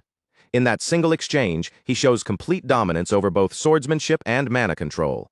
As the force of the clash settles, Aizen speaks again with the same unwavering voice. He tells Lucian that only when all of these factors come together and form a true balance will he begin to understand the real power of the sword. Lucian is pushed back, but he manages to land skillfully a short distance away. Even under that immense pressure, Lucian forces himself to stay on his feet. Sweat runs down his face, his breathing is rough, and yet he still steadies his stance, preparing himself for the next exchange. Across from him, the Sword Saint stands with absolute calm, his presence alone making the space between them feel heavier. His blade begins to radiate a massive and terrifying energy, far stronger than anything he had shown before. The very air seems to tremble around him. With a sharp focus in his eyes, Aizen declares that Lucian should now apply what he has just learned and try to defend himself. But this time, Aizen adds that they will move into a slightly more advanced step. With those words, master and disciple face each other once again, and the tension between them rises as the next stage of training is about to begin. Immediately after that, the Sword Saint suddenly vanishes from his position with incredible speed. His movement is so fast that following him with the naked eye becomes almost impossible. In the blink of an eye, Aizen appears directly in front of Lucian. His voice remains firm and composed as he tells him to consider the enemy's speed and movement, then respond with the proper amount of force. At the same moment, a powerful and overwhelming aura begins pouring out from Aizen's body. The air around him grows heavy and sharp. He raises his sword in one smooth motion, and in the very next instant, he unleashes a terrifying attack packed with tremendous force. As Lucian sees that monstrous wave of energy rushing toward him, his thoughts begin racing. Even in that dangerous instant, he forces himself to remember the core of Sir Aizen's teaching. Lucian thinks back to the essence of Sir Aizen's lesson, the union of naturalness, moving like water without breaking the flow. But while that thought crosses his mind, the incoming attack is already closing in dangerously fast. Even so, Lucian's thoughts keep moving at high speed. Through that natural flow, he must overcome the gap between them, reduce the loss of power as much as possible, and draw out the greatest force he can release. He tells himself not to be swallowed by the pressure and to look straight at the attack. With that realization burning through him, Lucian gathers every bit of strength in his body. Mana bursts out from him, surging violently as he concentrates it into his blade. Lucian steps forward and sends his own attack straight ahead. Their swords collide with tremendous force, and at the very instant the blades meet, an explosive shockwave erupts from the impact. The collision releases a massive, destructive force that ripples through the entire training hall, shaking the space as if the walls themselves are about to give way. From the other side of the clash, the Sword Saint watches Lucian with perfect calm. Judging from his expression, it looks as though he has not used even the slightest bit of true effort in this exchange. Lucian, on the other hand, is visibly struggling, Just blocking the attack and enduring the overwhelming pressure bearing down on him is already taking everything he has. After holding the clash for a short moment, the Sword Saint finally draws his sword back and lowers it. His voice returns to its usual calm, composed tone. He says that they can end today's training here and tells Lucian to carve the sensation he felt during that exchange deep into his body. The Sword Saint looks at Lucian one final time and adds calmly that remembering that feeling alone will be enough to help him become a first-rate swordsman. When Lucian hears those words, he cannot stop a smile from appearing on his face. His body is completely exhausted. His breathing is heavy, and both of his arms are still trembling from the intensity of the clash. Even so, there is a clear satisfaction in his eyes. Though he is struggling just to steady himself, the lesson has settled into him, and he can feel that something important has changed. Lucian bows his head respectfully and thanks Aizen for the lesson, his voice carrying both fatigue and sincere gratitude. With that, the day's training finally comes to an end. The servants quickly move in to clean up the hall, which has been badly damaged by the violent shockwaves and powerful collisions. Broken tiles, cracked walls, and scattered debris lie everywhere across the training ground. One servant stares around the ruined hall in disbelief, unable to hide his shock, and mutters under his breath, wondering what kind of training the young master had possibly gone through. Another servant glances worriedly toward Lucian, lowering his voice as he softly asks whether the young master is really going to be all right after something that intense. The scene then shifts to Lucian himself, sitting alone off to the side of the hall as he quietly tries to recover from the brutal training session. Lucian's condition is obviously awful. His clothes are completely soaked with sweat. His muscles throb with pain, and even drawing a single breath feels heavy in his chest. But strangely enough, despite how battered his body looks, his face carries an unusual calm. He quietly thinks to himself that he has somehow managed to survive today's training as well. And as absurd as it feels to admit it, he understands that Aizen's harsh method is meant to carve away the bad habits left over from his past life. Still, Lucian cannot really complain. If this kind of brutal training is what it takes to correct those flaws, then there is no choice but to endure it and keep moving forward. He closes his eyes for a short moment, letting everything he just experienced sink in. Thanks to that painful lesson, he can already feel himself starting to grasp the method much faster than before. The more Lucian watches Aizen, the more genuinely amazed he becomes. Aizen keeps creating dangerous situations perfectly matched to Lucian's current level, then guides him with precise instructions until the right reaction is drawn out of him. That may sound simple, but Lucian knows it is far easier said than done. Such training would be impossible unless Aizen could see through every part of his body's condition with frightening accuracy. Lucian lightly clenches his fist, feeling the faint, lingering sensation of mana still moving through him.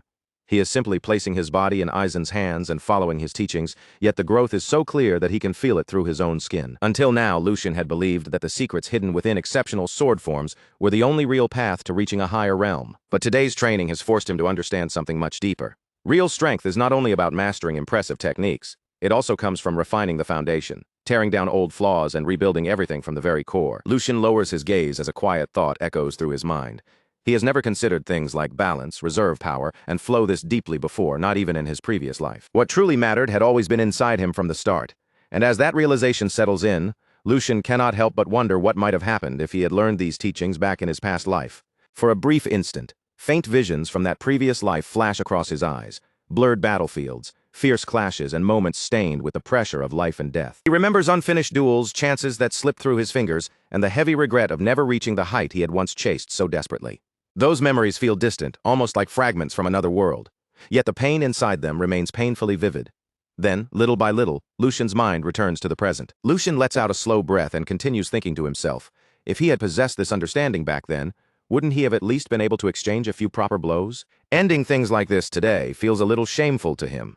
As he sits there recovering, another thought rises in his mind, whether there might be a perfect opponent somewhere for him right now. Then his thoughts pause. Could that person be him?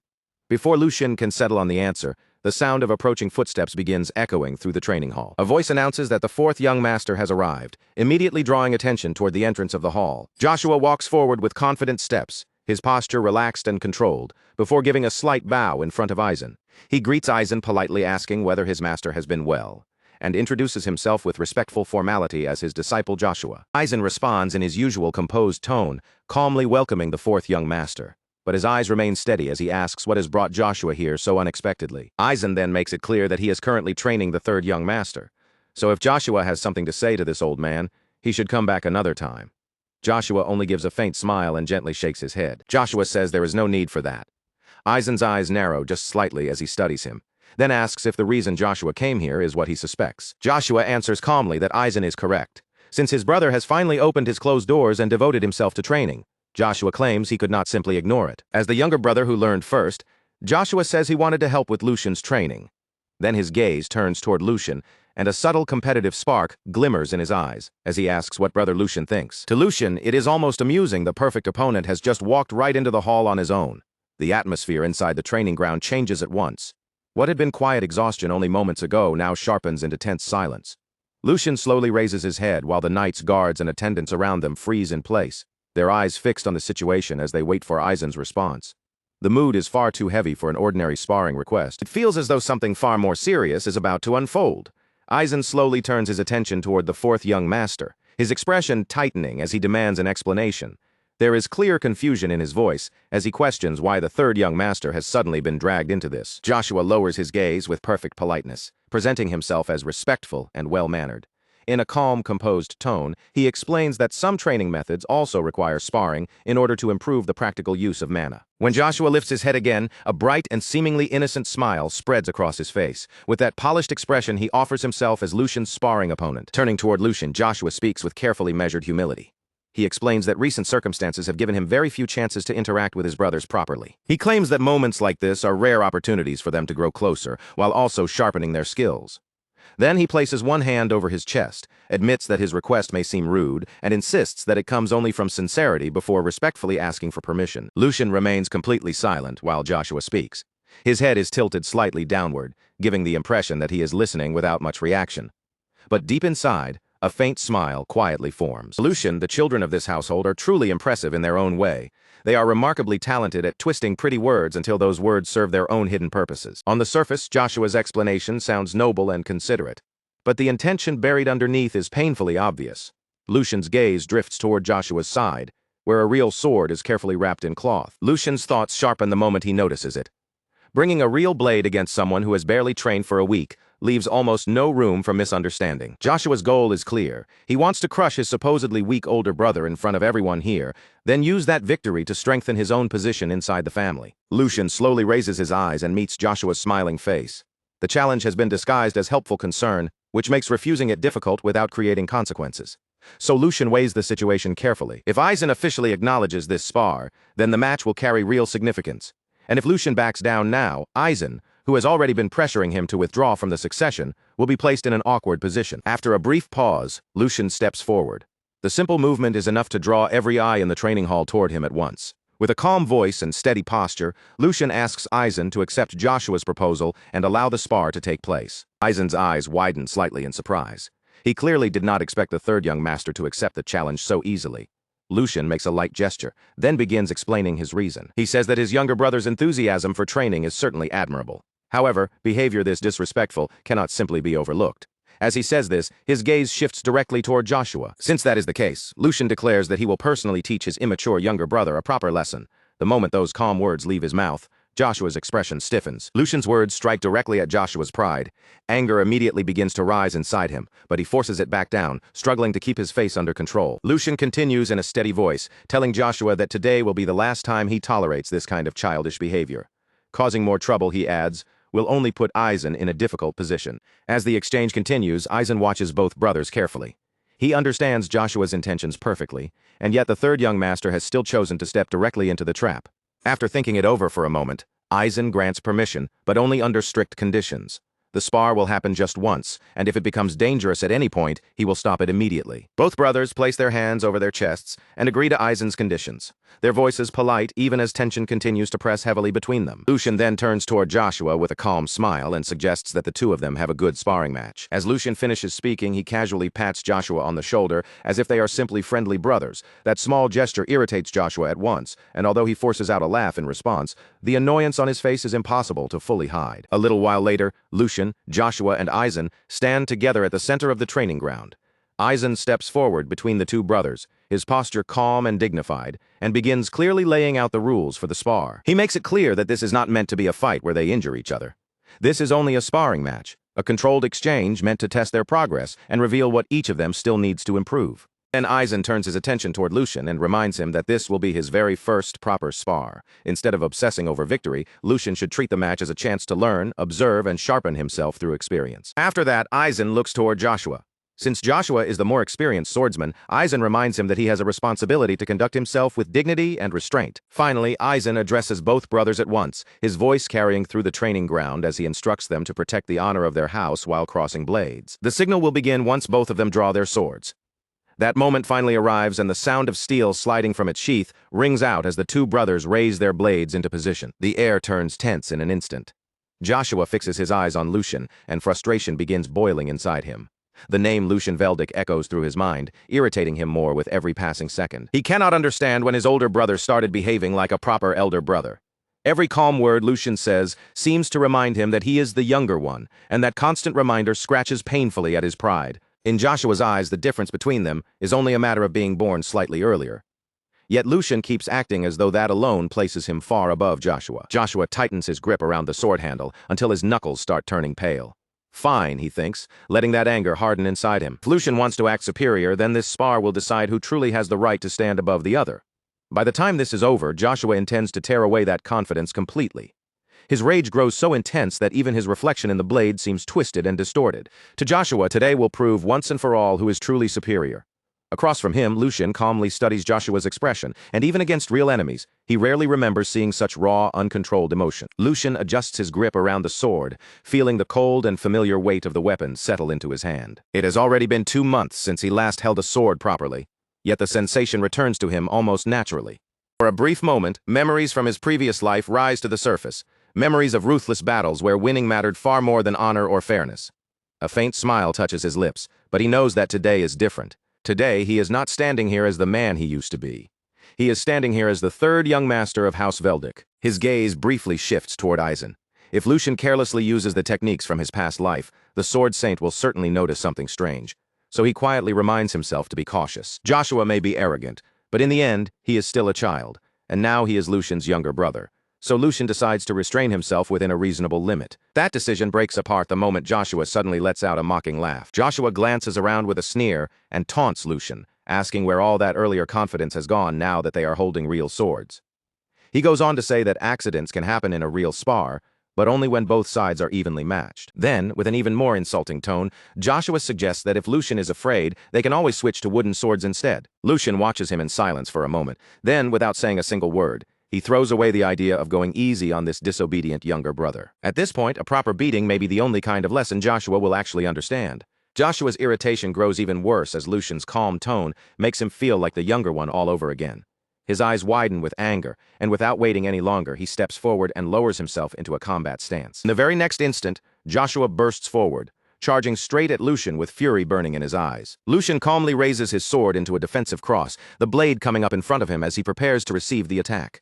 Even as Joshua rushes in, Lucian's mind stays perfectly calm, quickly reading the situation in front of him and measuring his opponent's level. Joshua has clearly received proper training. His fundamentals are solid, his movements are stable, and Lucian knows he cannot afford to underestimate him. At the same time, Lucian understands his own condition very well. Most of his mana has already been drained during the brutal training session from earlier. However, Joshua's lack of real battle experience is painfully obvious. The fact that he fell for such a simple provocation already proves how easily his emotions can control him. Lucian adjusts his stance, sliding his rear leg back into position.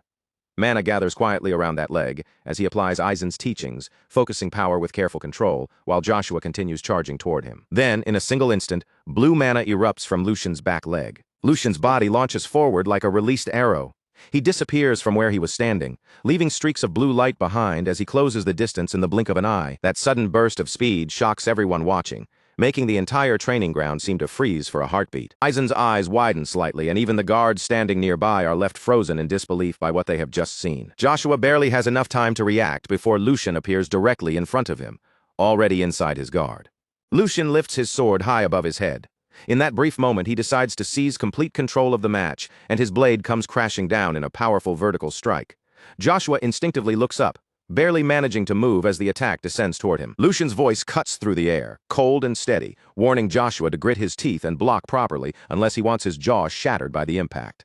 The next instant, steel crashes against steel with a deafening force. The training ground erupts with the thunderous sound of their first collision. Before long, news of the duel spreads through the family estate like wildfire, slipping through corridors, echoing across marble halls, and finding its way into every whispered conversation. Inside the mansion, a small group of servants gathers in a quiet corner, speaking in hushed but excited voices. One of them leans in and asks if the others have heard what happened. Another servant blinks in confusion and asks what he means. The first servant quickly glances around, then reveals the rumor that young Master Lucian completely overwhelmed young Master Joshua, and the words immediately hang heavily in the air. Not far away, several maids continue with their chores, but their attention is clearly nowhere near their work. They whisper among themselves, barely holding back their laughter, while one maid covers her mouth and giggles softly. She says that the fourth young master had entered the duel full of confidence, only to leave looking completely miserable. Another maid adds that when she first heard the story, she nearly cried from laughing so hard. With every retelling, the story grows more dramatic. Each person adds a little more flavor, making the rumor louder, sharper, and more exaggerated as it travels from one mouth to another. And at the center of all that spreading excitement is Yuko, moving through the estate with perfect timing. Everywhere he goes, he shares the story with enthusiasm, giving every detail just enough life to make people lean in closer. At one point, Angus approaches him and remarks that the timing could not have been better. He has already heard whispers that even the Sword Saint acknowledged Lucian's talent. Yuko then leans in closer, lowering his voice as if he is about to reveal a forbidden secret. Since the story has already spread this far, he says, he might as well tell them what really happened, but he warns them that it is strictly confidential, which of course only makes the rumor spread even faster. Soon enough, Angus is retelling the story with even greater excitement, describing how Lucian utterly crushed Joshua and casually took his sword as if it were nothing, leaving everyone who witnessed it completely stunned. Meanwhile, far away from all the noise, gossip, and excited chatter, Lucian stands quietly beside the window in his room. A faint hum slips from his lips as he looks outside, his expression calm and almost indifferent. He knows very well that rumors are swirling through the mansion, and because of that, a subtle smile slowly forms on his face. For rumors like these to spread, today is truly the perfect day. As Lucian stands by the window, his thoughts slowly drift back to the duel. Lucian could still picture Joshua from that moment, looking up at him from below with fear carved all over his face. Only after being cornered did Joshua finally call out to him as his brother, his voice trembling as if that word could save him. Back then, Lucian had lifted his sword high above him, his expression cold, firm, and completely unyielding as he stared down at Joshua. So now Lucian had said sharply, with no warmth in his voice at all, he was finally being treated as Joshua's brother. Only after being driven into a corner did Joshua remember that relationship. And the very next moment, Lucian's blade came crashing down in a powerful vertical strike. Joshua panicked at once, shouting apologies in desperation, and repeatedly calling him Brother Lucian. But by then, Lucian's sword was already falling, and it was far too late to stop it. The strike landed cleanly, cutting straight through Joshua's weapon with overwhelming force. Joshua's blade split apart and shattered into two broken pieces. Lucian slowly lowered his own sword afterward, looking down at Joshua with quiet authority as he warned him never to try something like that again. Next time, Lucian told him the result would be far uglier. Those words alone were enough to break Joshua's remaining courage, and his legs gave out beneath him as he collapsed to his knees, trembling uncontrollably. Lucian looked down at him with a faint, grim smile and told him to learn his place. If Joshua understood, he should nod. And Joshua immediately nodded without the slightest hesitation. He nodded again and again, completely swallowed by fear, as if even a moment of delay might bring Lucian's blade down on him once more. Back in the present, Lucian's gaze slowly moved away from the window and settled on the document resting on the table. He figured that should be enough to keep those troublesome young masters quiet for at least a little while. With the internal tension temporarily handled, Lucian turned his attention toward a far more urgent matter. This time, his focus was on the issue surrounding Marcus Rogrand's house. Not long after, that very document was placed beneath the Duke's hand, while the two of them sat across from each other in the garden. The Duke studied the paper in silence for a moment, his eyes moving across the contents before he finally raised his gaze toward Lucian. He asked if this was the letter Lucian had received from Yuko, his tone calm but carrying the weight of careful attention. Lucian nodded and calmly explained that within a week, Yuko was expected to meet someone from the Logran faction in Vestra territory.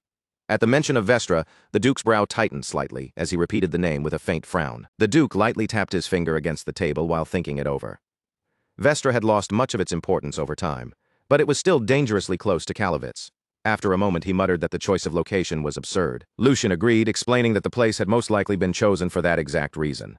Because it had become less important, it could slip past the Duke's attention more easily, making it a perfect blind spot. The Duke fell silent for a short while, then looked straight at Lucian.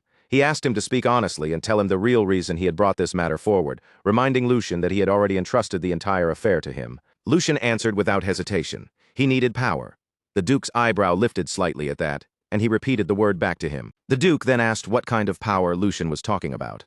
Lucian met his father's gaze directly, his expression steady and unreadable. Lucian explained that catching a beast in a trap did not automatically mean he had the proper tools to finish it off. The meaning behind his words was clear without needing to say much more. The Duke leaned back slightly, understanding Lucian's intent at once. so Lucian had come to the one person who possessed those tools. He studied Lucian carefully before adding that the decision was rational. However, for someone who claimed he wanted to prove himself, it sounded dangerously close to leaning on the Duke's authority instead. The Duke then asked whether people would truly view the result as Lucian's achievement if he relied on someone else's power. Lucian remained silent, and the Duke continued speaking in a firm voice. A man earns his reputation by bringing down his prey with his own strength. If he cannot do that, then no matter how successful the result appears, it is still nothing more than a half-finished accomplishment. The Duke reminded Lucian that he had already given him both the authority and the opportunity to resolve this matter on his own. And yet Lucian had chosen the safer path. Suddenly, the Duke's hand struck the table with a sharp sound. He demanded to know if this was truly the best Lucian could do. Lucian lowered his gaze for a brief moment, carefully weighing his answer. Then Lucian lifted his head again, calm and unwavering. If that path guaranteed success, he said, then he would take it without hesitation. His voice did not shake in the slightest. He continued by saying that the royal road the Duke spoke of was only open to those who possessed overwhelming power. Everyone else had no choice but to move through the shadows beneath it. Lucian said that calling reckless bravery courage was nothing more than arrogance. Even if such recklessness succeeded, it would still remain reckless, and if it failed, everything would be lost. He paused for a moment, then added in a thoughtful voice that, to him, the true essence of a hunt was not the kill itself. What mattered most was what the hunter was trying to protect, and what he was reaching out to secure beyond the prey. Lucian gently plucked a nearby flower and held it between his fingers. If he could eliminate the threat completely, he asked, then why should it matter if others dismissed the method as half-baked? That being said, Lucian made it clear that he had no intention of pretending to be some noble saint either. If the person who claimed the credit one day could no longer even draw his bow, then the one destined to inherit that position would already be decided. The Duke listened without interrupting. Then, after a quiet pause, he let out a low chuckle and turned his attention back toward his cup, saying that Lucian's answer was sufficient. He admitted that he could not remember the last time someone had spoken to him like that, and he certainly had not expected such an answer to come from Lucian. A faint smile touched the Duke's lips. The Duke said that it was a good answer. A small sense of relief settled inside Lucian, but before he could relax fully, the Duke continued. A man, the Duke said, must carry conviction in the path he chooses. If he falters just because of a single word, then he will never achieve anything meaningful. Lucian asked if this had been a test, and the Duke confirmed it without hesitation. He had wanted to see whether Lucian would waver when pressured by authority. It was understandable to hesitate when one did not know the answer, he said. But no one would ever follow a person who could not protect his own convictions when it truly mattered. Someone like that was unfit to lead and unworthy of being called a man. Lucian reflected quietly, realizing that he had suspected something like this from the beginning. There were no easy shortcuts when dealing with his father.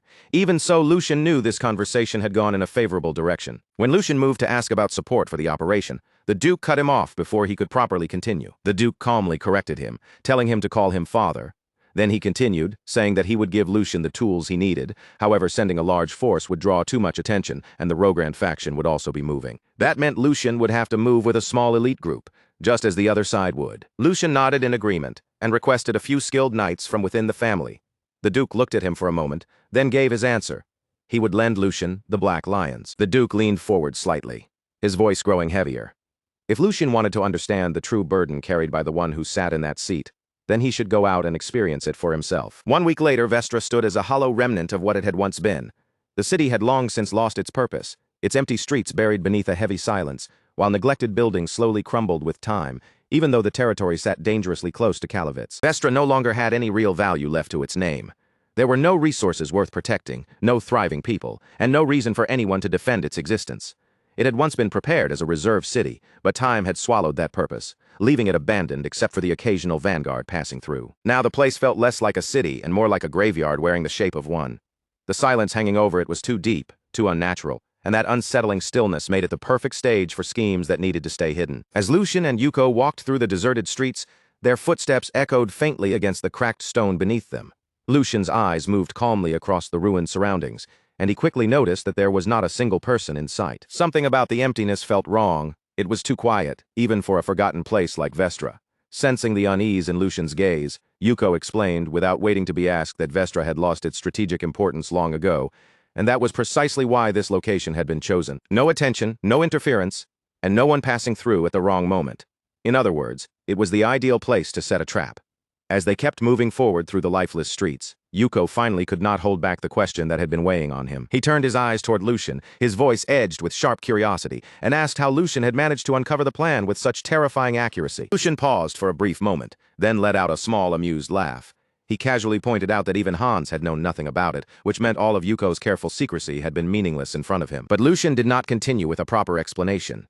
Instead, he brushed the question aside as if the details were not important right now. He said he would reveal the answer later. For the moment, there were far more important things to concentrate on, and before anything else, they needed to focus on the prey walking into their trap. Lucian's gaze shifted forward, calm but razor-sharp, as he asked whether the preparations had been completed properly. Yuko answered without hesitation, saying that everything inside the planned location had been arranged exactly as instructed. The layout, the goods, and every small detail mentioned in the false reports had all been perfectly replicated.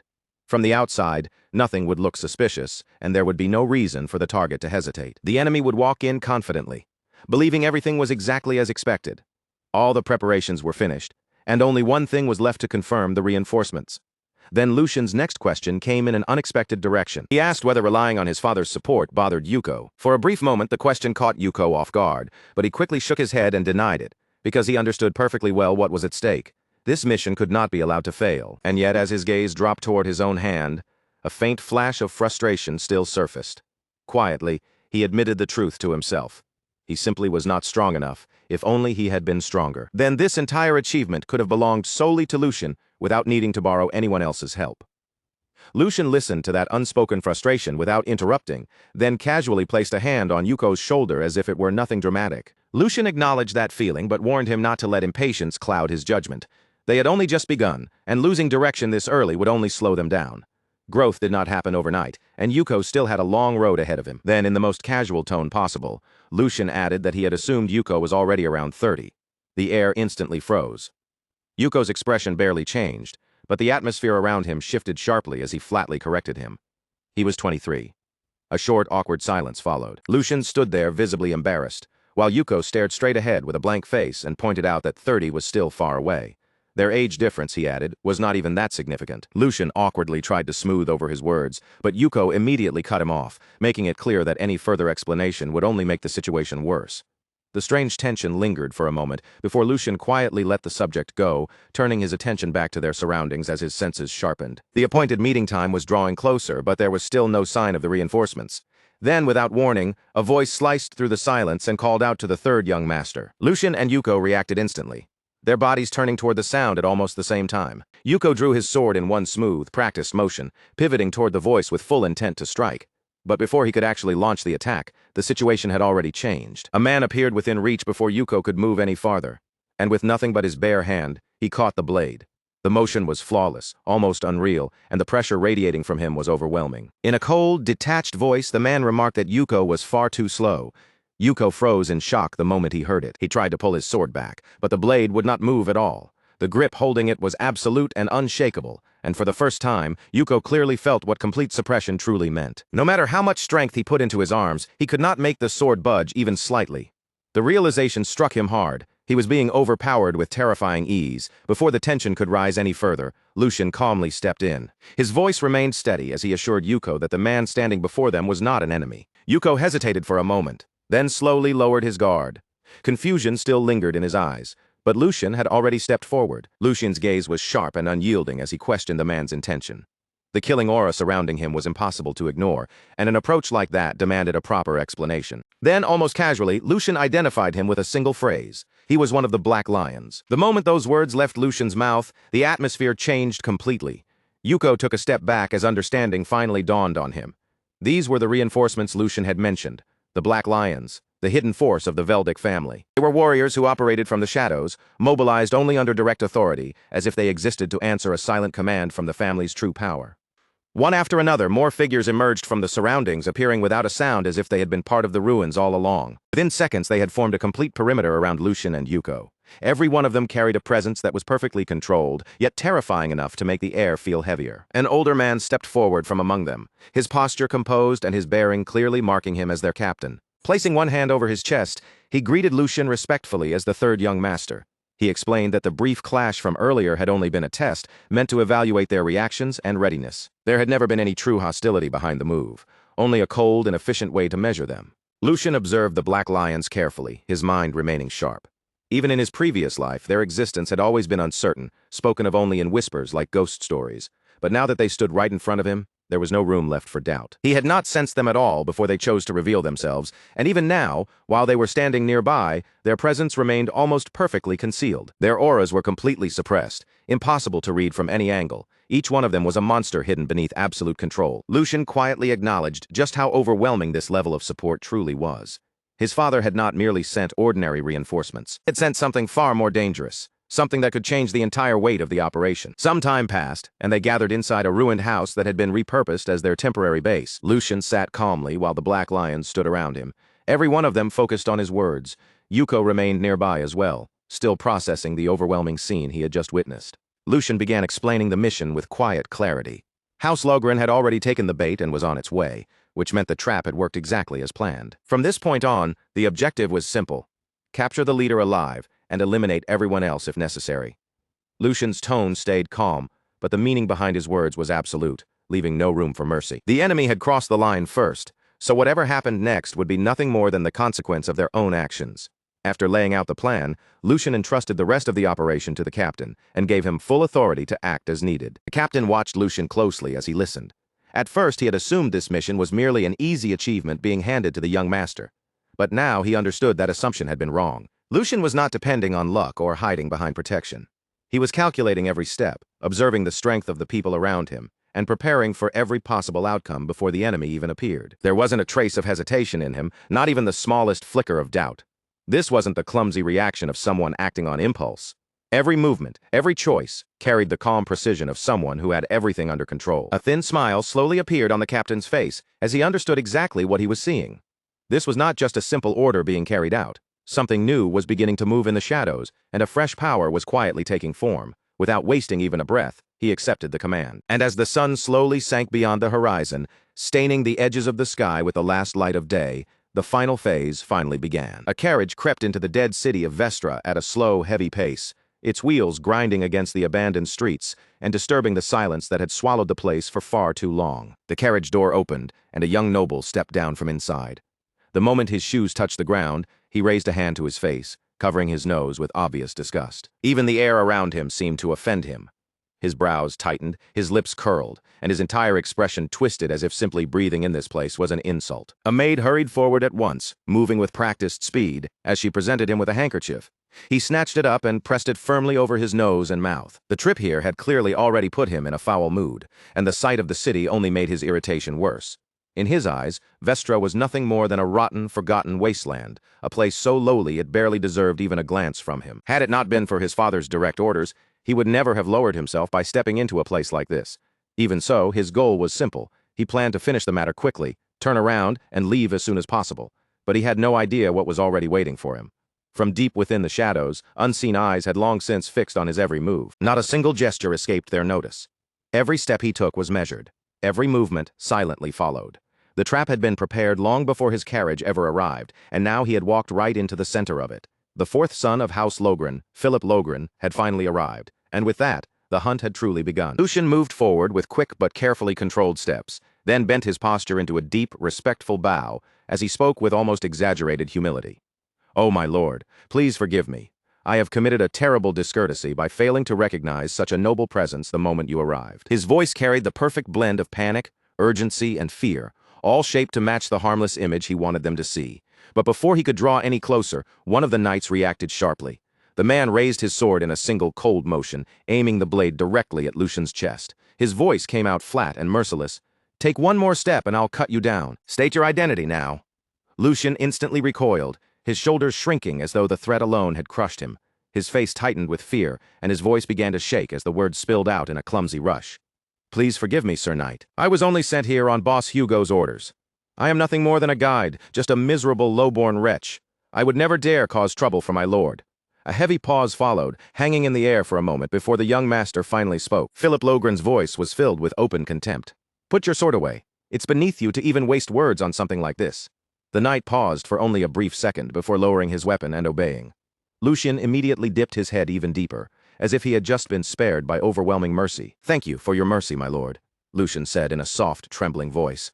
Then, without losing another moment, he turned and began guiding the group forward, exactly along the route he had prepared from the very beginning. Yet behind that frightened, submissive appearance, his mind remained sharp, cold, and completely different from the act he was putting on. So this was an even bigger catch than expected. That arrogant way of speaking, and that complete lack of caution, even after stepping into hostile ground, made it obvious. There was no doubt about it. This spoiled young man had to be one of the Marques's own sons. Someone raised that high would never even imagine that danger could be waiting for him in a place like this. As Lucian continued walking ahead of them, he quietly took in everything around him. There were fewer guards than he had expected, roughly a dozen in total, and they were not ordinary soldiers either. At the very least, they had the training of apprentice knights. They were disciplined, but if the situation unfolded the right way, they still would not be enough to pose a serious threat. Lucian's eyes shifted ever so slightly. He absorbed each detail without turning his head too much or giving away what he was doing. That man, standing beside the brat, was different among all of them. He was the only one Lucian needed to be careful of. His presence carried a weight the others did not have. And then there were the maids. He had actually brought maids into a place like this? Lucian almost found it absurd. Just how careless could this noble brat possibly be? Why have you stopped? Philip's irritated voice suddenly cut through Lucian's thoughts like a blade. Lucian immediately started walking again, lowering his head slightly as he answered in a nervous, apologetic tone.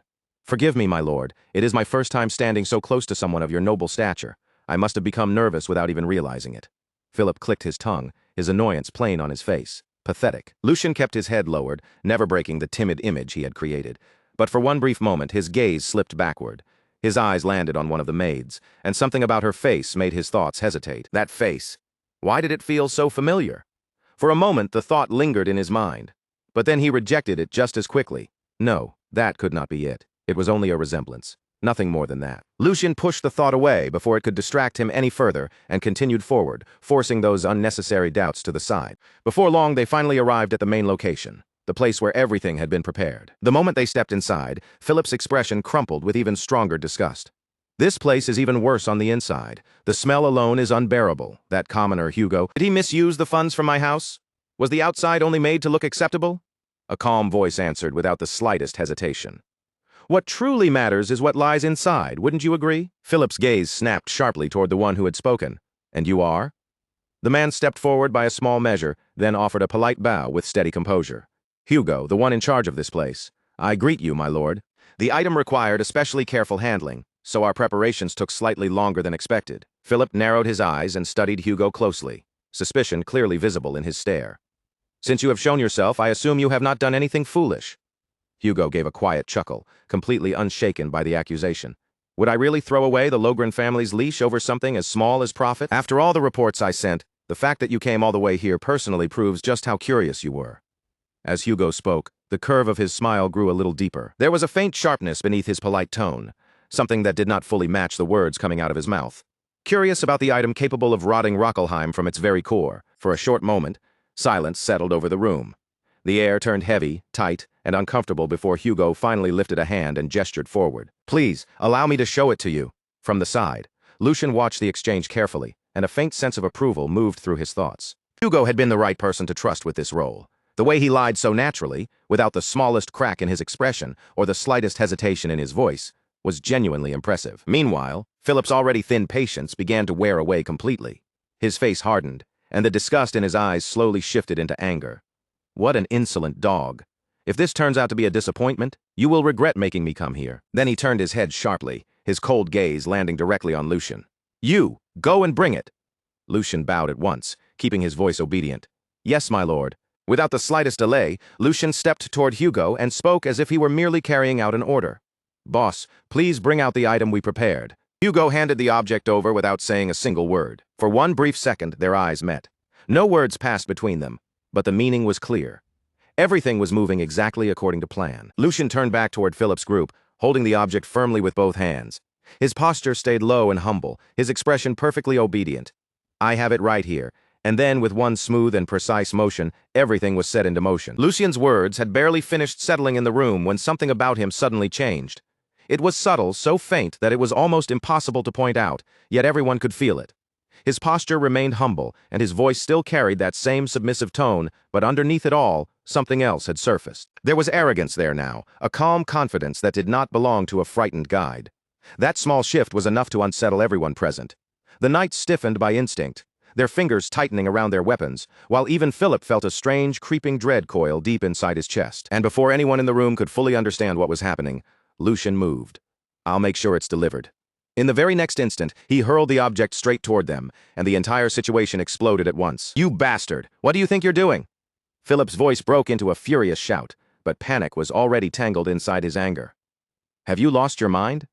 Do you even know what that thing is?" But the moment had already passed beyond anyone's control. As the object cut through the air, something struck it mid-flight with flawless timing. The hit was so fast, so clean, and so precise that it was almost impossible to see with the naked eye. The item shattered instantly. From within, an overwhelming burst of light detonated outward, flooding the entire space in one violent surge and swallowing everything within reach. The guards reacted purely on instinct, throwing themselves in front of Philip and forming a protective wall around him. "Young master, stay behind us!" The light doesn't fade. Instead, it grows even stronger, swelling brighter and brighter until the glare becomes almost impossible to endure. It burns straight through closed eyelids, swallowing every shape, every shadow, and every sense of direction at once. In only a few seconds, sight becomes completely useless, as if the entire world has been erased by white fire. "Can't see. What's happening?" Panicked voices rise from every direction, crashing over one another as confusion spreads through the room. But no one can understand what is unfolding around them, because the chaos has already swallowed every trace of order. In the middle of that blinding confusion, Philip drops his body lower, desperately trying to steady himself and figure out where he is. His voice shakes with fury, but beneath that rage is unmistakable fear. "You useless fools! I'll have every last one of you punished when we return." Why is no one answering me? But no reply comes back to him. There is only that suffocating brilliance pressing in from every side, and with it, the slow, horrifying realization that something has gone terribly wrong. Then, cutting through the chaos, a voice suddenly calls out. "Young master!" Philip reacts instantly, shouting back with desperation already taking over. "Yes, I'm here! Hurry up and protect me!" His voice cracks as he demands help, clinging to the protection he had always taken for granted. He forces his eyes open even though the pain is sharp enough to make him flinch. The glare still overwhelms his vision, but little by little, faint shapes begin to appear, blurry and twisted like shadows trying to crawl back into form. Right in front of him, he can barely make out a figure standing there, indistinct and almost ghost-like in the fading light. The face is impossible to see clearly, but the voice is much sharper, urgent, and strained as it shouts something toward him. That voice is telling him to run, telling him to get away while he still can.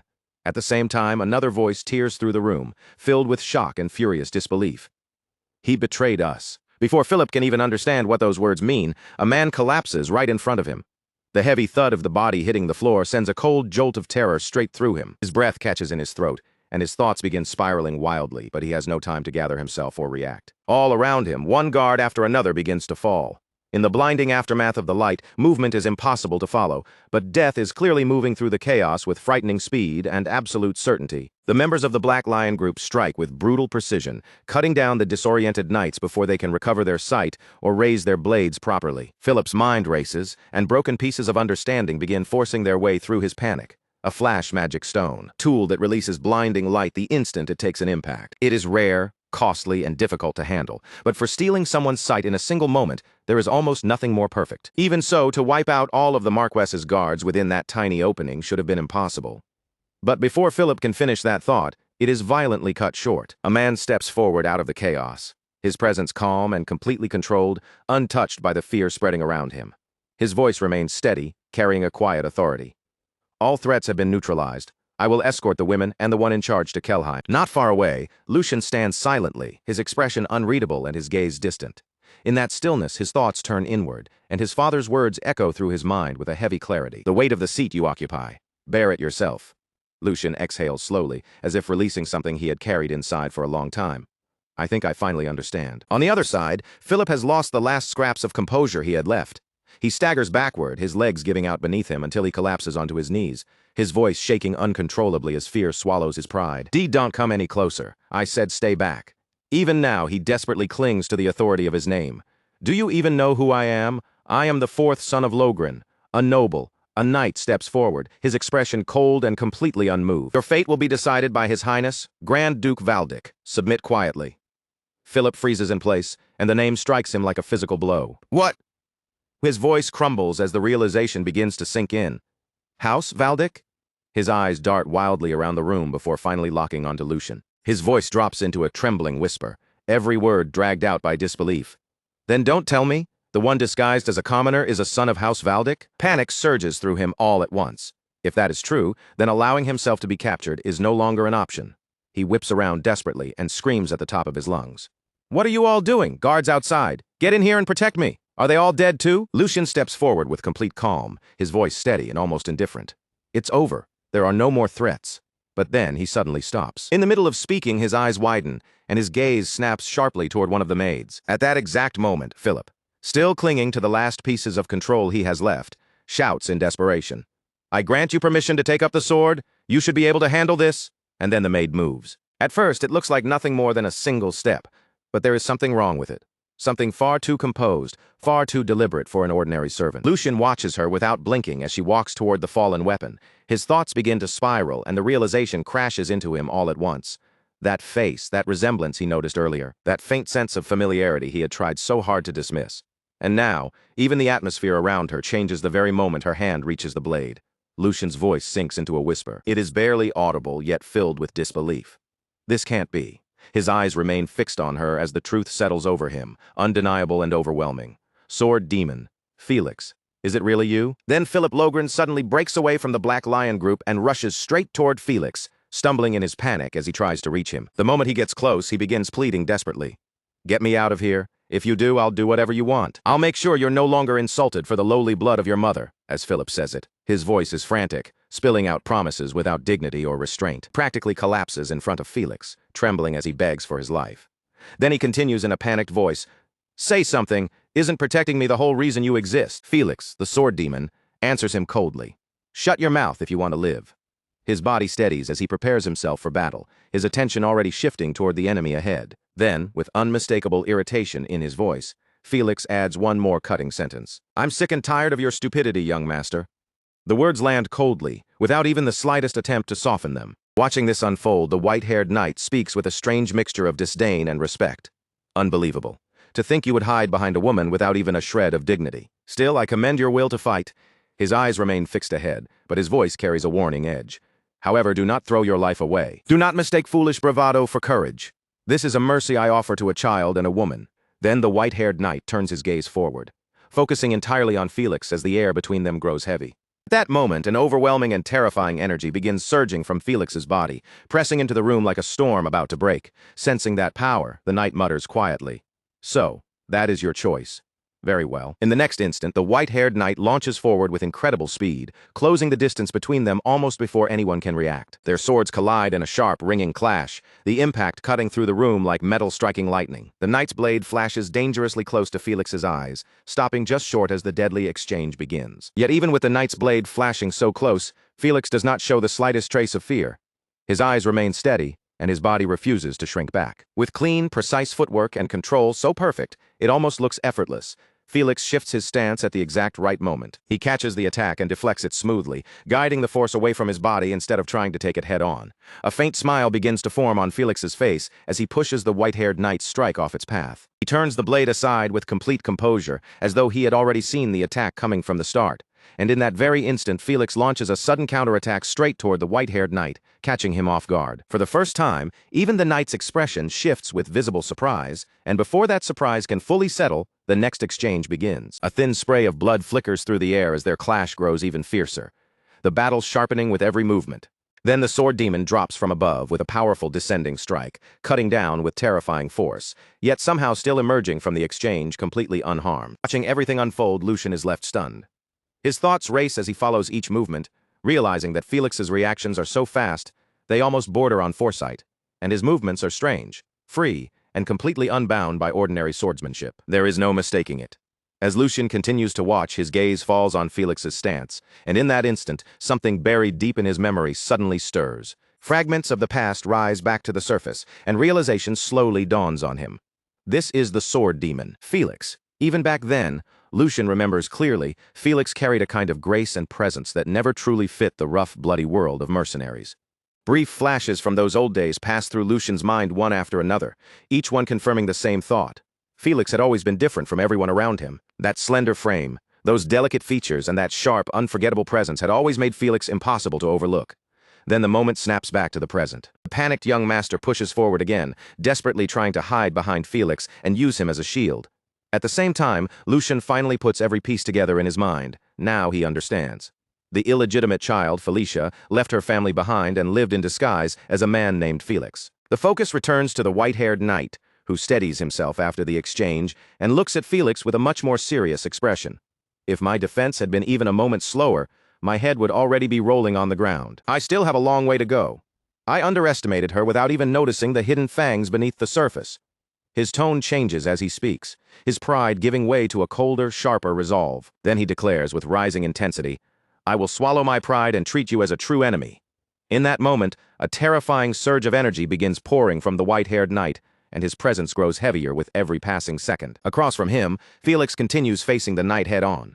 But even he cannot hide the trembling in his body under that crushing pressure. Deep down, Felix accepts the harsh truth in front of him.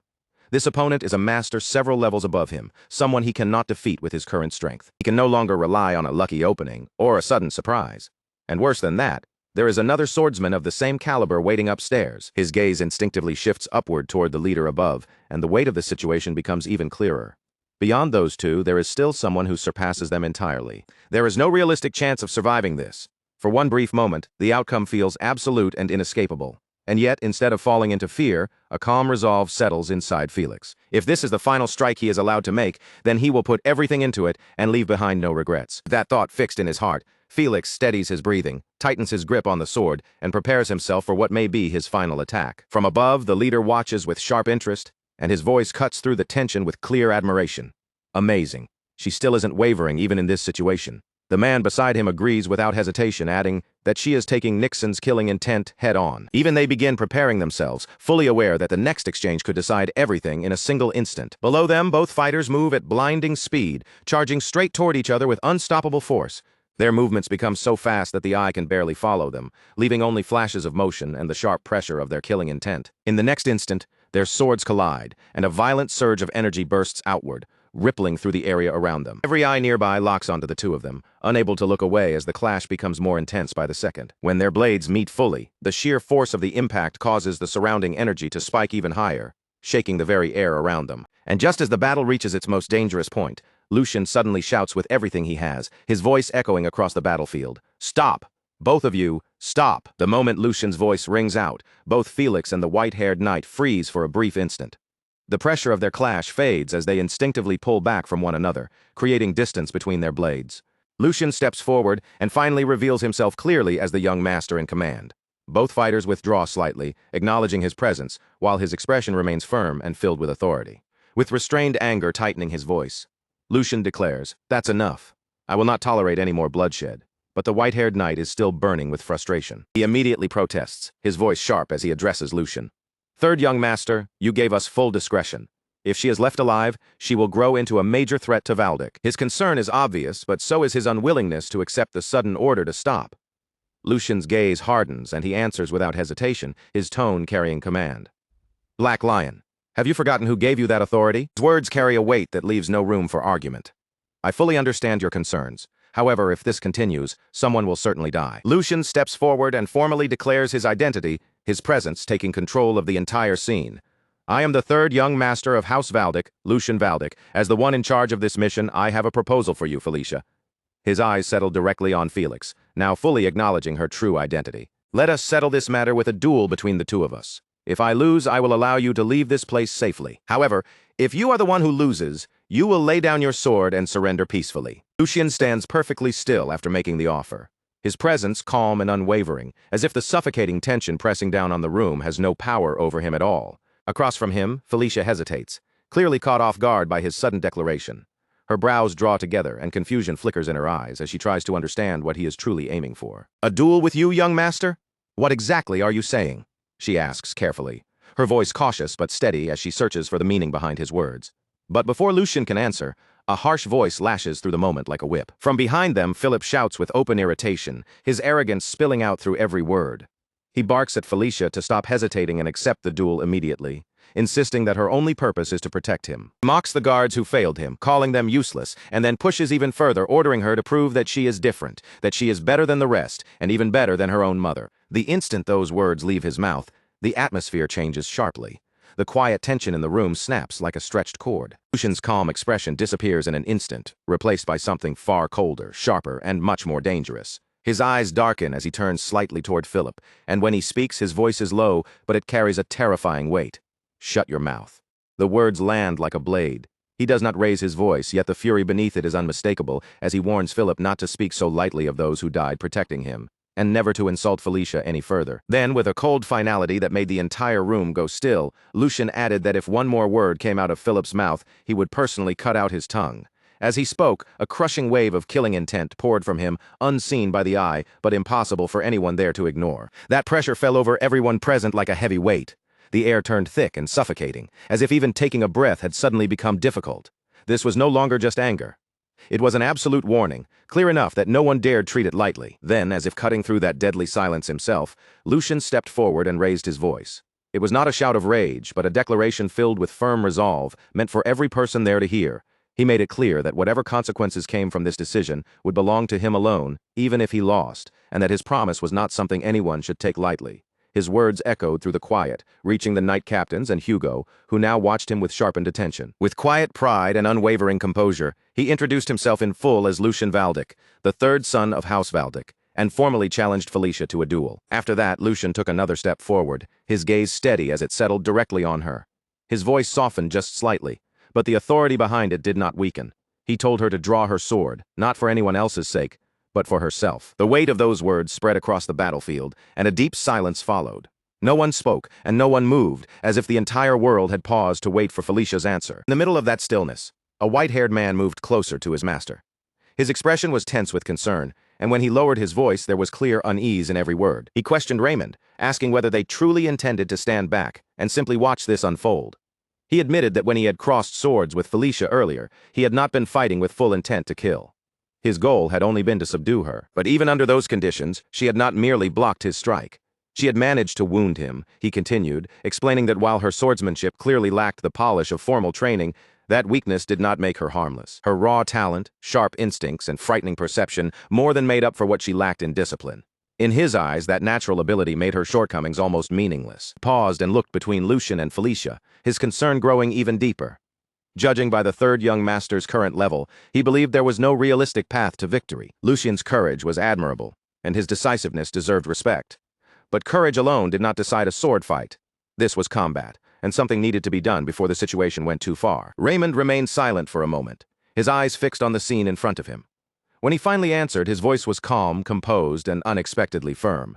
He did not deny the white-haired man's judgment, but he still chose to watch. "Just this once," Raymond said quietly, making his decision clear. They would observe how this duel unfolded. White-haired man frowned, unable to hide his confusion. What was that supposed to mean? Raymond's gaze shifted slightly, thoughtful but certain, as if he had already seen something the others had missed. He explained that when Lucian borrowed his sword earlier, Lucian had already spoken about the exact same things the white-haired man had only just realized. During that brief clash with Felicia, Lucian had already recognized her extraordinary talent and her sharp instincts. That meant he was not stepping forward blindly. He understood exactly what kind of opponent stood before him, and so Raymond reached his conclusion. For now, they would wait. They would watch without interfering. They would see what kind of outcome the third young master was trying to create, and what role Felicia would have in that outcome. As Raymond's words lingered in the air, Felicia quietly repeated the name in her mind, Lucian Valdic. To her, this young noble felt completely different from every other noble she had ever encountered. He had hidden his identity and disguised himself as a mere servant just to observe Logren's forces from the inside, and now he was stepping forward to fight a duel that, by ordinary logic, seemed completely unnecessary. Nothing about him made sense to her. The more she tried to read his intentions, the harder they became to grasp, slipping further away like smoke. Still, no matter how strange Lucian was, one conclusion remained firm in Felicia's mind. He was not someone capable of defeating her. Even so, she straightened her posture and spoke with quiet respect. She thanked him for granting someone like her this opportunity, and promised that if she managed to subdue him, she would accept the shame placed upon her and leave without a trace. She would disappear as though she had never existed at all. But Lucian did not hesitate for even a moment. His reply came instantly, cold but steady. If he was the one who subdued her instead, then she would come with him to Helheim. His eyes stayed locked on her as he spoke. He said it as if the matter had already been decided. Then he added that it seemed she had already made up her mind as well. With that, the silence around them deepened once more. This time the quiet carried the unmistakable weight of an approaching clash. The air between them turned sharp as Lucian and Felicia stood face to face.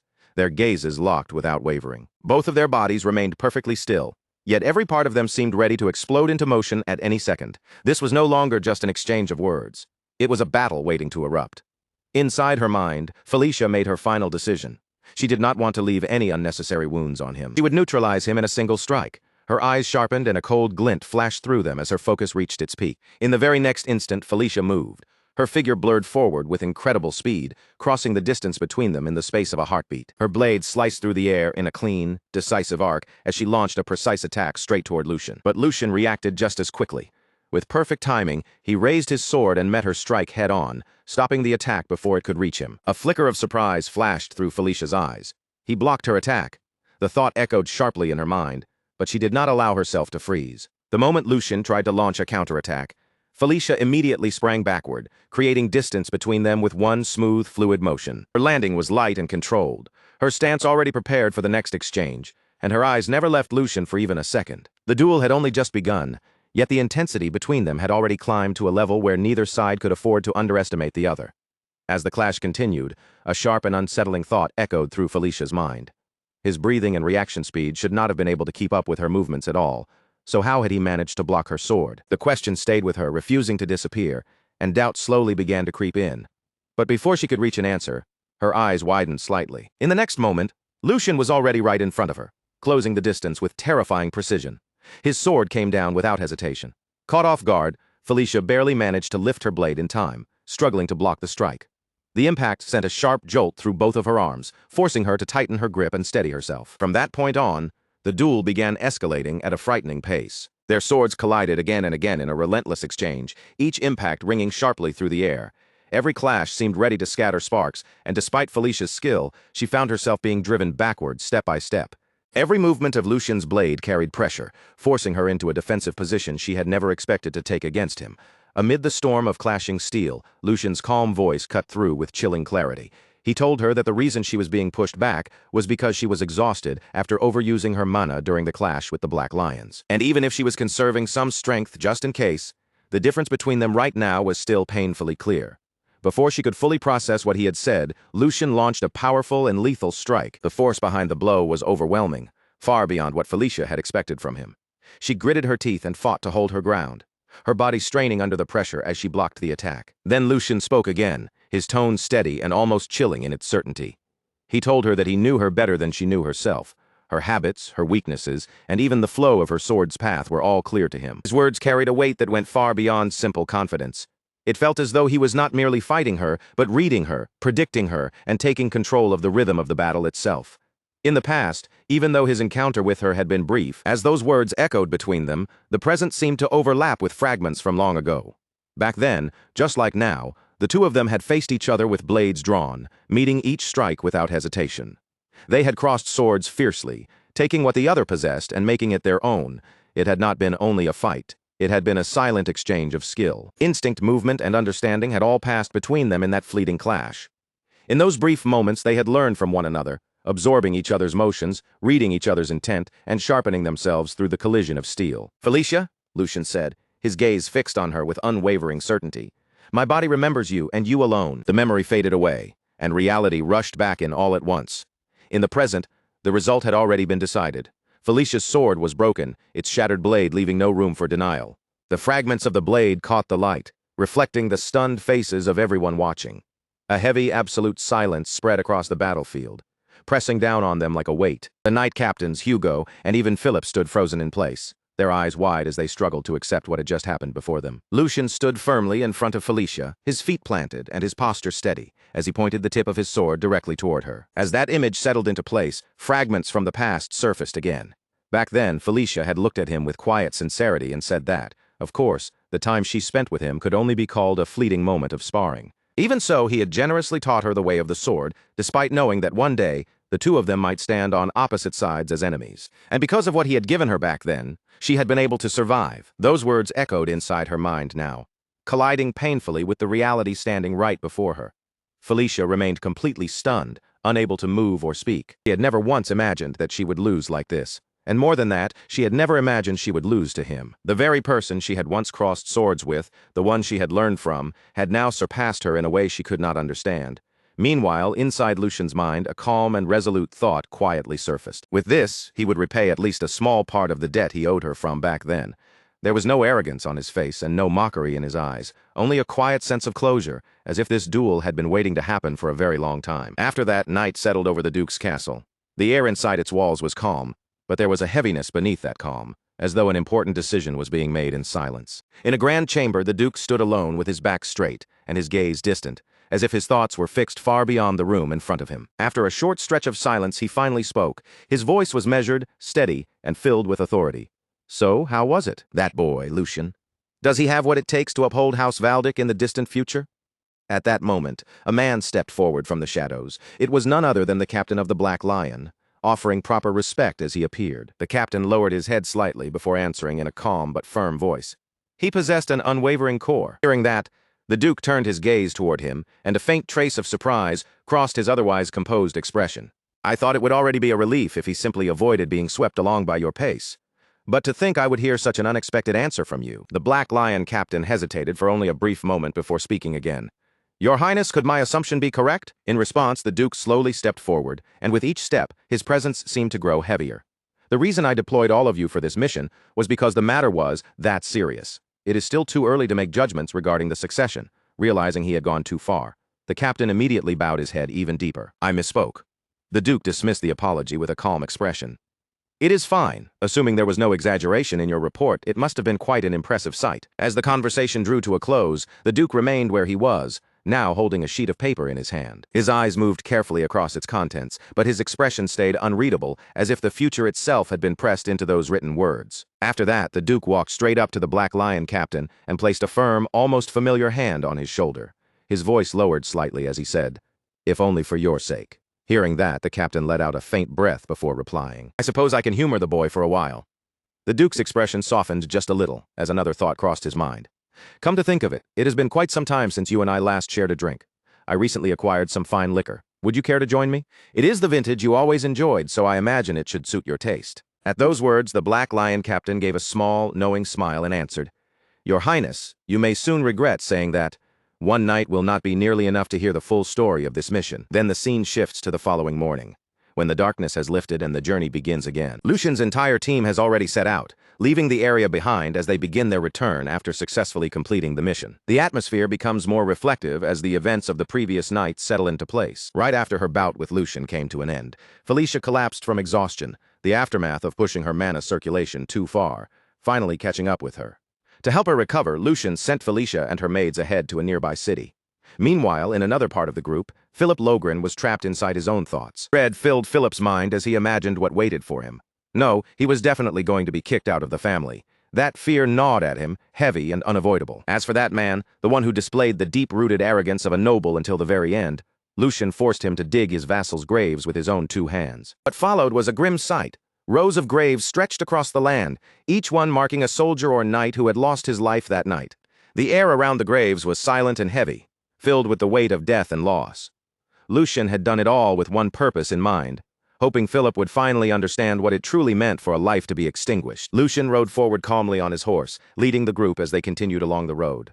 The morning air was quiet around them, but that fragile silence did not last for long. Suddenly, a loud, furious voice erupted from behind and shattered the calm.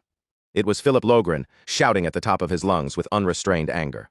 "Hugo, you bastard! I will never let you get away with this. Did you really think you could betray us and survive? Young Master Lucian, I demand to be treated as a formal prisoner of war. How dare you treat a son of House Logren with such disrespect?" His voice was sharp, grating, and packed with arrogance, irritating nearly everyone forced to listen. Yet even then, Philip refused to stop. "Are you truly intent on making an enemy out of us?" Hearing all of this, Lucian slowly turned his head back, his expression calm but cold. Inside Lucian's mind, a single thought passed through with perfect clarity. Philip still had not understood the weight of what happened last night at all. After a brief pause, Lucian finally spoke. His voice was low, but the warning inside it was unmistakable. "I will give you one piece of advice. If you want to keep breathing even a second longer, then you would be wise to watch what comes out of your mouth." There was no open anger in his tone, only quiet authority and a dangerous calm. Then, with unwavering composure, Lucian continued and made the situation painfully clear. "This is a place where even your high and mighty father would not dare set foot. This is Kelheim, the heart of House Valdic." After that, the scene shifts forward, and what appears before them is nothing short of breathtaking.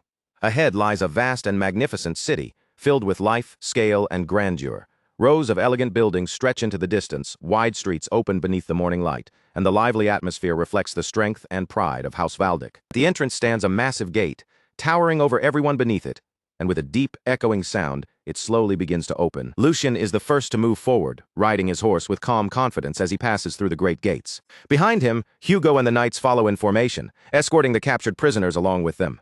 The moment they enter the city, the silence breaks apart beneath the loud cheers of the people. Crowds gather on both sides of the road, their voices rising with excitement and admiration. It's Lord Lucian. The third young master has returned. He had crushed the wicked crimes committed by House Logren from the roots, and even dragged the one behind it all back alive as proof of their guilt. The moment he appeared, the crowd's excitement exploded. People surged toward the street, pressing shoulder to shoulder just to see him with their own eyes. Lord Lucian, please look this way. Their voices rang out one after another, eager and breathless. Some shouted even louder than the rest, their faces bright with pride, as if Lucian's victory belonged to the whole territory. And among the cheers, one name carried like thunder through the street. The lion had returned, the lion of House Valdic, Hugo. Hugo, seeing the crowd welcome them with such overwhelming passion, could only stare around in disbelief. His eyes moved from one cheering face to the next before he finally turned to Lucian, unable to hide his confusion. Young master, what exactly is happening here? Even while the cheers rolled over them like a storm, Lucian stayed calm, his expression barely wavering. In a low, composed voice, he answered, I did send a letter asking for a chance to reveal House Logren's atrocities, but it seems Father chose to support us far more openly than I expected. Then Lucian looked toward Hugo and spoke with quiet certainty. Stand tall and accept this welcome. This is the first great achievement you have earned. Those words struck Hugo deeper than any cheer from the crowd. A warm rush of joy rose inside him, and his chest slowly swelled with pride as he finally allowed himself to take in the weight of that moment. As the grand procession continued moving through the city streets, the celebration carried on around them, and the view slowly shifted away from the cheering crowd. Far above the city, from the highest point of a tower, the Duke stood watching everything unfold below. Beside him stood his butler, silent and attentive, while the Duke gazed down at the parade with a faintly thoughtful look. Perhaps I really am getting old, he murmured. To think I would arrange a victory procession simply because my son asked for one. The butler remained respectfully at his side, but his answer came without the slightest hesitation. Did young Master Lucian not accomplish something grand enough to deserve it? In my opinion, this procession is entirely justified. Then, with the same calm and steady manner, the butler continued.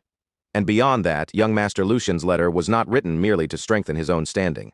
It was also a calculated move to show the people of our territory House Valdic's firm resolve, while sending a clear warning to both the imperial family and House Logren. And your highness recognized that as well? That is why you allowed this procession to happen? As those words settled in the air, the Duke kept his eyes fixed on the city below, his expression gradually turning heavier. The movements aimed at shaking the empire were becoming far too troubling to ignore. Even the sun that had once seemed eternal, and even the lion's claws that had once looked impossible to break, were now beginning to reveal unavoidable cracks. If I do not want to be swallowed by that current, the Duke thought aloud, his voice low, then I must sharpen my own blade even more than before. He spoke while staring far into the distance, as though his eyes were trying to pierce through the present and reach the uncertain future waiting beyond it. With that quiet heaviness lingering in the air, the moment slowly faded. The view then moved away from the tower and shifted to Lucian's room. The instant Lucian returned, he dropped straight onto his bed without even trying to sit properly. His body sank into the mattress, finally loosening after everything he had been through, and a tired breath slipped from his lips. Now I finally feel alive again. I never thought I'd miss this so much just because I got used to living like a noble. Still lying there, Lucian let his eyes close for a brief moment as his thoughts slowed down. Since the Grand Duke made time for a separate report this evening, I should have a little room to breathe until then. But what mattered even more was that this mission had brought in far greater results than he had originally expected. As he lay there, Lucian began sorting through everything in his mind, starting with the fact that he had secured Felicia much faster than planned. On top of that, the victory parade had wiped away the negative impressions surrounding him in one sweeping moment. It had also given Hugo a powerful reason to keep moving forward. And beyond all of that, Lucian had even managed to build a connection with the Black Lions. All of those separate gains, which had seemed scattered at first, were now beginning to line up one by one. Together, they formed a single stepping stone beneath his feet, just enough to bring him one careful step closer to the seat of power that had once felt impossibly far away. As that thought passed through his mind, Lucian suddenly remembered his former life, when he had lived as a mercenary instead of a noble son. A faint, almost amused smile tugged at his face as he imagined the old days. If those guys could see me now, he muttered under his breath, they'd probably be horrified. After resting there for another moment, Lucian suddenly pushed himself up from the bed. The softness in his eyes disappeared, replaced once again by a sharp, focused gleam. That's enough thinking things over. Now then, should I start preparing my next move? His mind began turning again, immediately. already reaching past the present and calculating what had to come next. With a slight edge of calculation in his voice, Lucian murmured to himself, "First, I need to figure out exactly what I'm going to squeeze out of the Grand Duke. That comes first." After that, the scene shifted again, this time to an elegant dining room where the Grand Duke and Lucian sat down for dinner across from one another. The room was calm and refined, with a quiet dignity hanging over the table. Yet beneath that polished atmosphere, there was a clear sense that this was not an ordinary meal. As they faced each other, the Grand Duke spoke in a composed, authoritative voice and praised Lucian for the mission he had completed. He told Lucian that he had been blessed with remarkable luck on his very first assignment. After carefully comparing and verifying the information, they had confirmed that the child Lucian captured alive truly was the offspring of the Marquis family. According to the Grand Duke, there could be no stronger evidence than that. Recognizing the success, the Grand Duke gave a simple but weighty commendation. "Good work, Lucian." Lucian lowered himself with humility and replied that his father was giving him too much honor, because this outcome had only been possible thanks to the Grand Duke lending him the sharp blade known as the Black Lion's. But the conversation soon moved to a more troubling matter, and Lucian's expression turned more serious as he asked what would happen to Philip Logren. He pointed out that after seeing his own child die in such a manner, it was hard to believe the Marquis would simply sit quietly and do nothing. The Grand Duke, however, did not appear shaken in the slightest. He simply remained calm and answered that they would have to wait and see. To him, Bernhard Logren was the kind of man who resembled a snake, cold, calculating, and perfectly capable of weighing even his own child against the benefit of his family. In the Grand Duke's eyes, as long as there was still one child left to continue the family line, the Marquis would not be foolish enough to move recklessly. Then he quietly dismissed Lucian's concern, telling him there was no need to burden himself with what came after this. Lucian had already done far more than enough for his part. With that matter set aside, the Grand Duke changed the subject and asked Lucian what he wanted as a reward for completing the mission so successfully. He noted that Lucian had gone out of his way to send a letter, which meant he must have wanted something more specific than a simple celebratory procession. Hearing this, Lucian gave a small, somewhat awkward smile and admitted that being asked so directly made him feel a little uncomfortable. Still, since the subject had already been brought up, he decided to make his request as humbly as he could. Before speaking, though, he paused for a moment in his own thoughts, wondering if he should truly say it out loud. Then, gathering his resolve, he began. For Hugo, who made a great contribution this time. But before he could finish, the Grand Duke cut him off with a single sharp word. "Impossible." The interruption came so suddenly that Lucian froze, completely caught off guard. Lucian looked at his father in confusion, visibly shaken by how quickly he had been stopped. "Father, I haven't even finished speaking yet." But the Grand Duke had already seen straight through him, and without hesitation, he said Lucian had been about to ask for Hugo to receive a knighthood.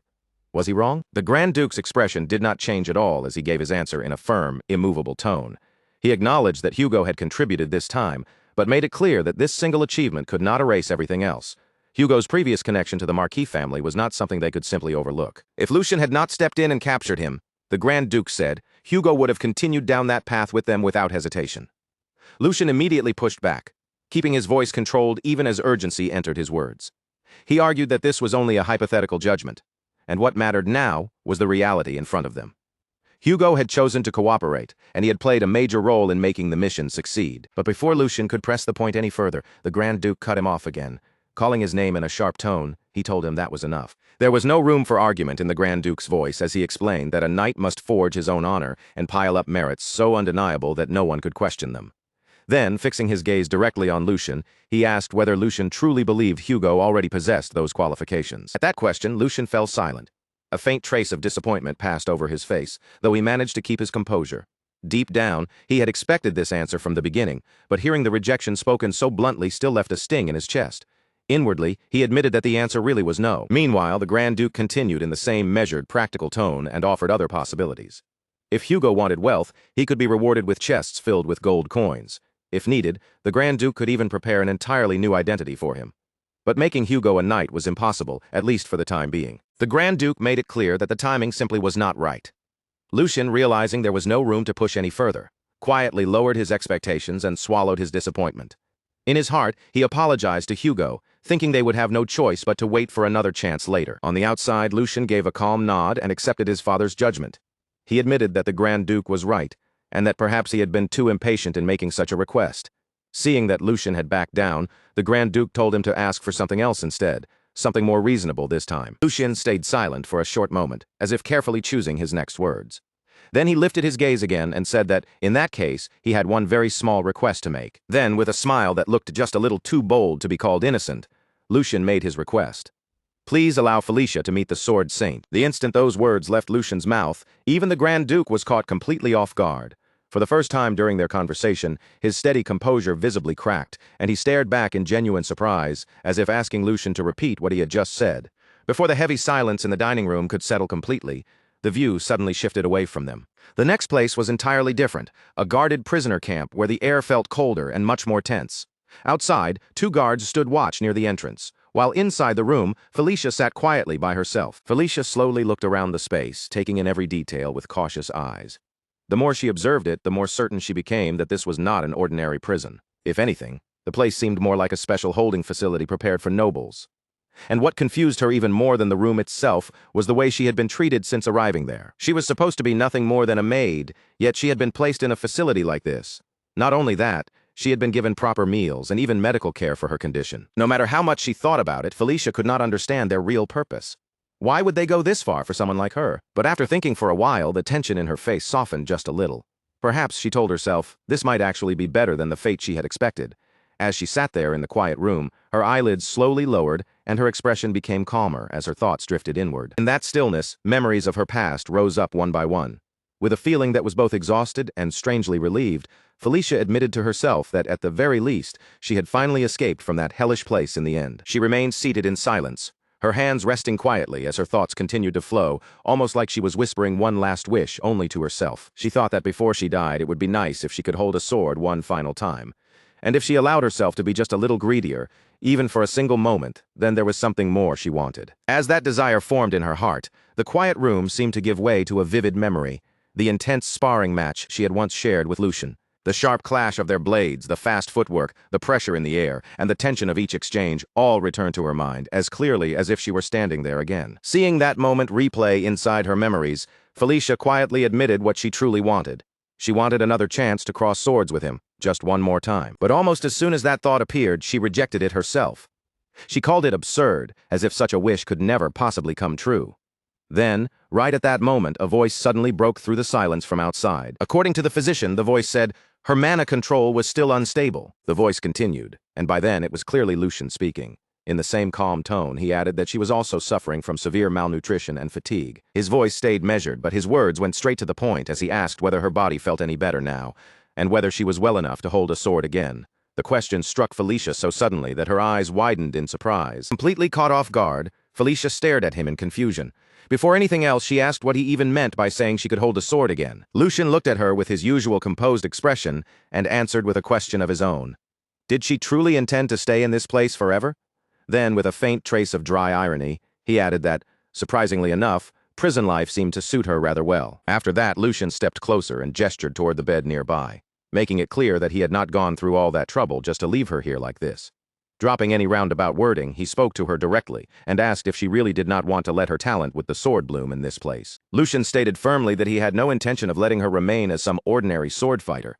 Then, without softening the weight of his words, he revealed what he had planned for her. He intended to recommend Felicia as a disciple of the Sword Saint. The moment those words reached her ears, Felicia froze in place, utterly stunned. Her disbelief showed immediately on her face. She looked at Lucian sharply and asked if he was making fun of her. To Felicia, the very idea sounded ridiculous. So ridiculous that it felt almost cruel to even say out loud. She pointed out that even becoming a sword fighter was already an unbelievable thing for someone like her, a mere maid and a woman, but becoming the disciple of the Sword Saint was far beyond that. In her eyes, it was a dream so unreasonable that it barely made sense. Frustration finally spilled out, and her voice grew firm, almost trembling from the emotions she had been holding back. She declared that her status might be low, but she was not such a fool that she failed to understand her own place. Seeing her react so strongly, Lucian quietly realized that he may have rushed things too much. Inwardly, he admitted that he had been a little too hasty, and that Felicia's response was only natural. After all, even though she carried the blood of the Marquis, she had been born an illegitimate child, and a woman on top of that. Because of that, she had never even been allowed to hold a sword, much less receive proper training in how to wield one. Instead of being given a chance, she had been surrounded by envy, jealousy, and constant persecution from her own siblings.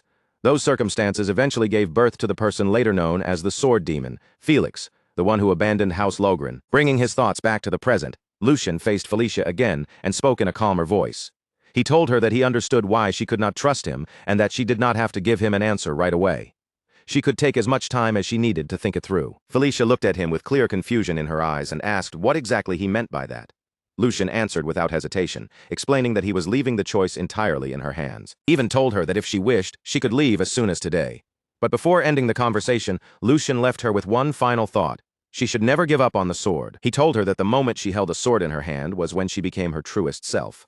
Those words remained in the air long after he spoke them. Felicia, shaken by what she had just heard, repeated those words softly to herself. Was she truly her real self when she held a sword, even though her own blood relatives had been the ones to take that right away from her? Then, raising her voice just a little, Felicia turned back to Lucian and asked something far more personal. Did she really have the right to do that? Was it truly okay for her to live only for the sword, without being tied down by anything else? Lucian met her question head-on, and there was not even the slightest hesitation in his eyes. He told her that if this was what her own will desired, then he swore it would become reality, staking that promise on the name of Lucian Valdic. That moment the view briefly slipped into the past. Lucian was speaking casually with Felix, asking what kind of dream he had. While other people might talk about living comfortably or proudly showing off their success, Lucian did not think Felix wanted anything like that. Lucian even offered a few possibilities, asking if Felix wanted to become a knight captain someday, or perhaps earn a noble title for himself. Felix's answer was different. He admitted that he had never thought about it too deeply before, yet if there was one thing he truly wanted, it was simple: to devote himself completely to the sword without being bound by anything. For him, that alone would be enough. After that memory faded, the view shifted to the training grounds, where Lucian walked forward with Felicia and Hugo at his side. As they continued ahead, Lucian noticed the Grand Duke standing in front of them with his butler beside him, almost as if they had been waiting there from the start. Slightly surprised by the sight, Lucian spoke first and asked what had brought him there. The Grand Duke answered calmly, saying that he had come to see the preparations involving the Sword Saint. Then he added, as if the answer should have been obvious, "Did you really think I would miss such an important event?" His presence alone made the atmosphere feel heavier. When his gaze shifted toward Hugo and Felicia, both of them immediately lowered their heads and bowed respectfully. With their posture straight and their voices careful, Hugo and Felicia greeted him together. "Greetings to His Excellency, the Archduke." The Grand Duke's eyes rested on Hugo for a moment, studying him in silence before he spoke again. His voice was calm, but there was no softness in it. "So you are Hugo. I heard you performed quite well during the recent incident. However, the merit you earned is still buried beneath the weight of the mistakes you made in the past." Hugo accepted those words without even trying to defend himself. He lowered his head even deeper and answered with complete respect. "That is undeniable, Your Excellency. It was my mistake." The Grand Duke continued, his gaze unwavering. "And yet, even knowing that, your master still insisted that you be made a knight." At that moment, Lucian tried to step in, as if he wanted to stop the conversation before it went any further. But the Grand Duke did not give him the chance, and his words continued without pause. He even went as far as giving up his own reward to make it happen. The moment Hugo heard that, his eyes widened slightly. Deep inside, emotions stirred violently as he realized the young master had done all that for him. Lucian truly intended to keep the promise he had made. Even so, Hugo forced himself to remain steady on the outside. And the Grand Duke delivered his decision in a clear, decisive voice. "Hugo, this may disappoint you, but I rejected that request. The reason is simple. I do not believe you are ready yet to carry such a burden." His words were not spoken with cruelty. They were simply absolute. "So from now on, focus on building more achievements until the day comes when I can personally guarantee your honor." The training ground fell into a heavy silence, the weight of his judgment pressing down on everyone present. "I will be waiting for that day." The instant those words ended, Hugo raised his head and declared in a loud, determined voice, "I will definitely meet your expectations." His voice rang across the training ground, filled with resolve. Only then did the Grand Duke turn his attention toward Felicia. "Felicia," he called.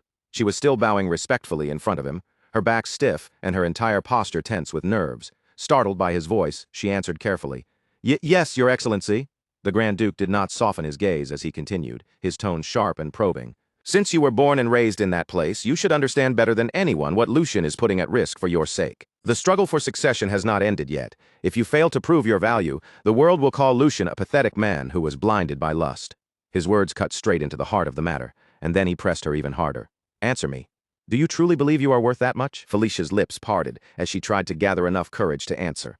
Her body remained tense, and she looked as though she was just about to force the words out. But before she could say anything, Lucian stepped forward and cut in.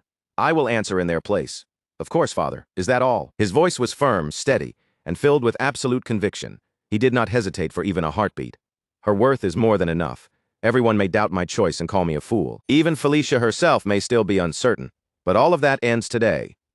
Lucian kept his gaze fixed forward, his expression unwavering as he continued, "Because today everyone will finally see it. They will see that she is a diamond in the rough, held back only by her status and her gender." Then Lucian turned slightly toward Felicia, and his voice became more direct, almost urging her forward. "What are you doing, Felicia? Hurry up and say that you're sure." And in that moment, Lucian finally understood. This was no mere coincidence. The Archduke had truly been waiting here for them, watching everything unfold from the beginning. Grand Duke remained silent for a while, his expression giving away almost nothing while his thoughts ran far deeper beneath the surface. He had come to see with his own eyes the vassal his son had chosen, hoping to give Lucian's first attempt at taking flight just a little more wind beneath his wings. That was the true reason he had appeared here. Then the Grand Duke broke the silence and spoke firmly to Lucian. "If you are that certain, then we shall see the answer with our own eyes. Prepare her to face the Sword Saint." Lucian's eyes sharpened the instant he heard those words. Without the slightest hesitation, he answered, "Thank you for your permission." In that moment, the determination in his expression was impossible to miss. His posture, his gaze, and even the air around him all seemed to carry the same unspoken feeling. "Thank you very much, Father." Then the view shifted again. Standing at the center of the training ground was the Sword Saint. He stepped forward with a calm presence that still felt overwhelming, and a faint laugh slipped from him. "Haha, not only is the third young master here, but even the Duke himself." His words trailed off slightly as the Grand Duke approached him. The Grand Duke stepped forward and greeted him with a firm handshake. "In any case, this is an important event for our family. As a gentleman, I simply could not suppress my curiosity. My lord, please do not concern yourself with my son's reputation. Evaluate her as strictly as you see fit." Lucian also stepped forward, facing his master with unwavering determination. "I feel the same way. Only then will the promise we made truly have meaning." Hearing Lucian say this, a memory briefly passed through the Sword Saint's mind. He remembered Lucian once telling him that he would bring him a perfect student, someone truly worthy of receiving his teachings. After a short pause, the Sword Saint gave a slight nod. "If both of you insist on that, then I will take this very seriously." With that, Felicia stepped before him. Her body was tense, and even though she tried to stand properly, a faint hesitation still showed in her posture. The Sword Saint's gaze remained fixed on her, heavy, sharp, and impossible to escape. A moment later, the two of them stood facing each other on the training ground. Inside Felicia's mind, the weight of his presence pressed down on her. She could feel it clearly. This man truly was the Sword Saint. Just standing in front of him made her feel as if the very air around them had changed. Gathering her courage, Felicia straightened herself and spoke with respect. "It is an honor to meet the Sword Saint. My name is Felicia." But before she could properly finish her greeting, the Sword Saint slowly raised his sword and settled it with calm authority, cutting off her introduction before it could continue. His voice was cold, sharp, and absolute. "Your name does not matter. Let your sword speak for you." For a brief moment, silence fell between them as his piercing gaze seemed to look straight through her. "Your name can wait until later. Take up that wooden sword." At those words, the attention shifted slightly to the side, where Lucian and the Grand Duke stood watching in silence. The atmosphere tightened around the training ground, as if everything had been building toward this single moment. Lucian thought to himself that the real test had finally begun. Lucian calmly began judging the situation in his head. If Felicia could concentrate her mana into the tip of the wooden sword and push it deeper, then it should work. But if she relied only on brute strength, the task would become difficult. With proper mana circulation, however, there should not be any serious problem. Even so, a faint uncertainty remained in Lucian's mind. What would actually happen now? All he could do was watch and see. Across from them, Felicia tightened her grip around the wooden sword. A trace of nervousness still lingered inside her, but her determination burned far stronger. She understood that this was a chance that might never come again in her entire life. She told herself that she had to be careful. Taking a slow, steady breath, Felicia focused inward. If she concentrated mana into her hands, just like Philip had done, then maybe she could manage it. Bit by bit, she guided her energy, carefully following the method she had learned. And then, she succeeded. The mana moved exactly as she intended, without any major problem. A flicker of surprise flashed through her mind as she realized she had actually done it. For a brief moment, relief washed over her. But that relief quickly turned into uncertainty. Now that she had managed the first step, what was she supposed to do next? Just as that question rose in her mind, the Sword Saint suddenly spoke. "That is enough. There is nothing more to see." Felicia was caught completely off guard, and her eyes widened in confusion. "What? What do you mean? I did exactly as you ordered. I drew the sword." But before Felicia could continue speaking, the Sword Saint stepped forward and firmly seized her hand. His grip was steady and impossible to shake off.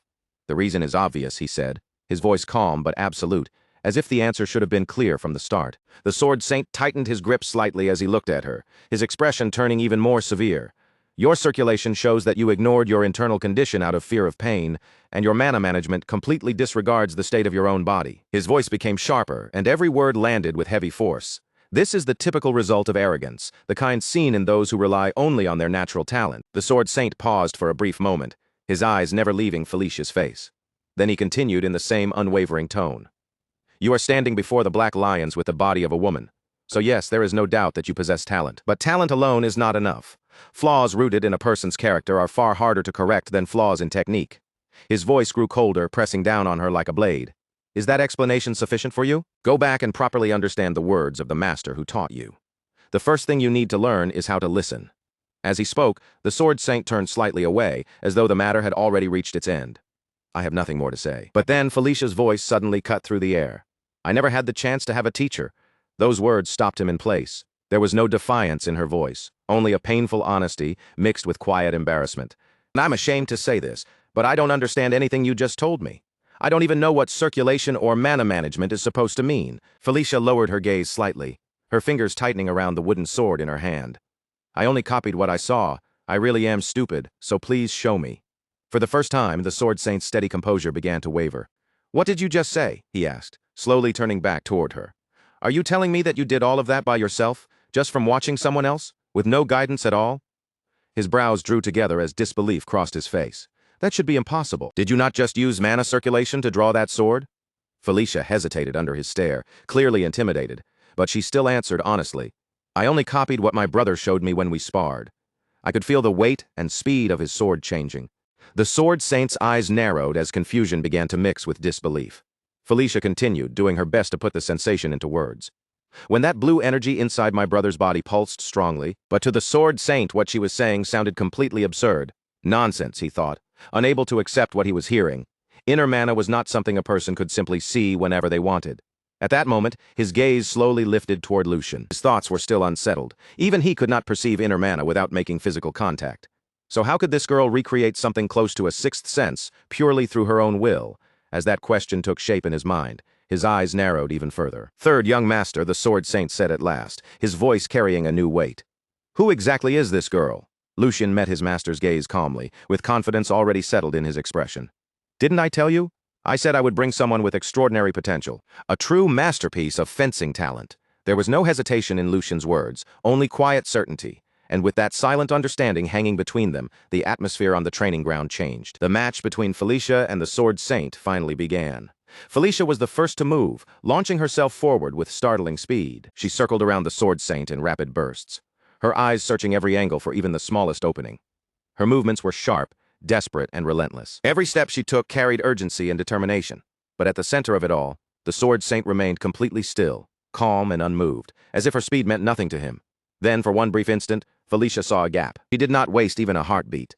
Felicia lunged straight toward that opening, driving forward with everything she had in a single decisive strike. But in the very next moment, her attack came to an abrupt stop. The sword saint blocked her strike with effortless precision, not even bothering to look directly at her as he stopped the blow. Your movements are filled with openings, he said coldly. Your blade is dull and your resolve is even weaker. Only then did he turn his gaze toward her, his eyes sharp enough to cut. Was that all your despair was worth? Felicia clenched her teeth, frustration surging up inside her chest, no matter how many times she attacked, and no matter how carefully she tried to aim for the slightest weakness. Every single strike was intercepted and erased as if it had never posed any threat at all. It felt as though the sword saint could read every movement before her body even made it. Inside Felicia's mind, helpless thoughts began to echo. She had already pushed herself as far as she could. Her grip tightened painfully around the sword as doubt began creeping in.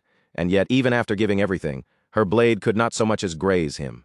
In her mind, Felicia kept speaking to herself, her thoughts trembling but refusing to break. And the sword saint had not taken a single step. So this was what it meant to stand at the pinnacle of the sword, a vast abyss, so deep and overwhelming that she could not even begin to measure it. The gap between them felt suffocating, almost impossible to cross. Even so, Felicia had no intention of giving up there. Her eyes suddenly shifted downward, her gaze locked onto a loose tile beneath her feet. And in that instant, something sparked inside her mind. A plan formed almost immediately. Without hesitation, Felicia kicked the loose tile up from the ground, using it as a sudden distraction. The tile shot upward, creating a momentary opening as she slipped into motion at the same time. Felicia moved to strike from behind, her attack fast and completely unconventional. It was not polished technique guiding her, but instinct, desperation, and raw fighting sense. Watching her attempt unfold, the sword saint spoke again, and this time there was the faintest trace of interest in his voice. A fighting spirit that refuses to die even after crashing into a wall. Unorthodox ideas as well. Free from the weight of experience, he paused briefly, as if silently acknowledging the persistence she was showing. But you are not finished yet, Felicia. For one fleeting moment, her plan seemed to work. Let it all out, he continued, Every bit of resentment you have held inside until now. Then, using only a single finger as though it were a sharpened blade, the sword saint sliced through the flying tile and cut it cleanly into two separate pieces. The movement was so effortless that it almost did not look real. Even after seeing that, Felicia did not stop. She forced herself forward, refusing to back away, her body still moving under that crushing pressure.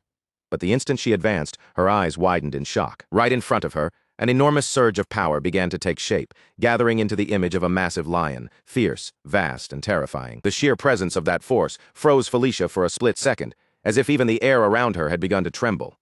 Then, without warning, a hand reached toward her sword. The sudden movement startled her, and a sharp flicker of fear rose in her chest. But even with that fear pressing against her, Felicia forced her body to react. She gripped her weapon with all her strength and struck forward with everything she had left. At the same time, the sword saint stood before her like an unmoving wall, his entire body radiating overwhelming energy. A faint smile appeared on his face as that power continued to surge outward, spreading through the training ground like a storm that had finally been unleashed. Then, just as abruptly as it had erupted, everything fell silent. Fierce energy faded away, the air grew still again, and the training ground returned to calm as if nothing had happened.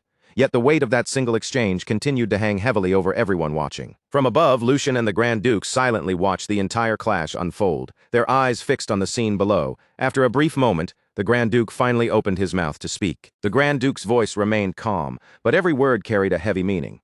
"Lucian, do you know what makes a swordsman truly reliable?" He did not wait for Lucian to answer, as if the answer had already been carved into his heart long ago. It is someone who has engraved the cost of relentless training deep into their very soul. Someone who has polished the fundamentals through endless, tedious repetition and gained experience on battlefields where even one small mistake can mean death. It is a cruel and unforgiving road, the Grand Duke continued, his gaze steady. But that very road is the root of what makes a true swordsman. Lucian listened without interrupting, his expression calm, even as his thoughts moved quietly beneath the surface. That was exactly why, until now, his father had only kept people like that by his side. People tempered by hardship, discipline, and blood. Then the Grand Duke's tone shifted ever so slightly, as though he was now speaking of something that existed outside ordinary rules. However, in this world, there are also people who can leap over that mountain of effort, in a single bound. His eyes sharpened as he looked down toward the training ground below. People who shine so fiercely that they resemble a blazing sun. They possess talent so overwhelming that the world itself has no choice but to acknowledge them. Like a rising tide, they can swallow everything in their path. For a brief moment, his words hung heavily in the air. Just like that girl, the view returned to the ground below where Felicia stood frozen in place. Her sword still firmly caught in the sword saint's grasp. Even after she had poured everything she had into that strike, the sword saint held it effortlessly, as though her blade carried no weight at all. From above, the Grand Duke's voice echoed down with quiet certainty. "You made the right decision, Lucian." Lucian kept his eyes fixed on Felicia below and answered in a steady voice filled with conviction. "If you had not trusted her, father, if you had not given her this chance, that light would have gone out before anyone ever saw it." There was no doubt in Lucian's words. Talent was not truly rare in this world. More often, it simply stayed buried in the dark because no one ever gave it a chance to shine. Back on the training ground, the stillness around Felicia deepened. Despite the force of their clash, not even the faintest scratch could be seen on the sword saint's hand. And yet his thoughts were no longer dismissive. That unwavering gaze of hers, that way she refused to break, it was clear to him now. She had been born for the sword. No matter what trials had tried to crush her, that truth had not disappeared. The sword saint's eyes narrowed slightly as his realization grew deeper. More importantly, she could actually see it. She could see beyond the limits of common sense, toward the endless path of the sword stretching far into the unknown. Standing calmly before her, the sword saint finally loosened his grip. Then he looked at Felicia with an expression completely different from the cold one he had worn before. "Tell me your name once more." His voice was no longer dismissive. This time, it carried the weight of acknowledgement. "Today, you proved your courage with your sword. From this moment onward, no one here will doubt the name you speak. Say it with pride." Felicia stood frozen for a brief second, overwhelmed by how suddenly his attitude had changed. Then she steadied herself, lowered her voice just slightly, and answered with firm resolve. "Then I will say it again, sword saint. My name is Felicia." She paused for a moment before continuing, her voice quieter but still clear. "I have no surname from my mother's side, and House Logren, the family of my father, refused to grant me theirs. Felicia is the only name I have." The sword saint listened in silence, then gave a slow nod, as if all the pieces had finally fallen into place. "I see. So that is how it was." He looked at her with a faint trace of approval in his eyes.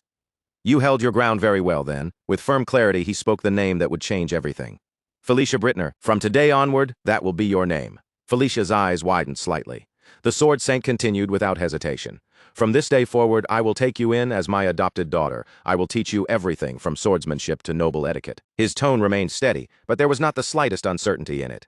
It will be exhausting. Not a single moment of it will be easy.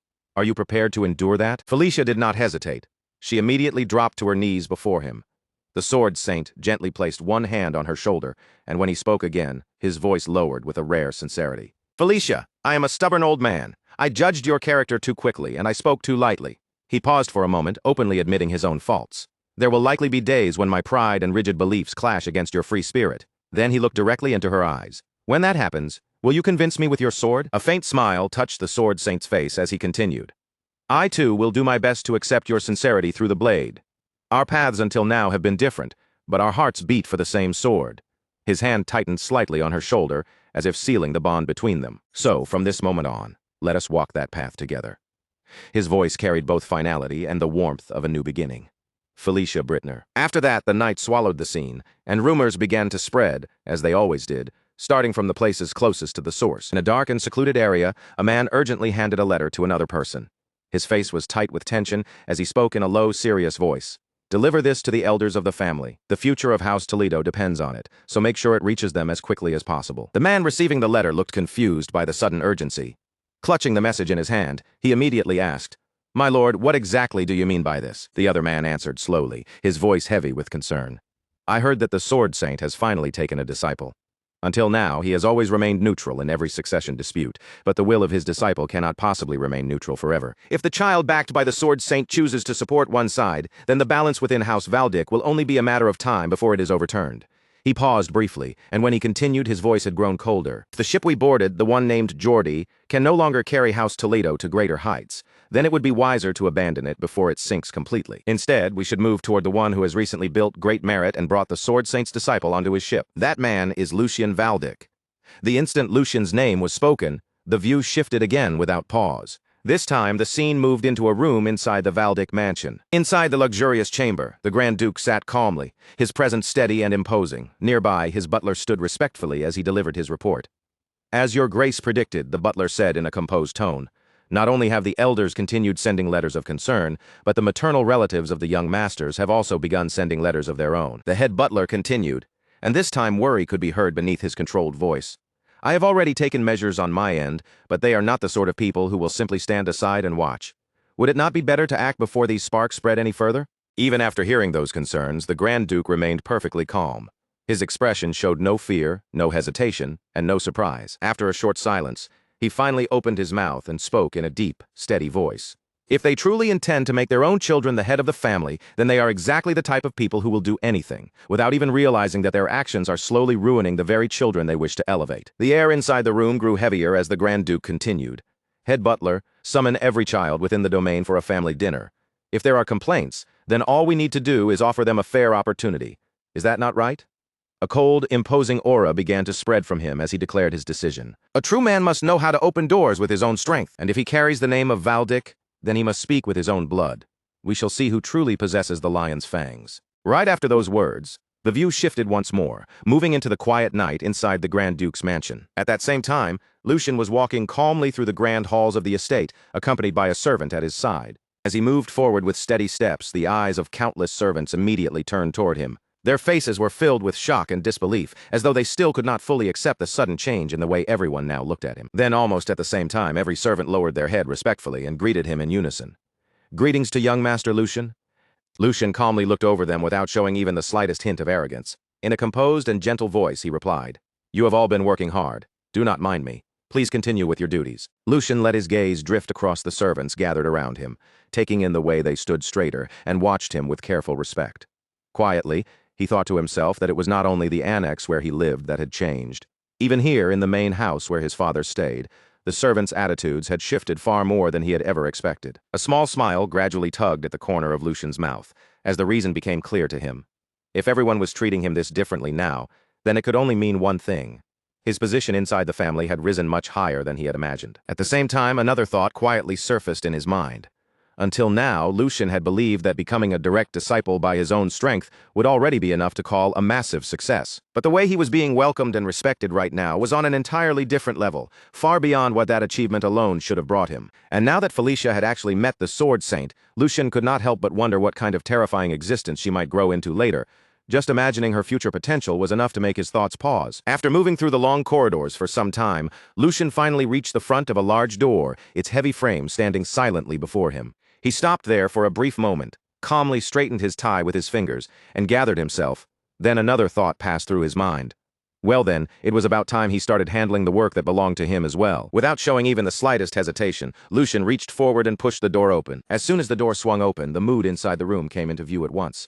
The fourth young master was seated there, and beside him sat the second young master, Jordy. Both of their faces looked dark, stiff, and deeply displeased, making the pressure in the room obvious from just one glance. Lucian looked directly toward Jordy and calmly thought to himself that their expressions alone already said everything. Just as he expected, every one of them was wearing a long face. But even with that sour atmosphere waiting for him, Lucian did not look nervous in the slightest. He simply walked forward at a steady pace, heading toward his seat with his expression composed from beginning to end. Once he sat down, Lucian slowly looked around at everyone present, then opened his mouth with a polite smile. He said it was wonderful to see everyone gathered together like this after such a long time. Then, with that same pleasant look on his face, he added that it was truly a shame. Brothers found it so difficult to even look at one another these days. After that, his gaze settled on Jordy, as he asked if that was not right, Brother Jordy. Jordy's response came immediately. His face remained cold as he stared straight at Lucian, and his voice sharpened with warning. He said Lucian seemed rather pleased with himself because of everything that had happened recently. Then Jordy pressed further, asking whether Lucian truly believed luck would keep following him forever. Nothing had really changed, he warned, so Lucian would be wise to watch how he behaved. But instead of shrinking back under that warning, Lucian suddenly lifted his hands and began clapping softly, as if Jordy's words had genuinely moved him. A faint smile settled on Lucian's face as he replied that, as expected, the only person who truly cared enough to look out for him was his brother. He even asked how Jordy had known he had been feeling a little too excited lately. His tone sounded polite and harmless on the surface, but every word carried a thin layer of mockery hidden underneath. Lucian continued in the same calm voice, saying he completely understood Brother Jordy. Even if Jordy's words sounded harsh, Lucian knew everything he did was ultimately for his sake. As Lucian kept speaking without leaving Jordy room to cut in, the air in the room began to grow colder by the second. He then brought up the incident at the training grounds, saying that Jordy had decisively cut ties with Sir Henwhatever and had shown everyone the true dignity and judgment that a noble lord ought to possess. And that was not all. Lucian continued smoothly, mentioning the money that had been embezzled by the former headmaid, Jenny. Jordy had not only generously compensated her, but had even gone so far as to provide her with an additional allowance afterward. With that gentle smile still on his face, Lucian asked how he could possibly fail to understand such kindness from his brother. Then, as though a fresh thought had only just occurred to him, his eyes shifted slightly.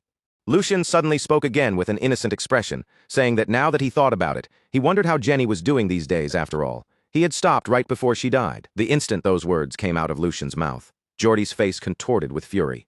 The anger he had been desperately holding back finally burst out, and he slammed forward in rage. Jordy shouted Lucian's name, demanding how he dared say something like that. Meanwhile, the fourth young master sat silently and watched the entire exchange unfold right in front of him. Seeing Jordy being completely pushed around by Lucian's words, irritation rose in his chest. If second brother was just going to be dragged down this helplessly, then he should have simply kept his mouth shut. The fourth young master continued watching the situation deteriorate, and the frustration on his face became harder and harder to hide. Inside his mind, he angrily thought that Jordy was only helping Lucian build even more momentum at this point. He could not just sit there and allow that to continue. Unable to hold himself back any longer, he abruptly rose from his seat and shouted toward Lucian. He argued that second brother had only been telling Lucian to restrain himself in case his excitement caused him to make a mistake. Then he demanded to know whether Lucian really needed to answer Jordy with such sarcastic mockery. The fourth young master then ordered Lucian to admit his mistake to Jordy immediately. After speaking those words, he felt as though he had just stepped in and done something extremely important. In his own mind, he even believed he had successfully intervened and eased the tension. He thought he had only been trying to lighten the mood. But before that thought could even fully settle, Lucian's cold voice sliced through the room like a blade. Lucian said this was exactly why being nice to people was never worth it. The moment those words struck the air, the fourth young master's whole body went rigid. Cold sweat began sliding down his face, as Lucian slowly turned his furious gaze toward him. In a dangerously calm tone, Lucian said he had known they should have had a much deeper physical conversation that day. Then he told him to look at himself, because he still clearly had not come to his senses. The pressure filling the room became suffocating as Lucian continued. He asked whether the fourth young master truly could not read the atmosphere at all. Just because Lucian had let things pass, since he was the youngest, did he now think he could do whatever he pleased? Lucian then asked if he really wanted to be shown what true terror looked like. The moment the fourth young master heard those words, all the confidence he had shown a second earlier vanished. Fear spread clearly across his face, and he instinctively shrank back in his seat before nervously muttering, "Be brother." At that very moment, the door to the room suddenly opened. Before anyone could properly react, a heavy voice rolled into the room from the doorway. The voice said it seemed all of them possessed an excessive amount of vigor, so much that they could not even control it properly. The Grand Duke slowly stepped into the room, and with his arrival came an overwhelming presence that immediately pressed down on everyone inside. The moment he appeared, all three young masters straightened their posture at once and bowed respectfully, greeting their father in unison. The Grand Duke calmly swept his gaze across the room before speaking again. He remarked that seeing all of them raising their voices even during a rare family dinner was quite something. Then, without a hint of warmth in his expression, he added that yes, such vigor was certainly necessary. And then, still wearing the same unreadable look, he continued by saying that he had already been planning to send all of them to the battlefield anyway. The instant those words were spoken, the faces of all three young masters froze in place. Shock washed over them completely, because none of them had imagined those words would come from the Grand Duke's mouth at that moment. A short while later, everyone had taken their seats around the grand dinner table, but the atmosphere remained heavy and tense. Candlelight flickered across the polished silverware and reflected faintly on the faces of the nobles gathered there, yet not a single person dared to speak first. At the head of the table, the Grand Duke calmly looked over the young masters before finally breaking the silence.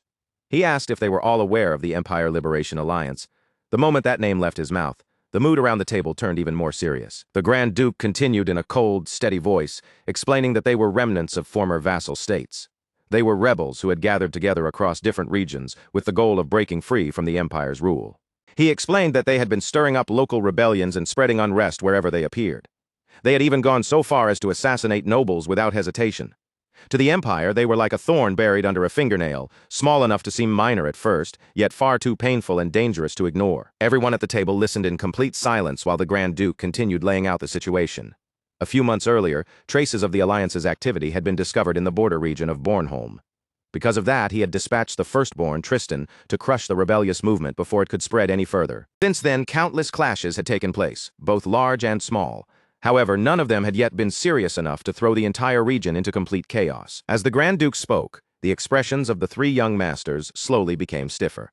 Among them, the second and fourth young masters looked especially uneasy, as if they had already begun to sense that this matter was far more dangerous than it sounded at first. Even so, the Grand Duke's face did not shift in the slightest. His expression stayed as cold and unmoving as stone, giving away nothing of what he was truly thinking. Then his voice dropped a little deeper as he said that recently, however, he had received a report that could no longer be ignored. The entire table went utterly silent. Only then did the Grand Duke reveal the real reason behind his concern. Signs of a monster migration had begun appearing in Bornholm. The instant Lucian heard those words, his eyes widened before he could stop himself. A cold shiver ran straight down his spine as the meaning settled in. A monster migration. Just repeating those words in his mind was enough to make his unease rise. This situation was far more dangerous than he had first imagined. A monster migration was no ordinary disturbance. It was a disaster that happened when one species of monster multiplied far beyond normal limits. Once their numbers grew too large for their established territory, they would abandon their usual habitats and move together in enormous swarms, searching for food, prey, and new land. When that happened, entire regions could be swallowed by chaos. The true danger of a migration depended heavily on both its size and the kind of monsters involved. If the scale was small, a village might vanish overnight without anyone arriving in time to save it. But if the outbreak was worse, then whole cities and border territories could be crushed beneath endless waves of monsters. Even seasoned knights and battle-hardened soldiers feared monster migrations, because once the movement began, stopping it was never simple. And now the first signs of that kind of catastrophe had appeared again. The worst monster migration ever recorded had been so devastating that it wiped an entire castle and 10 surrounding villages completely off the map. Thousands of people had died during that disaster, and the devastated land remained abandoned for years afterward, left behind with only fear and the lingering traces of monsters. After letting that grim weight settle over everyone at the table, the Grand Duke spoke again in a calm yet commanding voice, saying it was still too early to conclude that this was a full-scale monster migration. Everyone's attention immediately returned to him. He explained that the migration cycle usually occurred only once every 50 years. The previous outbreak in Bornholm had been suppressed just 20 years ago, so by ordinary logic, another migration should not be happening this soon. Lucian quietly listened to his father's explanation, then narrowed his eyes as the situation became clearer in his mind. Even so, he carefully pointed out that if there was even a chance of such an unpredictable factor appearing, then eldest brother must be carrying an enormous burden right now, especially while he was already dealing with the rebels at the same time. The moment he finished speaking, Lucien seemed to understand the real meaning hidden behind his father's words, so that was it. That was why his father had said he intended to send one of them to the battlefield. Seeing that his third son had reached the correct conclusion on his own, the Grand Duke's lips slowly curved into a faint smile. Then he gave a simple reply, saying that Lucien was exactly right. The Grand Duke then said one of them would have to go and clear away the dark clouds gathering over that land. His gaze moved across the table as he asked whether anyone was willing to help their eldest brother resolve the matter. That single question made the air around the dinner table tense in an instant, as if the silence itself had suddenly become heavier. Geordie, the second young master, became visibly uncomfortable the moment the word willing entered the conversation.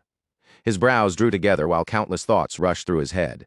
Volunteer, the word sounded nice, but he knew very well that this was not truly a choice. In his mind, Geordie knew there was no way any of them could actually take command away from eldest brother when Tristan already controlled the battlefield. At best, they would only become supporting figures with no real authority, and even if they somehow managed to achieve something valuable, the glory would naturally be credited to Tristan in the end. After sorting through his thoughts, Geordie finally opened his mouth in front of the Grand Duke. In a respectful tone, he asked whether it was truly necessary for one of them to step forward personally, since none of them had proper battlefield experience yet. Rather than involving themselves directly in such a dangerous situation, Geordie said he believed it would be far more efficient to send their knights to support eldest brother instead. Then he turned his head toward the youngest sibling seated nearby and pulled him into the conversation. Geordie asked whether the youngest agreed with him. The fourth young master hesitated for a moment, clearly nervous beneath the pressure at the table, before carefully answering yes to their father. The fourth young master added that if he could genuinely be of help, then of course he would want to step forward. But even so, he also believed second brother's suggestion was the more reasonable choice. Before the discussion could continue any further, however, Lucien suddenly cut in. Lucien calmly said that such a plan would probably be impossible. He then explained that if they deployed additional troops from the main house now, the lords surrounding Bornholm would be the first ones to react. And if they were not careful, Lucien continued, those lords might begin suspecting that House Valdic was using the rebel situation as an excuse to hide some other motive. The moment he said that, the fourth young master's face immediately tightened with dissatisfaction. He clearly disliked what Lucien was implying. With a sharp edge in his voice, he repeated the words ulterior motives, then asked whether Lucien was saying they would actually think such a thing. The fourth young master then voiced the suspicion directly, asking whether those people would dare believe House Valdic was using the rebels as an excuse to invade their territories. His tone was filled with disbelief and irritation. How could they look at House Valdic and harbor such absurd doubts, even if they spread those ridiculous complaints? Would a simple warning from their side not be enough? He saw no reason for them to walk on eggshells around people like that. Lucien, however, remained perfectly calm. In an even voice, he admitted that the fourth young master was not entirely wrong. However, he said they still had to consider every possible outcome. As he spoke, his gaze became slightly sharper. Then Lucien asked what would happen if His Majesty the Emperor himself came to hold those same suspicions, even for a brief moment. And beyond that, what if the Marquis's faction seized this chance to twist the situation and use it for their own benefit? Those words made the atmosphere around the table grow heavy all at once.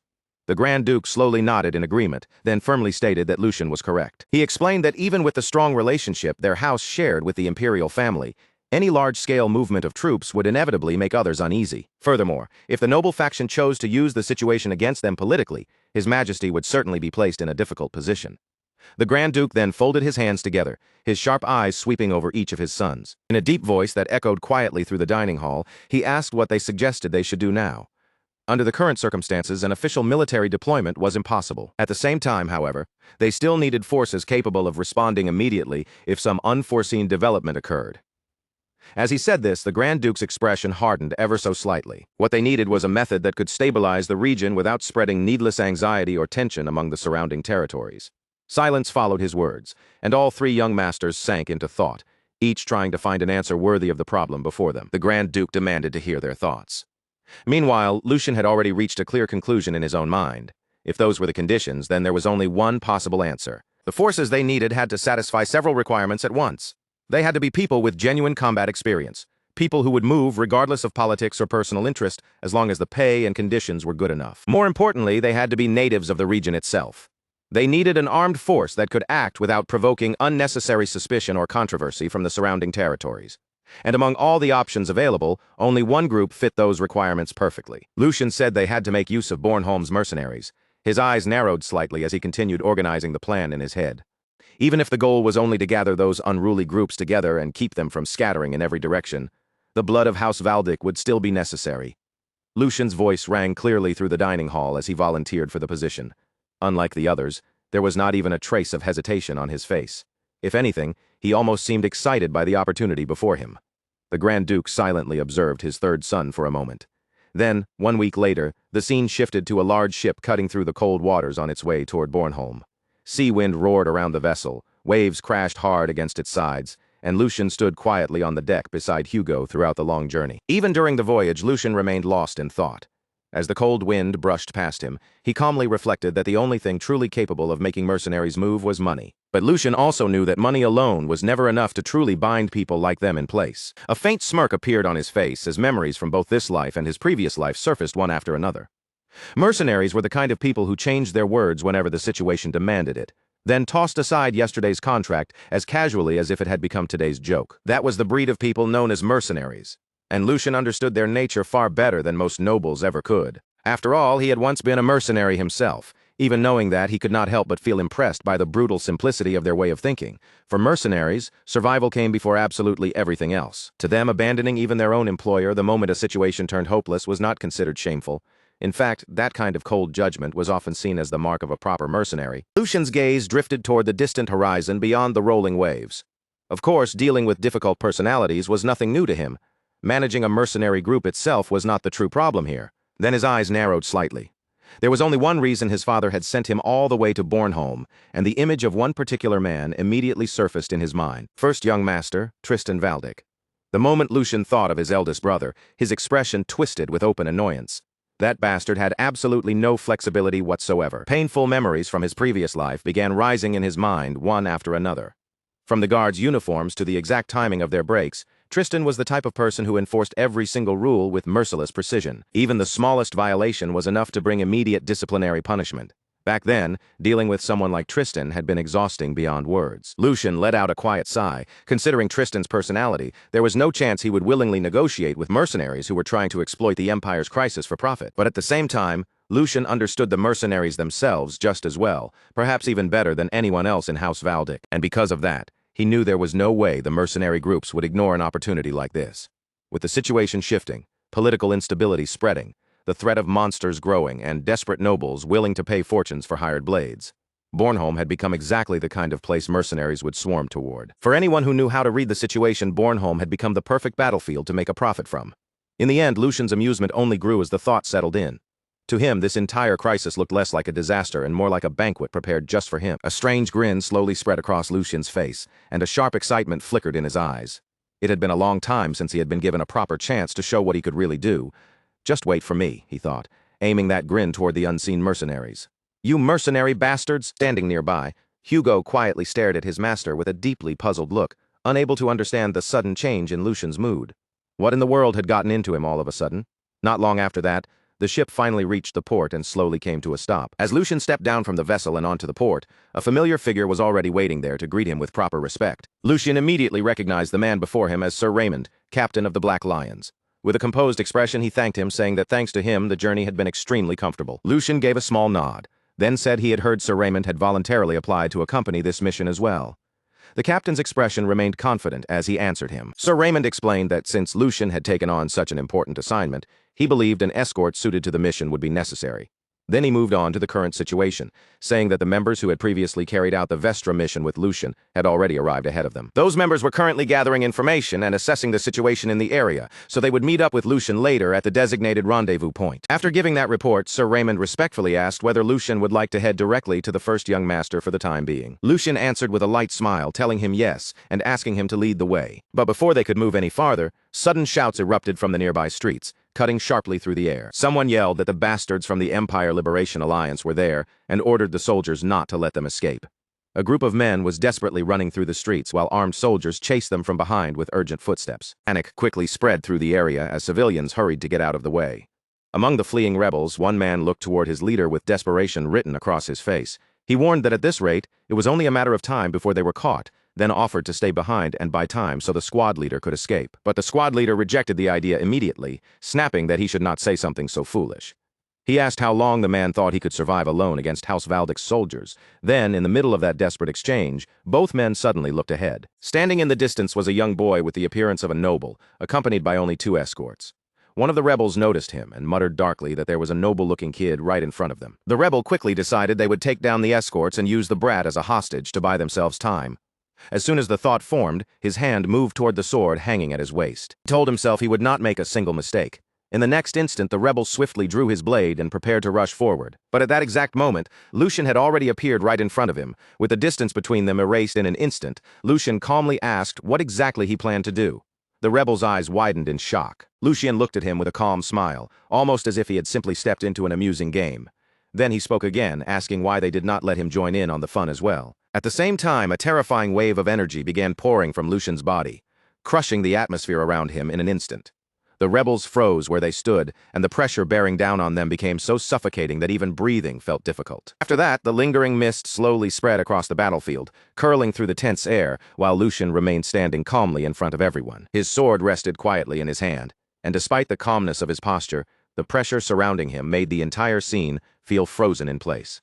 The very man who had tried to attack him moments earlier could do nothing now except stare in complete shock, unable to process what had just happened before his eyes. At the same time, the squad leader tightened his grip on his sword and shouted in confusion, demanding to know what this meant.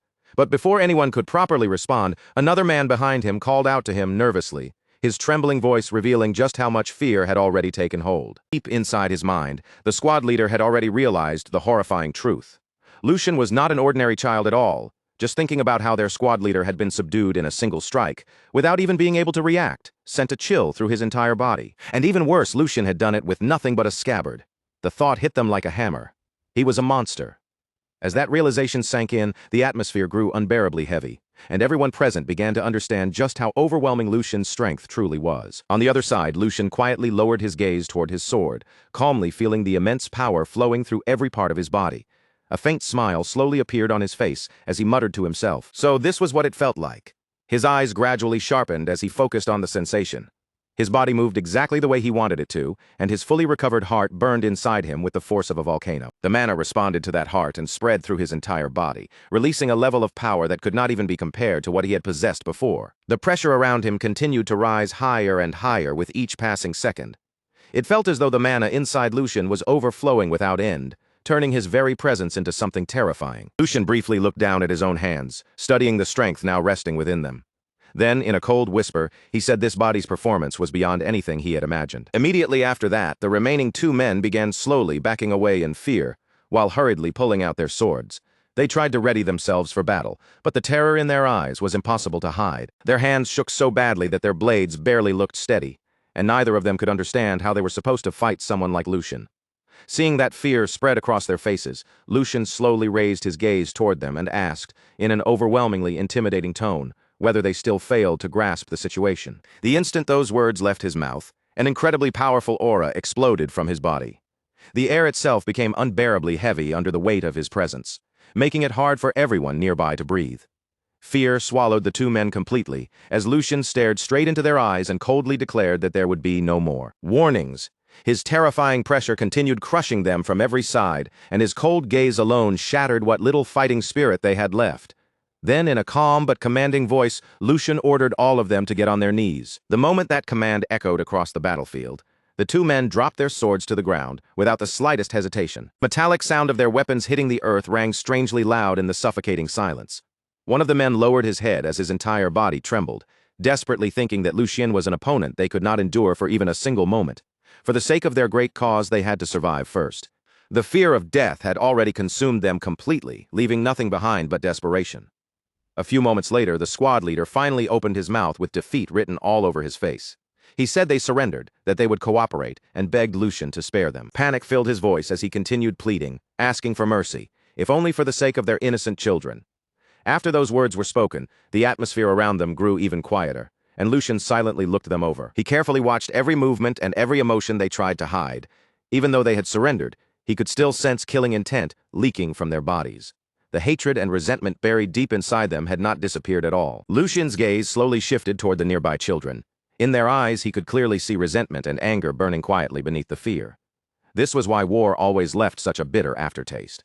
There was no pride in this kind of victory, only the painful reminder that hatred kept being passed from one generation to the next. Without saying anything more than necessary, Lucian calmly returned his sword to its proper position. Then he looked directly at the surrendered men and declared that as long as they fully cooperated, he would make sure they were formally tried in a court of law. He warned them not to try anything foolish unless they wanted to make their situation even worse. His words carried both authority and a clear threat beneath the surface. It was obvious that Lucian had no intention of showing meaningless cruelty, but it was just as clear that he would not tolerate betrayal. Shortly afterward, soldiers of the Empire began approaching from every direction to secure the surrendered rebels. The clatter of armor and the heavy sound of footsteps filled the battlefield as the men were surrounded one after another. At that very moment, an armed man stepped down from his horse and slowly walked toward the scene. His presence alone carried the dignity and authority of the Empire. Looking toward the captured rebels, he spoke in a stern, unwavering voice, addressing them as citizens of the Empire. He said it was only right that they be judged according to proper procedures. That was a right they could demand, regardless of their status. And it was one of the foundations that supported the Empire itself. For a brief moment, his words sounded as if he truly intended to grant them fairness and justice. However, his expression soon turned cold as he continued. He said these men were no longer ordinary citizens. The atmosphere grew heavy again at once. Then, with absolute conviction, he declared that the moment they pointed their blades at the Empire, they became nothing more than rebels. And for rebels, there was only one verdict: execution for all of them. The man who had just arrived was then revealed to be none other than Tristan Valdic, the first young master of House Valdic. The instant that merciless judgment rang across the battlefield, the rebel captain, the very same team leader who had already thrown down his pride and surrendered, was swallowed whole by rage, as if every last thread of restraint inside him had snapped at once. His face contorted with raw hatred, his eyes bloodshot and furious, and in the next breath he spun around sharply, reaching into a hidden place where he had kept a concealed knife all this time. With that fury blazing in his gaze, he lunged forward like a man who no longer cared about living or dying, screaming at the top of his lungs, "By what right do you bastards think you can judge us? Wasn't it your empire that crushed us, exploited us, and trampled over us first?" All the resentment he had buried for years, all the suffering he had endured, burst out through his voice in one violent wave. But even as those words tore across the field, Tristan Valdic remained perfectly still, calm as stone, without the slightest flicker of emotion. None of the rebels' accusations seemed to reach Tristan at all. His cold expression did not shift by even a fraction, as though in his mind the man's death had already been decided long before the knife was ever drawn. And then, in the very next heartbeat, Tristan finally moved. His strike came so fast and so clean that the eye could barely catch it. A brutal flash sliced through the air, and before anyone could even react, blood sprayed out across the battlefield. For one short moment, everything went deathly quiet. Then the rebel leader's body crashed heavily to the ground, covered in deep wounds from head to toe, making it painfully clear he had been cut down instantly before he ever had a chance to fight back. The two remaining men froze in horror as they watched their squad leader fall in such a savage way.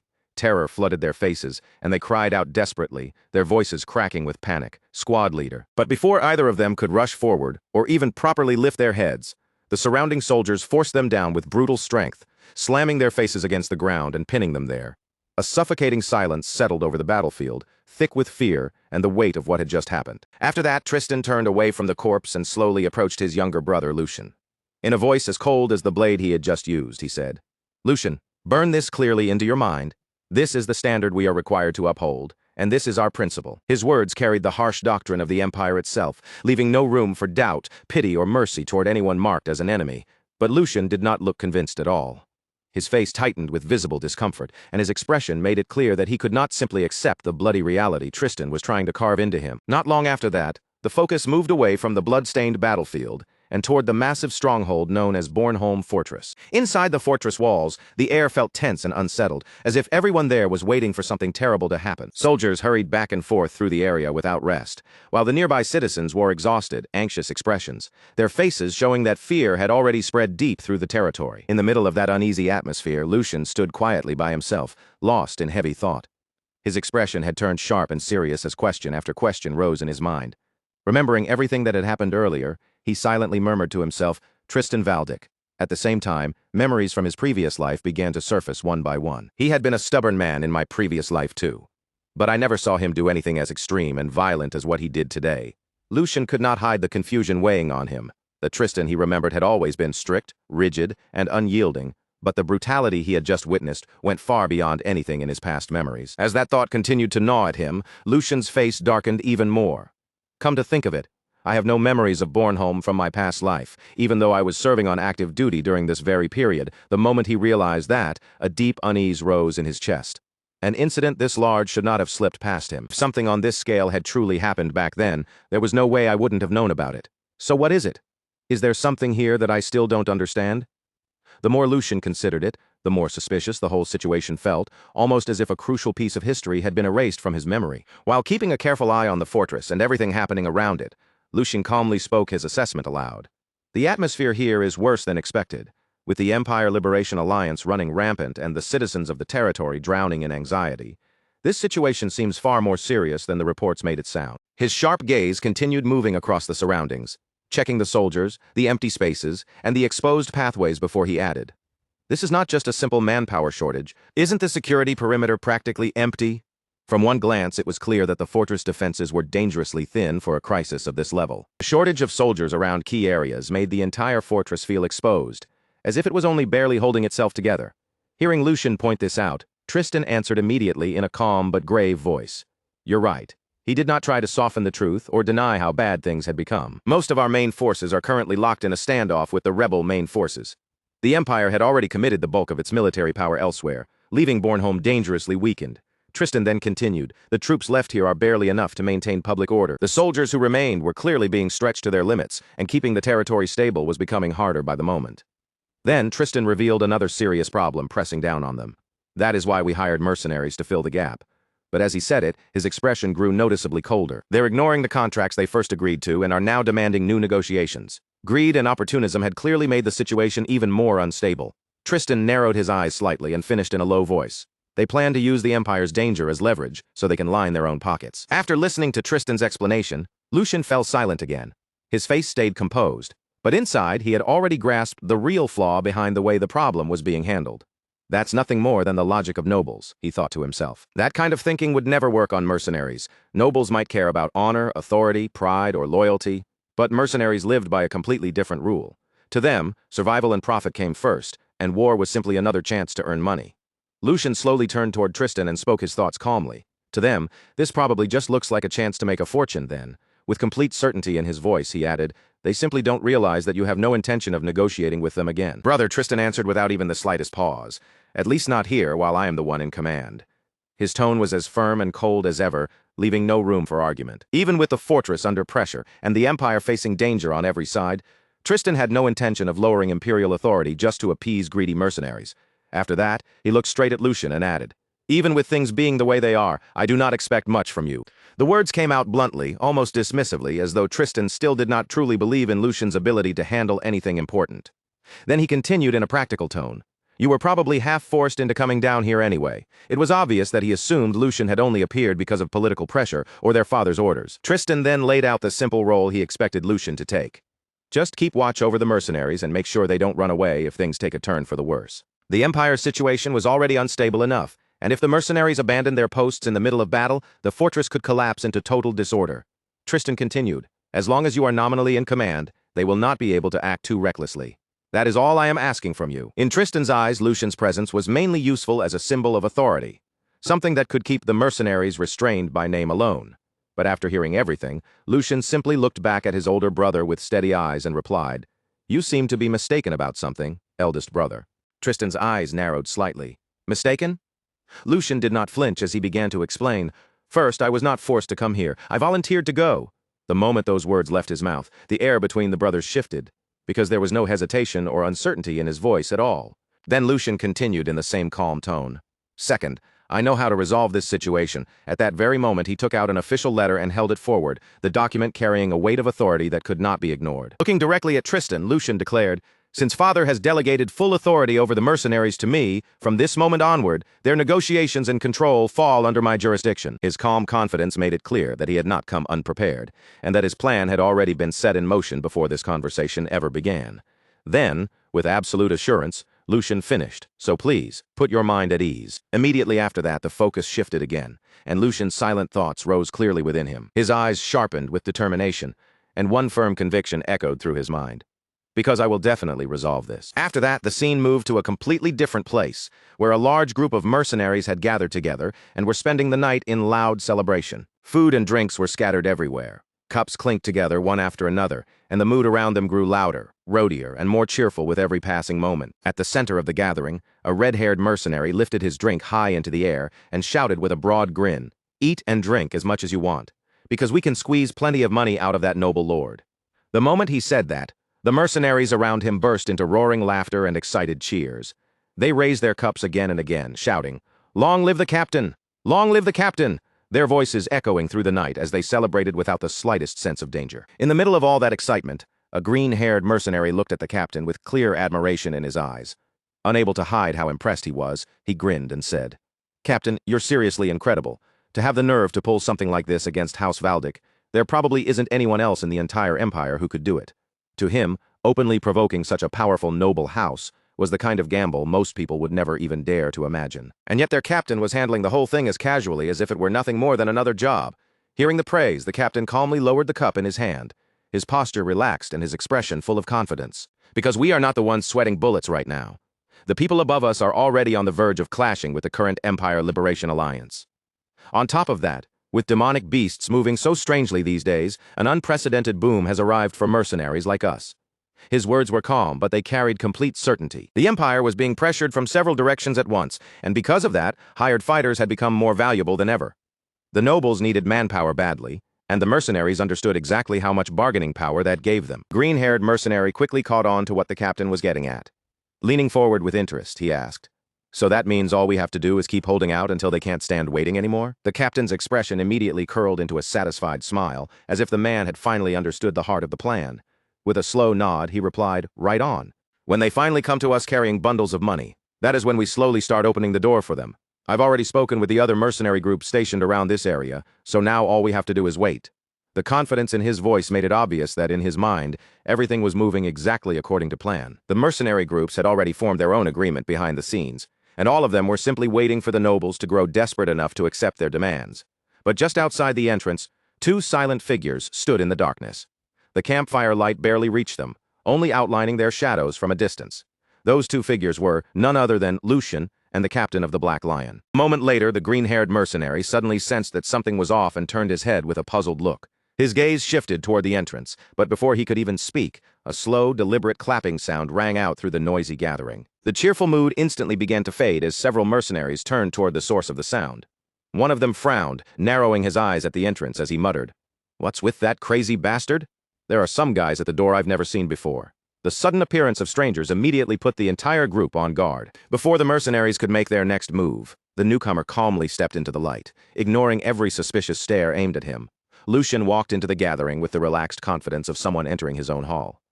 His face remained perfectly composed as his eyes settled directly on the mercenary captain. Then, in a calm voice that almost sounded approving, he said, "For all your rough appearances, you actually have a pretty good sense for business. If I were leading a mercenary group, I might have chosen the same method. Anyone who commands people should understand how to grab an opportunity when it appears in front of them. But that only applies before a contract has been finalized." As he spoke, Lucian moved until he was standing directly in front of the captain.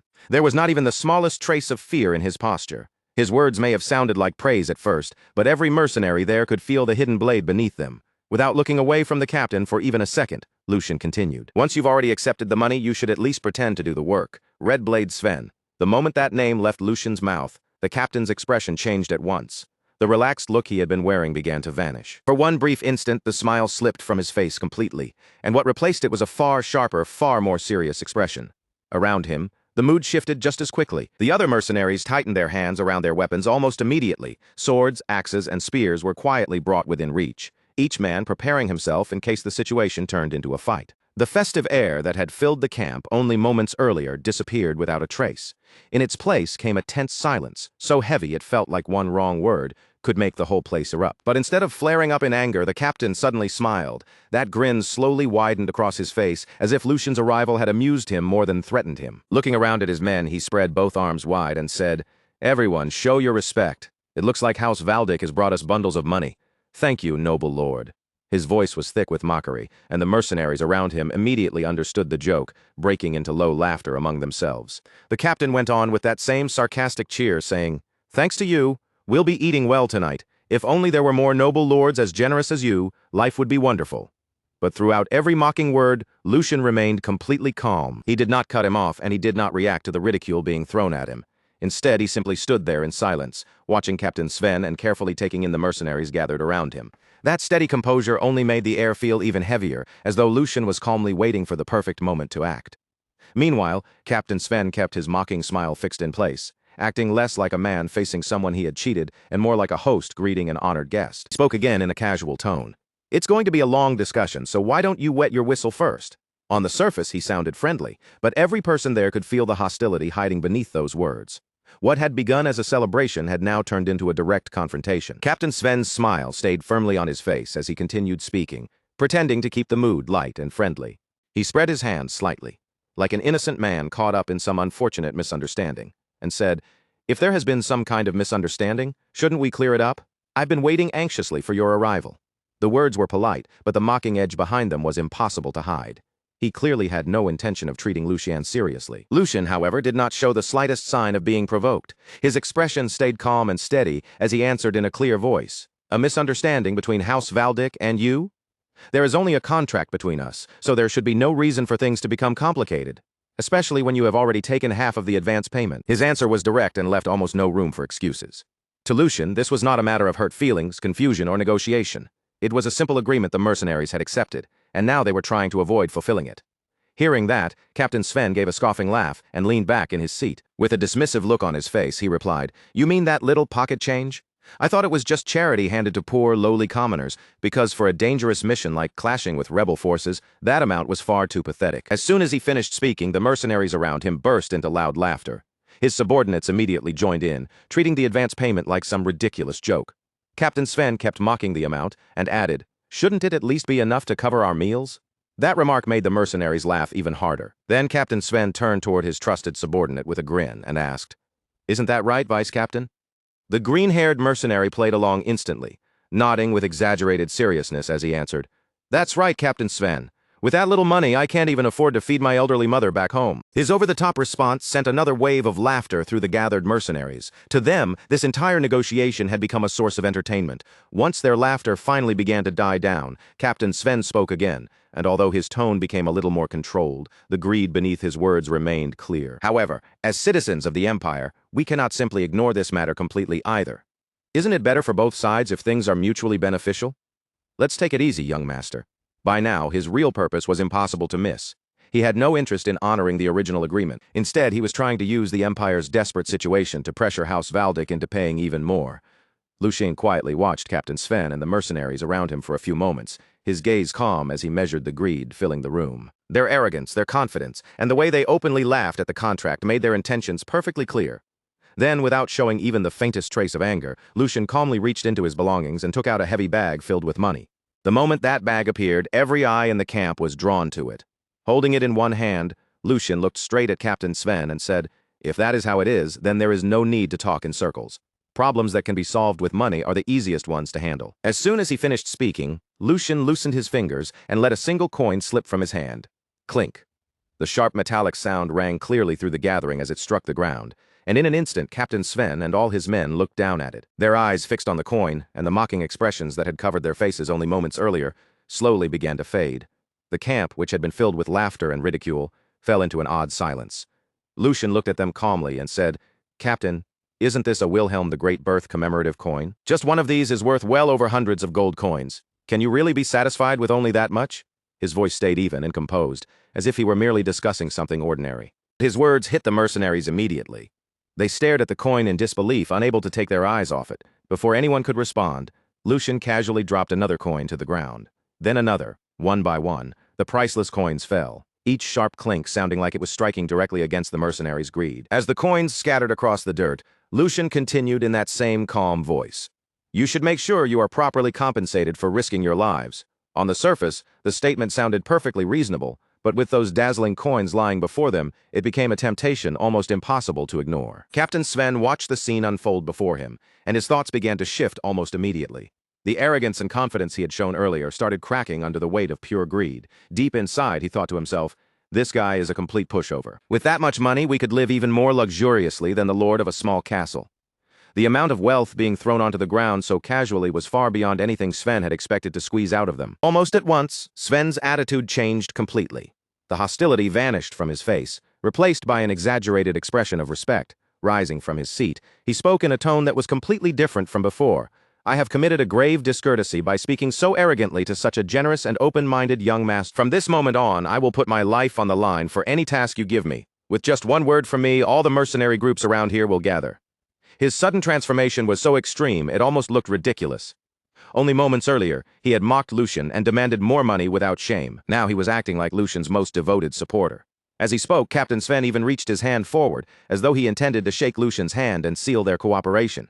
But before he could actually do that, he suddenly bent down toward the ground. His eyes remained glued to the scattered commemorative coins, unable to look away as he greedily reached toward them. While lowering himself, he said, "But first, allow me to tidy up these precious coins." Captain Sven had only just managed to pick up one of the platinum coins when Lucian's calm voice rang out clearly through the entire gathering. "In the name of Valdic, I issue a request to all of you. Kill Red Blade Sven. The reward will be all of these platinum coins." The moment those words landed, the entire camp fell into complete silence. For a moment, not a single person moved. Every mercenary stared at Lucian in disbelief, as if they were trying to decide whether they had truly heard him correctly. Then Lucian swept his gaze across the crowd and continued in the same composed voice. "You all clearly heard me stake my family's name just now, didn't you? And not just any name, but the name of House Valdic." The meaning behind his words was unmistakable. Lucian had made an official declaration in public under the authority of House Valdic. This was not a joke, and it was definitely not an empty promise. The mercenaries slowly looked at one another, then their eyes drifted back to the platinum coins scattered across the ground. A heavy, dangerous silence settled over the camp. The temptation lying right in front of them was overwhelming. The moment Captain Sven realized what was happening, the color drained from his face. The greed that had filled him just seconds earlier instantly twisted into panic, and he glared at Lucian in disbelief as he shouted, "What kind of trick are you trying to pull? What kind of trick are you trying to pull here?" Sven shouted again, his voice cracking with alarm. Lucian met his gaze without the slightest trace of emotion. "What trick? I am simply solving this with money, just as you wanted. Use this chance to learn the lesson properly. Mercenary without credit is nothing more than a—" He paused for a brief moment, letting the words hang in the air before finishing coldly. "And you have already lost your credit."